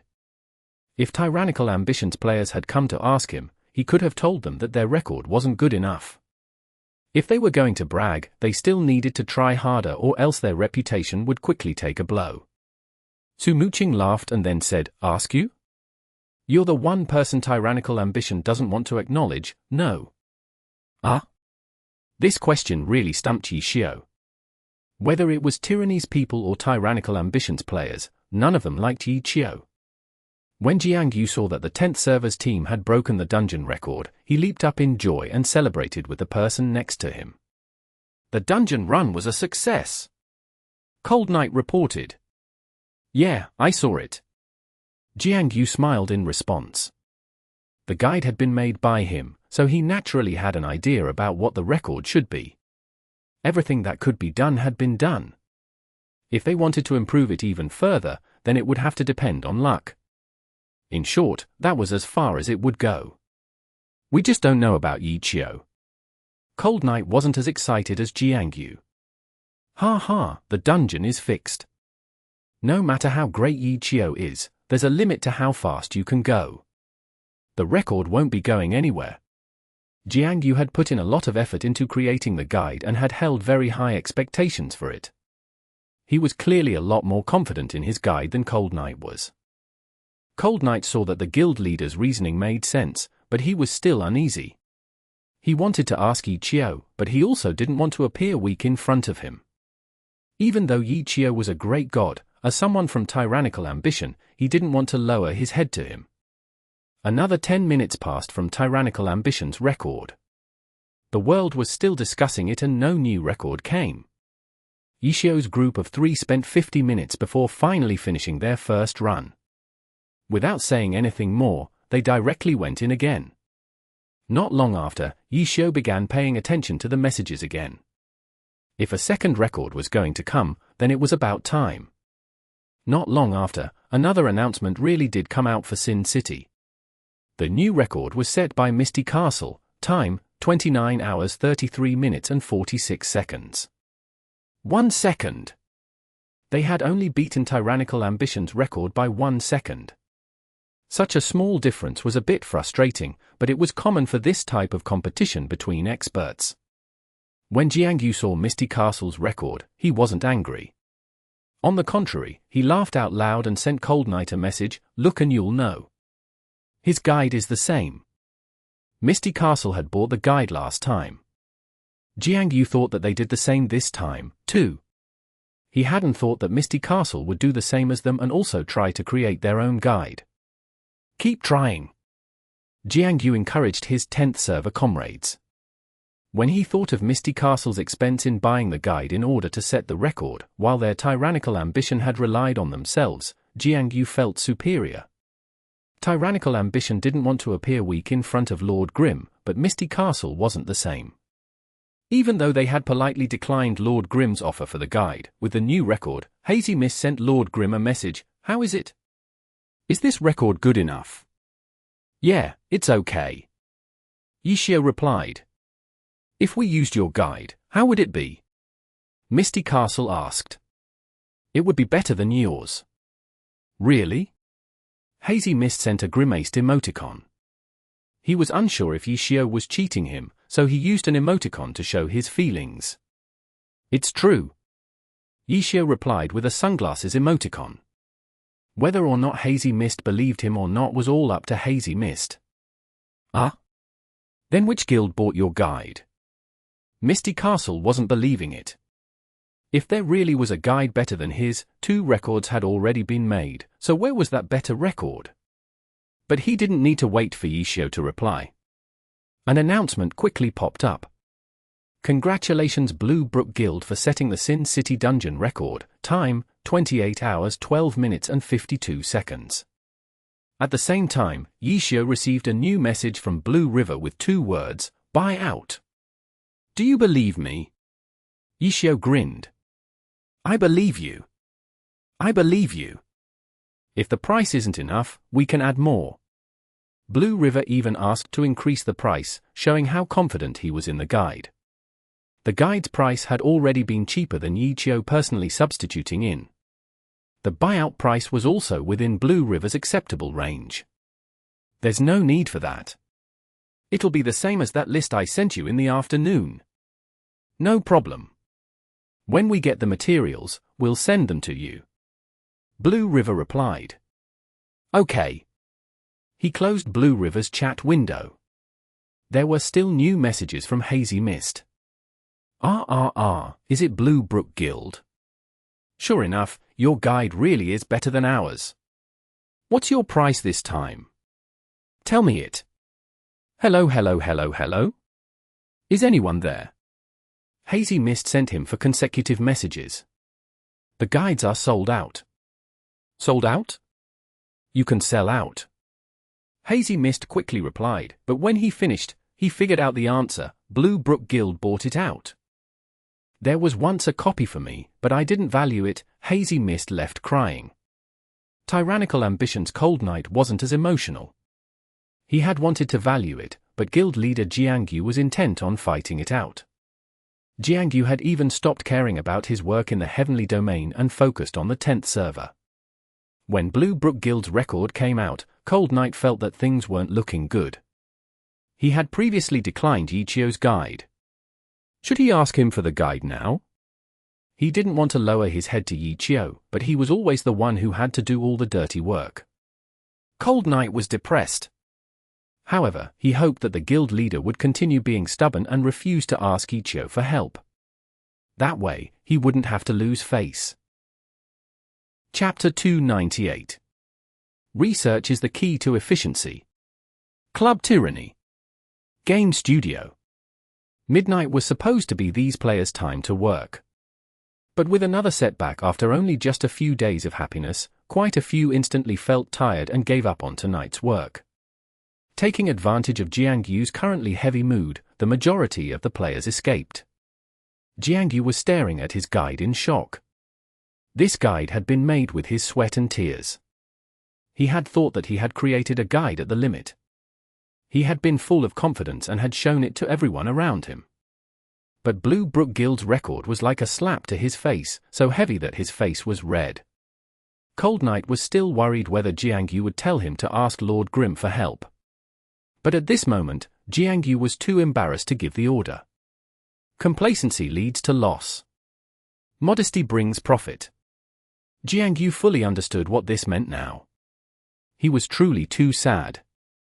Just what was he missing in his guide? Jiangyu flipped through his document. Here was everything he had researched on Sin City's underground prison. He could only take the blow. As the Grand Guild leader, he had to be respected. Where had he gone wrong? Jiangyu anxiously thought. The more anxious he became, the messier his mind became. The messier his mind became, the harder it was to find the problem. Don't look for Yixiao and ask Blue Brook Guild? Jiangyu even had this type of thought.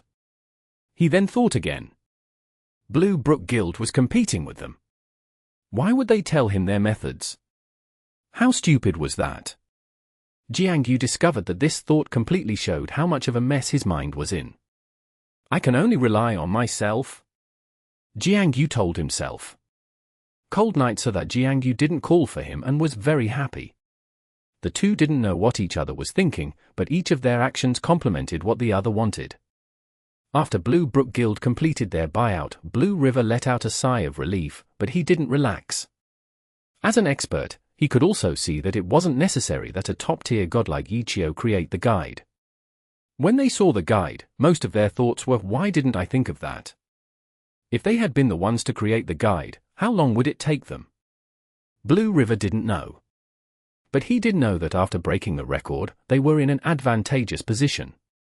Guides could be considered as research and technical development for the dungeons. If Tyrannical Ambition and Misty Castle hadn't set the record, then Blue River might not have bought it out. It was only after these two guilds set the record that Blue Brook Guild understood the value of the guide. Even if it wasn't absolute, currently, the buyout meant that they were in the lead. In Ichio's guide, even if Blue Brook Guild tried to find places to improve, they wouldn't be able to come up with anything new. As for Misty Castle, they knew that there was no way they could obtain Lord Grimm's guide. With their strength, they possessed the ability to compete. But competing with the current fastest record wouldn't be easy. The opportunity had been placed in front of them, but they hadn't valued it. After losing it, they could only look back in regret. As for Tyrannical Ambition, Jiangyu refused to compromise and continued to research. However, from his confidence in his guide, he knew that the guide was already his limit. If he wanted to break his limit, how could it be so easy? Also, his reputation was on the line and he was too embarrassed to ask others for help. He pressed forward with brute force alone and tossed and turned, but no progress was made. Ichio was now much more carefree. After finishing the needed quests, Lord Grimm was almost level 39. And next, he was ready to research the next dungeon's guide. The selling of Sin City's guide had gone by extremely smoothly. With a price that even Blue River couldn't believe, he easily sold it out. It looked as if he could have earned more if he didn't sell it out, but in reality that wasn't the case. Just like how the top guilds didn't dare look for Lord Grimm to substitute in for them, buying these guides could only be known by a small portion of the guilds. It wouldn't be good if news about it were to leak out. If the players knew that the guilds were using his guides to set records and that the guilds weren't doing it on their own, then it would be the same as before. The records would be meaningless and Ichio would then have nothing to sell. This was why it was best that these guides were slowly being spread in private. If he sold it openly, then if some evil guy waited for the guilds to set the records first and then let the secret out, it would be very bad. This time, when Misty Castle ran over to Ichio to negotiate, even though he had guessed who the guide had been sold to, Ichio never confirmed that the guide had been sold to Blue Brook Guild. The reason he did that was to guard against this. At 7 in the morning, Ichio had finished his shift. The 10th server's Sin City dungeon record stayed at that record that had been set at 1 o'clock. After that, for the 2nd, 3rd, and 4th day, Blue Brook Guild, Tyrannical Ambition, and Misty Castle worked hard. Blue Brook Guild set new records, but the time difference between each of them wasn't too great. They were all around the same time. As for Misty Castle and Tyrannical Ambition, even though they had some breakthroughs, the distance between their records and those of Blue Brook Guild were still off by a length. From level 20 onwards, when the fight for the dungeon records began, the fighting had always been bloody. Each dungeon had been beaten, wave after wave. But this time, the other guilds looked as if they had been completely beaten. Only Blue Brook Guild stood at the top without any competition. When the 4th day passed, the first 10 places on the Sin City Dungeon leaderboard were completely filled by Blue Brook Guild's team. And at this moment, the 10th server's top players were reaching level 40. Blue Brook Guild's name shook far and wide in Sin City and they had learned the benefit of being the leaders in dungeon technology. At this moment, they reached level 40 and were ready to prepare for the new dungeon's challenge. The first thing they had to do was find Ichio for a guide. God! Blue River sent a respect emoticon. Yes? We have the materials. How do we give them to you? Blue Brook Guild finally gathered all the buyout materials from Fire Forest. You can just send them to me. Ichio said.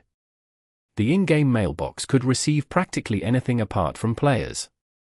Okay. And? Ha. You understand. Blue River laughed. Are you talking about the Thousand Wave Lake Dungeon guide? Of course, of course. Blue River was somewhat nervous. He was afraid that the other side would have some unexpected reply. When he looked again, he saw a new list of materials. This? What about buying out? Blue River looked. He recognized quite a few. They were Sin City materials. They didn't have all the items on the list. Even though they had run Sin City several times, the problem was that there weren't many teams running it, so they didn't have many materials. However, when he looked at their previous experiences with Yichio, Blue River felt that not having them for now shouldn't be a problem. In any case, he trusted that the other side wouldn't lie, so he directly asked for the buyout price. You want to buy it out again? This time, times 10. Yichio replied. Chapter 299. Big Sale. 10 times. Honestly speaking, this wasn't a surprising price for Blue River. After all, selling over 10 copies of the guide wouldn't be hard to do. However, for Blue River, who had already tasted the sweetness before, he felt disappointed when he heard the price. The price was a bit too high for just a dungeon record. Blue River had a certain understanding of Yichio's personality. He sighed, but he didn't haggle over the price and simply replied, "All right, give me a copy." Are you buying it out? Yichio asked. No. I just want a normal copy. Blue River hastily said. Okay. I'll send it to you right away. Blue River was a bit startled. Why did it suddenly feel like he had bought takeout rice noodles? As he thought of this, he opened up his mailbox and found the guide. Blue River immediately opened it and studied it. The dungeon science and technology had arrived. He had to hurry and understand it before he could begin using it. Blue Brook Guild was already working at it. Misty Castle wasn't sitting idle. They had spent a large amount of time, but they hadn't been able to create the most advanced guide. The dungeon competition was a fast-paced event.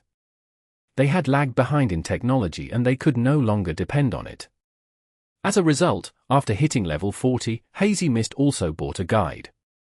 After buying it, he used the latest technology while using it as a way to learn. As for tyrannical ambition, Jiangyu had spent for days studying the Sin City dungeon, yet he always lagged behind by one step. Who knew how many of his hairs had been pulled off? Because of the special relationship between him and Yichio's identity, Jiangyu made things difficult for himself. When they reached the level 40 domain, he hadn't yet finished with Sin City when the new Thousand Waves Lake dungeon had come. As for the other guilds such as Herb Garden, they weren't as stupid.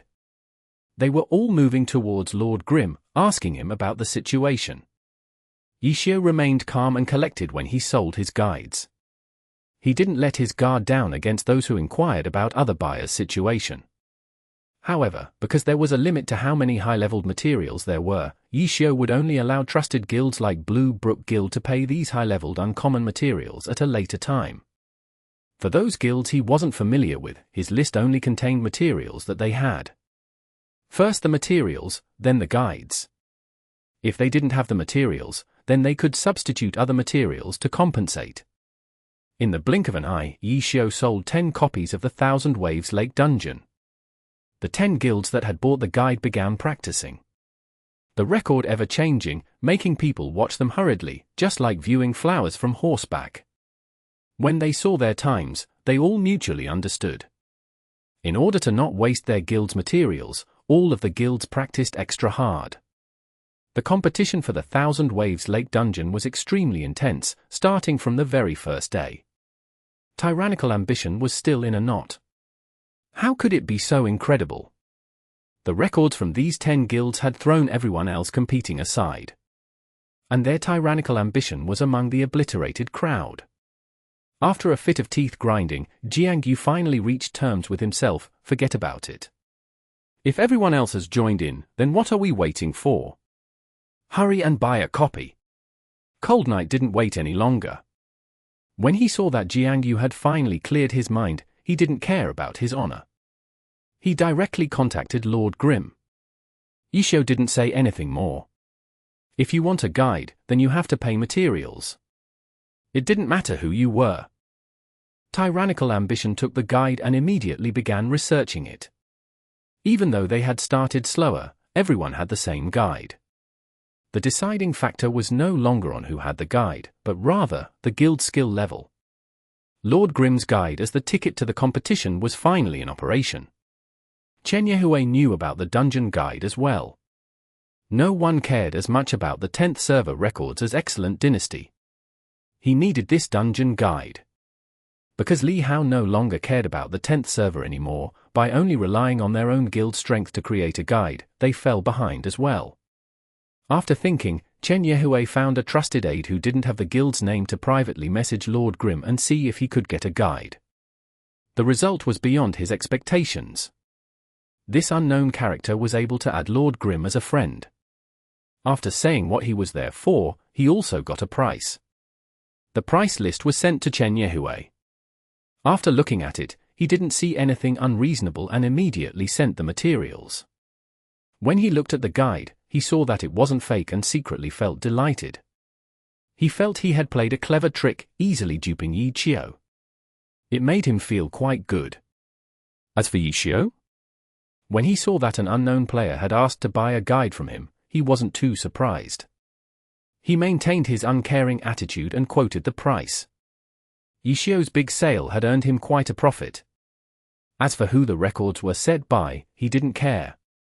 It was still too early to see the results. He was currently paying attention to the official webpage. The new year was about to come and there would be an event soon. However, because the rewards from the Christmas event had been quite good, if things went as usual, then the New Year's event wouldn't be too great. Today was the last day of the year and the day passed in the blink of an eye. The game announced a new event, which was a chain quest. Yi Qiu skimmed over the quest chain and saw that it was very complicated and was even a bit difficult. The rewards from this type of quest shouldn't be too bad, right? He immediately flipped to the rewards part. Yi Qiu looked and immediately felt disappointed. Players who completed the quest would be entered into a lottery. The rewards weren't bad, but the problem was the rewards were all real items. In terms of rewards, Glory's New Year event didn't let players down. But to Yi Qiu, real items, whether it was a computer, mouse, monitor, cell phone, keyboard, account card, or in-game currency, held no interest for him. At midnight, the calendar flipped to a new year. Glory's New Year's event began. Analysts pointed out that, due to the event's complexity and difficulty, even though it could only be done once, it might even take longer than the 3 days allotted to finish. The players didn't dare be negligent. When the event began, the NPCs were flooded with players. Yi Qiu really wasn't interested in the rewards, but he heard that the experience from the quest chain wasn't bad, so he also joined in. No matter how difficult the quests were, if players like Yi Qiu couldn't do it, then you'd have to suspect the game company's intentions. Are you planning on giving these rewards to players or not? As a result, the quests, which the analysts had claimed would not be finished in less than 3 days, was finished by Yi Qiu in 3 hours. Soon after, he obtained his rewards, 1 yuan's worth of in-game currency, making Yi Qiu seriously question whether the profits he had earned from the selling of his guides had used up all of his luck. After finishing the quests, Yi Qiu helplessly went to continue leveling. Yi Qiu had thought of taking advantage of the event's quests. Should he make a guide to sell? Should he sell his services for the more difficult parts of the quest? The value of doing these were very low. There weren't high prospects for it. Players could do it with help from their friends. Being unable to finish the quests in 3 days was complete nonsense. The rewards from the New Year's event really wasn't bad. In these 3 days, there were frequently cries of joy in the happy internet cafe. Some even won a computer, causing everyone to glare jealously at them. During the event, the dungeon competition was as fierce as ever and leveling was as fast as ever. Among these, 2 more guilds had looked to Yi Qiu for a guide. With the materials he acquired from sales of his guide, the 1000-chance umbrella had been fully upgraded to level 35. The day the event ended, Yi Qiu did his usual. He got up and was about to go to the smoking area to play, when he was suddenly stopped by Chen Guo. "Come with me on a trip this weekend." "Trip?" Yishio was surprised. Even an internet cafe manager had to do this type of thing? "Yeah, to City S." Chen Guo said. "City S?" Yishio stared blankly, when he suddenly thought of something. Chapter 300. 3 tickets. On the first weekend of every year, the Glory Pro Alliance assembled all of the pro players and host a gathering. The gathering would have many performances, especially the All-Star competition. 24 pros would be chosen through a fan vote. It could be said that these 24 pros were the 24 most popular players, with the largest fan bases. Because of this glory event, the gathering was also called the All-Star Weekend. After the great success of the first All-Star Weekend in the Glory Pro Alliance's 3rd season, the event came back every year with a different club responsible for hosting it.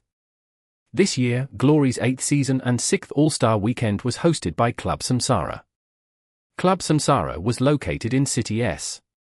Once Yishio heard Chen Guo say that they were going to City S for the weekend, he thought of this special day and understood what was going on. "Are we going to participate in the All-Star Weekend?" Yishio asked. "Yup. I managed to get 3 tickets. How amazing am I?" Chen Guo exclaimed. Even though the competitiveness during the All-Star Weekend might not be as great as a normal match, for the many fans, having the chance to watch such an exciting event was already worth the ticket price. As a result, the All-Star Weekend's tickets were in very high demand. If you wanted to buy one, money wasn't the only thing you needed. Luck played a huge part as well. Not bad, not bad. Yishio forced a smile. All-Star Weekend. With his status, he had been chosen as one of the 24 players every single year. Even this year, starting from when the vote started at the beginning of the season, the amount of votes he got was very high. It was only because he had retired midway that his name got wiped from the list. For Yishio, who didn't want to be exposed in front of the public, the All-Star Weekend was an event that required a lot of interaction, so truthfully, it wasn't an event he liked to participate in. The All-Star Weekend was a performance, so the competition there wasn't very serious. The battles between two sides wouldn't be in an enclosed area like conventional matches. The stage was set where the audience could directly see them. As a result, Yishio always hid behind the stage. His computer would then be connected to the stage by a cord. Yishio was the only one who wouldn't come up on stage. In the past, his invisibility was a part of the All-Star event and it had even turned into a type of joke. But All-Stars competition this time around would no longer have this part. Yishio had managed to escape from this year's All-Star competition with great difficulty. How could he have known that Chen Guo would buy a ticket and call him to go along? In the past, he had been a participant and this time, he would be a spectator. Thinking about this, he decided that it'd be fine and, as a result, he wouldn't decline Chen Guo's good intentions. In Chen Guo's mind, she didn't think that anyone who played Glory would refuse this type of trip. That was why she had notified Yishio. She didn't have any intention of negotiating and didn't notice Yishio's reluctance. She had already put in order the issue about the 3 not working at the internet cafe for the weekend. 3 tickets naturally meant 3 people. Yishio, Chen Guo, and the other person was, of course, Tang Ru. Tang Ru already knew, though she displayed her usual boredness. She clearly wasn't as crazy of a fan as Chen Guo was. After Yishio went online, he played for a bit and then saw that Su Muqing's cleansing mist had come online. "I'll be going to City S tomorrow," Su Muqing messaged. Considering Su Muqing's skill level, there was quite a dispute as to whether or not she belonged among the top 24 players. However, the invitations to the All-Star competition weren't chosen based on ability, but rather popularity. In this area, Su Muqing was the favorite among Glory fans. From the very start of the event, she had been chosen as one of the 24 stars every time. "Yeah, I'll be going too," Yishio replied. "Ah? You're going too? They found you?" Su Muqing asked. "What? Who found me?" Yishio was puzzled. For this year's All-Star Weekend, of course. Samsara hoped that you would be able to come on stage with a special invitation, so they contacted Excellent Era. The manager even came to ask me whether I could contact you. I, however, ignored him. Su Muqing replied. Oh, not that. I have a ticket. You bought a ticket. How thoughtful. Nah, it's my boss. She got 3 tickets and asked me to tag along. Yishio said. Oh, as a spectator? Yeah. It'll probably feel very different, right? Probably. I want to be a spectator too. Get sick again. Yishio suggested. It probably won't work this time. Su Muqing sent a sad face. When she skipped the team's Christmas activity, it was obvious that being sick was just an excuse. They just didn't bother with her. As for this all-star event, even though it wasn't an official competition, it was definitely an official event. Sick? You'd need proof. Come on. Yishio obviously understood. This type of official event was quite difficult to escape from. Yishio wasn't the only one who didn't want to participate in the all-star event, but everyone still went anyways. After chatting for a bit, the two continued to play. It was just the all-star weekend. They had gone many times already. There was nothing extraordinarily amazing about it. It was just that Chenggue had only watched the streams before and she didn't have any partners before, so she was too lazy to go. Now that she had Yishio and Tangru to accompany her, Chenggue got 3 tickets and prepared to join in on the excitement. A day passed and Friday came. In the afternoon, the 3 flew over to City S. They arrived at the hotel Chenggue had booked. She and Tangru would be in one room. Yishio was lucky and got his own room to himself. After packing up, Chenggue shouted at them to get ready to leave. The All-Star Weekend didn't only last one day. It would start from 8 on Friday and would last for 2.5 days. Chenggue was already unable to wait any longer. She dragged the 2 out the door and studied the map the entire way there. After looking at it for a long time, she still didn't understand the directions to the event. Yishio was just about to say something, when Chenggue suddenly made a decision: call a taxi. But this taxi driver clearly wasn't a Glory fan. In his mind, Club Samsara wasn't a landmark. After hearing her, he stopped the taxi and repeatedly asked Chenggue to confirm that those were the correct words.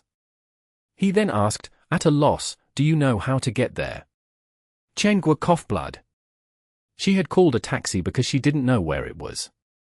It's not too far from here. Chenggue vaguely said. It was true that it wasn't that far.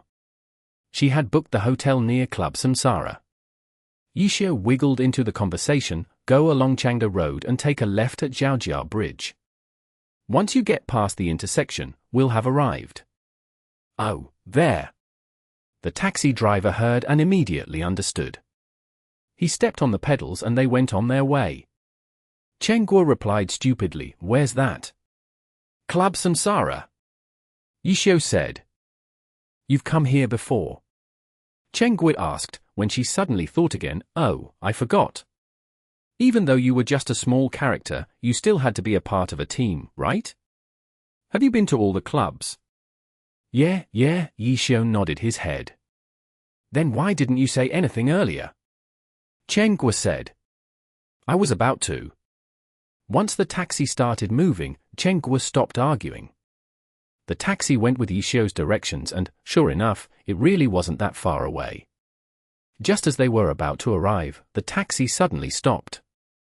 The taxi driver stuck his head out the window and looked at the traffic. He opened his mouth, stunned. Why's the traffic so bad? The taxi driver couldn't understand the reason for the traffic jam. See the sidewalk up ahead? You can let us off there, Yishio said. As a result, the 3 got off at the sidewalk. They looked at the traffic jam.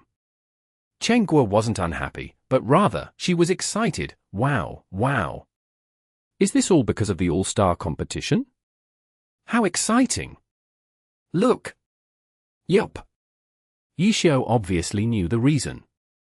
Experienced fans wouldn't drive to the event. They'd be stuck in traffic, and it was highly likely that they wouldn't be able to find a spot to park. Lead the way. Chen Guo waved her hands. After knowing that Yishio knew the way, she threw her map into the trash can. Yishio looked around left and right. He led the two, and they soon arrived. The entrance had already been arranged. Amidst the crowd of people, the three quickly entered Samsara's stadium. The esports stadium wasn't any smaller than a conventional stadium. The biggest difference was that the stage in the middle of the stadium had many electronic screens. Those watching the TV and internet broadcast could only watch as the stream chose the scenes for them. But at the actual location, everyone had their own display screen especially for them. The spectators could choose to watch from all sorts of points of view. There were also slow-motion shots for them to look at. In this type of esports arena, besides the atmosphere, they could watch from all around, which was something that those who watching the broadcast didn't have access to. Especially in the team competition, the 10 characters were all fighting at different spots on the map. How the broadcast chose the viewpoint really made the internet watchers curious. Only those at the scene could fully appreciate the competition's brilliance.